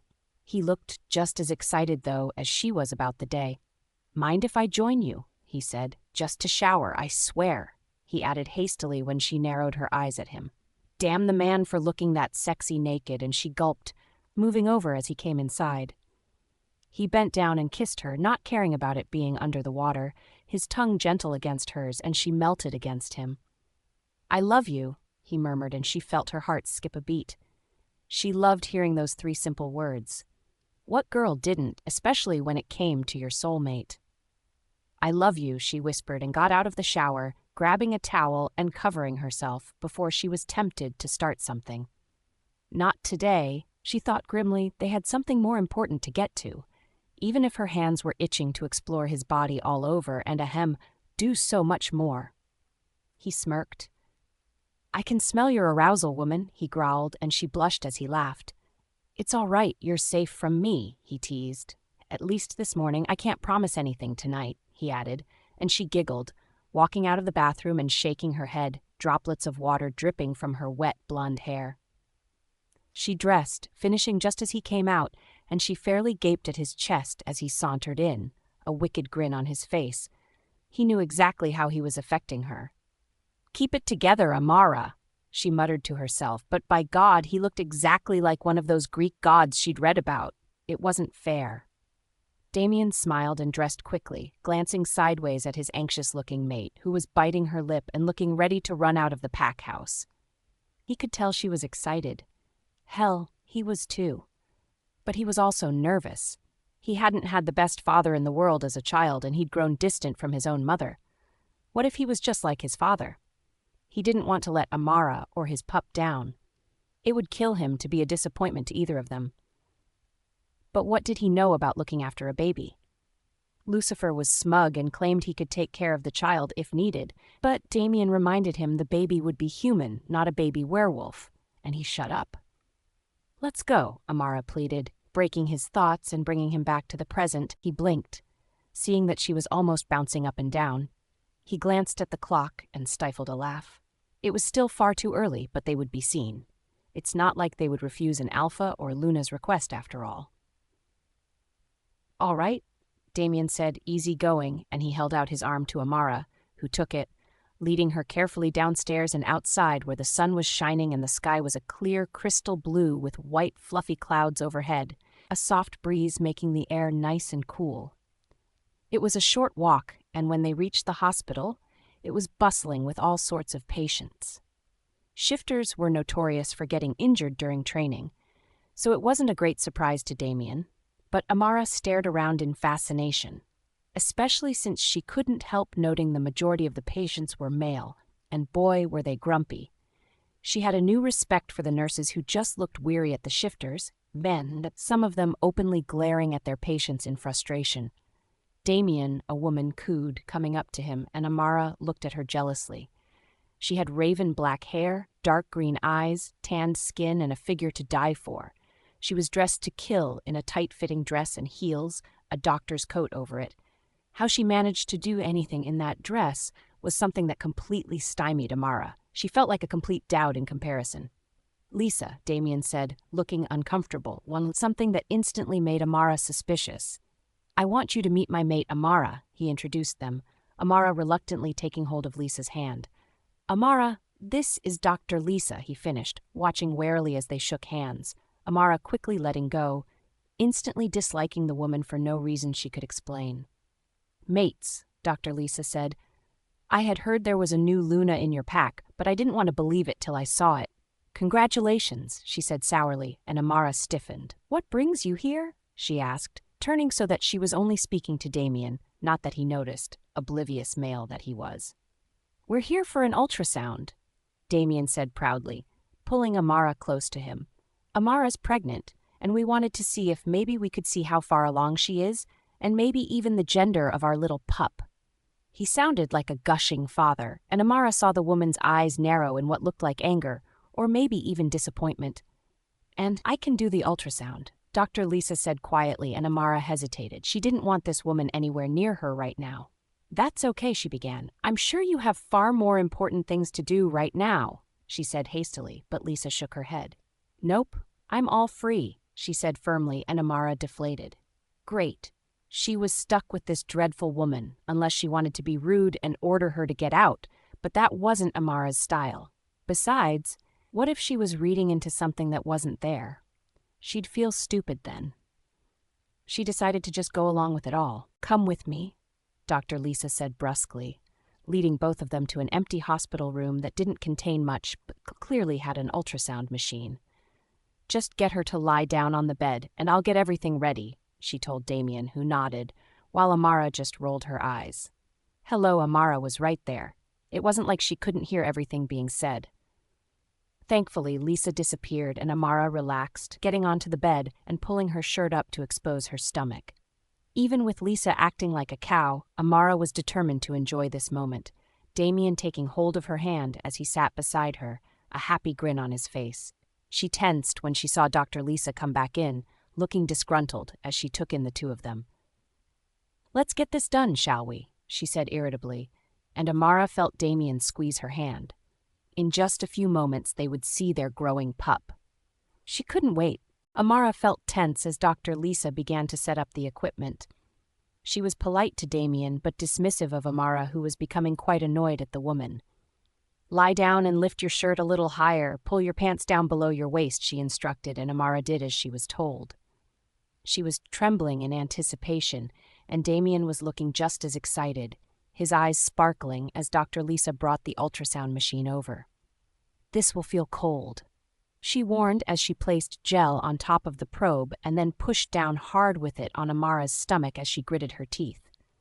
She was sure the woman didn't have to be pushing this hard on her belly, but she bit her lip and looked towards the monitor, Damian giving her hand a gentle squeeze. Dr. Lisa moved the probe around until they saw the image of what they assumed was a small pup, it being difficult to make out its features, muttering all the while to herself. "Is that our pup?" Damian asked in awe, and Lisa cast a glance at him with a smile. "Sure is," she drawled, ignoring Amara completely. "One beautiful pup, Damian." He slowly grinned, trying to take it all in. It felt surreal to be having a child with his mate, but as he glanced at Amara, he saw her biting her lip and looking slightly angry. Was she upset about the baby after all? "Would you like to know the gender?" Dr. Lisa asked, and Damian went to nod. when Amara spoke up. "No, thank you," she told the doctor heatedly. "I want it to be a surprise." Now Damian was confused, but to be fair, he hadn't taken the time to ask Amara about knowing the gender. He had just assumed she would want to know. "I can tell you if you would like to know Damian," Lisa said quietly, "away from here so that Amara here," she said pointedly looking at her, "doesn't know if you would prefer to do that." He hesitated. He really wanted to find out the gender, but he also didn't want to upset his mate, who was now looking very pissed off as she sat up and wiped the gel of her stomach. "Damian doesn't want to know either. Do you, Damian?" Amara growled, and his eyes widened at her tone of voice. This was something he hadn't heard from her before. Lisa looked scandalous. "It's the Alpha's decision," she said snakily, "as it's his pup as well. Damian, what do you want to do?" Now he felt like he'd been placed in the hot seat and sighed. He would honor his mate's wishes as much as he didn't want to. Besides, he tried to console himself. What did it really matter if the pup was a boy or a girl, as long as they were healthy? "I think we should keep it a surprise," he said finally, and was rewarded by Amara beaming at him with a wide smile and twinkling eyes. He'd made his mate happy. Lisa shrugged as she placed the probe away. "No problems, Alpha Damian," she drawled before beginning to address them both. "Your pup is extremely healthy and developing at a normal rate. With any luck, you'll be giving birth in about 6 months' time. In the meantime, I'll schedule you in for a few more ultrasounds to ensure it's continuing to progress normally. After all, this is an Alpha's pup after all. As well as a Luna's," Amara pointed out tetchily and watched as the annoying woman frowned at her. "I'll leave you to it. You'll receive your next appointment by SMS. "Still the same number, Damian?" she asked, and Amara's eyes fairly flashed with anger as she waited for her mate to respond. "Yep," he answered, and Amara couldn't believe how obtuse he was. Her number should be the one being used, and why did Dr. Lisa know his number anyway? From the sounds of it, she already had it in her phone, and there was really only one reason for that. Amara felt sick to her stomach. Dr. Lisa winked, actually had the audacity to wink at Damian before leaving, Amara slowly getting up and walking into the bathroom without a word. Her bladder was full to bursting, and she took care of that, washing her hands and then leaning her head against the mirror in defeat. What should have been an exciting time for her had been overshadowed by the fact it had been performed by an ex-girlfriend, or what she suspected was an ex-girlfriend. Not only that, but the woman had been blatantly rude right in front of Damian, and he hadn't said a single word. It was enough to make her upset, more than usual, and she took her time before she came back out, her body quivering in indignation. Damian went to take her hand and frowned as she ignored it, walking ahead of him and out of the hospital doors while he followed in her wake. What on earth was she upset about? Amara was almost stomping towards the pack house now, and it didn't take a genius to see that not only was she upset, but that she was blazing mad as well. "Amara, wait," he growled when they made it to their bedroom, and she made a move to shut the door in his face. "Why are you so angry?" he asked, genuinely mystified, and she threw her hands up in frustration. "Why am I so upset?" she told him sarcastically. "Did you really just ask that, Damian?" she snarled as he stared, absolutely stupefied. "How about because the doctor was rude to me, and you let her? She literally ignored me in that hospital room while smiling at you, but you didn't notice, did you?" she said heatedly, beginning to vent at him. Then she asked if you had the same phone number right in front of me, which means that she already had it. She came closer and poked her finger into his chest, her eyes blazing daggers at him, her eyes turning pitch black in her fury, her whole body shaking, and he gulped, realizing that her wolf was beginning to take over and that she was pissed as hell. "So tell me, Damian, why does she know your phone number? Because the only explanation I can think of is that she's an ex-girlfriend of yours." He went pale as she continued. "Or have I got that wrong, Damian? Why don't you tell me?" Damian stared at Amara, quite pale now as he thought about what to say. The thing was that she was correct, and Dr. Lisa was an ex-girlfriend of his. He hadn't noticed her being rude to Amara, though. Was it possible that Amara was jealous? Because he only had eyes for her, his beautiful mate, and his pup growing inside of her belly. "Amara," he said finally, "Dr. Lisa is an ex-girlfriend. he said quietly. But that's all she is. You are my mate, and the woman I love and adore. You're carrying my pup. She means nothing to me. You mean everything. He exhaled, and she bit her lip, still angry, but melting at the look in his eyes and the expression on his face. She had no doubts his words were sincere, and she thought perhaps her hormones were going into overdrive. She was rude, Amara pointed out, and he sighed. I didn't notice, but if you feel this way, then I'll ensure someone else does the ultrasounds from now on. Does that make you feel better? He prompted, and she wavered. Yes, she admitted in a low voice, and his eyes lit up as he walked towards her, closing the door and locking it behind them. He caressed her shoulders as she closed her eyes and leant into him. He began to kiss the nape of her neck. You are beautiful, he murmured between kisses, stunning, gorgeous, and an absolute goddess. Amara panted heavily as he lay down next to her, quietly undoing the restraints as she moved her wrists experimentally. That was, she whispered, amazing. He gave her a kiss on the forehead. It was incredible, he said, but it always is. Do you doubt that I love you, Amara? Or have I shown you just how badly I still want you and need you as my mate? She felt ashamed. I'm sorry, Damian, I shouldn't have reacted the way I did, she said quietly. It won't happen again. He gave her a wicked grin. I don't blame you for the reaction, sweetheart, but if it happens again, then I can't be held responsible for what happens next. If you thought this was incredible, then I'd hate to think what you would imagine the next time would be like, because it will blow your mind out of the water. She felt tempted to become jealous again. If he was going to promise things like that, then it seemed worthwhile to insist he was hers only. Next time she'd speak up. Damian was her mate, and she had a damn right to declare that to any woman trying to put the moves on him. She walked slowly down the corridor, down to the basement, watching for signs she was being watched. Fortunately, no one noticed her, and she slipped past both nurses and even the janitor.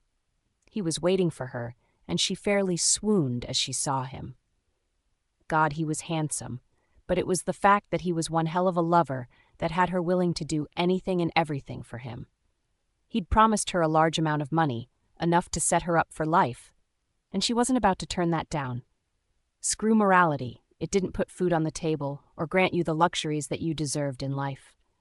He was patiently waiting for her to speak, and she gave him an embrace first, eagerly seeking his lips, gasping as he gently kissed her back, his arms gripping hers tightly as she closed her eyes, enjoying the moment. There weren't enough of them. So tell me, he said, his voice deep with a sense of urgency. Is she pregnant? He asked. Dr. Lisa nodded excitedly. She's pregnant with a pup. Will be giving birth in a matter of months. He grinned. This changed everything.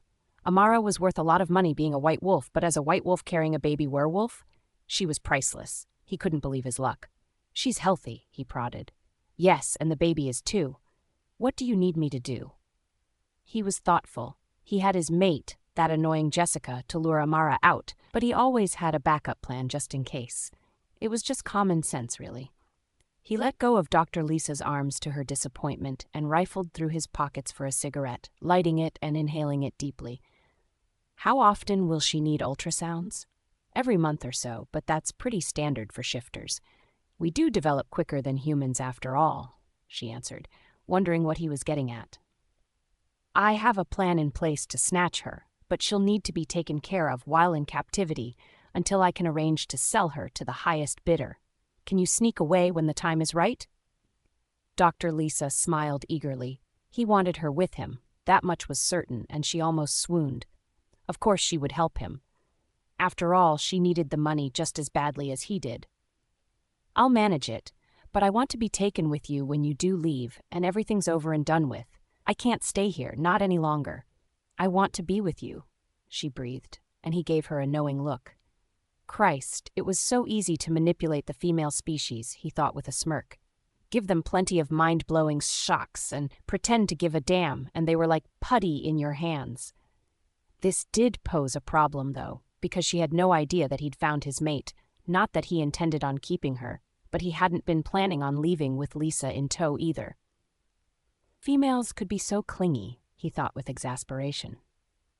Maybe he could arrange to have both women meet a fitting end. That way, he wouldn't have to share any of the profits with them, and to be fair, he wasn't going to miss either one of them. He had no qualms disposing of them once they had stopped being useful for his purposes. But for now, he needed to play it safe and pretend to care. Good thing he was an excellent actor. "What about your job?" he exclaimed. "Surely you don't want to leave it?" She waved her arm. "If I'm traced back to helping you, then I'm going to have to go on the run. Besides, with the money, I'll never have to work again. We can be together as a couple, find a place to settle down," she said quietly, and he almost flinched. There was no way in hell he wanted to settle down and make a family with any woman, least of all this one. He couldn't think of anything worse. He forced himself to give her a loving smile. "My dear," he whispered into her ear as she shivered in excitement, "I can think of nothing better than to make a home with the woman I love, but are you really ready to give everything up for that? Because once we do this, there's no coming back. It will be a lonely life with just the two of us." He lied through his teeth, and she nodded, lapping everything he said right up. She was either extremely naive or too stupid to see through his lies. She was way too trusting, even if he'd been playing off her emotions for months. He put out his cigarette and stomped on it before grabbing hold of her and bringing her in close. "Get ready to leave. I'll need you in the next few days.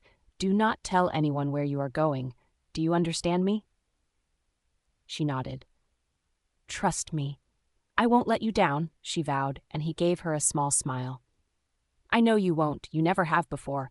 Make sure you have plenty of medical supplies on hand as well." "I have to go," he said reluctantly, and she gave a sigh, wishing he would stay a little longer, and knowing he couldn't risk being seen or caught by other shifters. "I'll send word when I need you," he added, and she watched as he turned and walked away, leaving her there in the pitch darkness of the basement, alone, staring after him and lost in her thoughts. Lisa hummed as she slowly climbed the stairs back to the main part of the hospital. Miraculously, no one had noticed her absence, and soon she found she was back in the swing of things, going patient to patient, the hospital its usual chaotic self. It meant she was kept distracted and busy until finally she found herself back home, utterly drained, her thoughts going back to the commander. She couldn't wait to see him again. Make love with him again. He was the only man to ever treat her right, but he was also giving her a fantastic opportunity that she hadn't been able to pass up. The ability to take revenge on the man who dumped her without a second thought. Damian,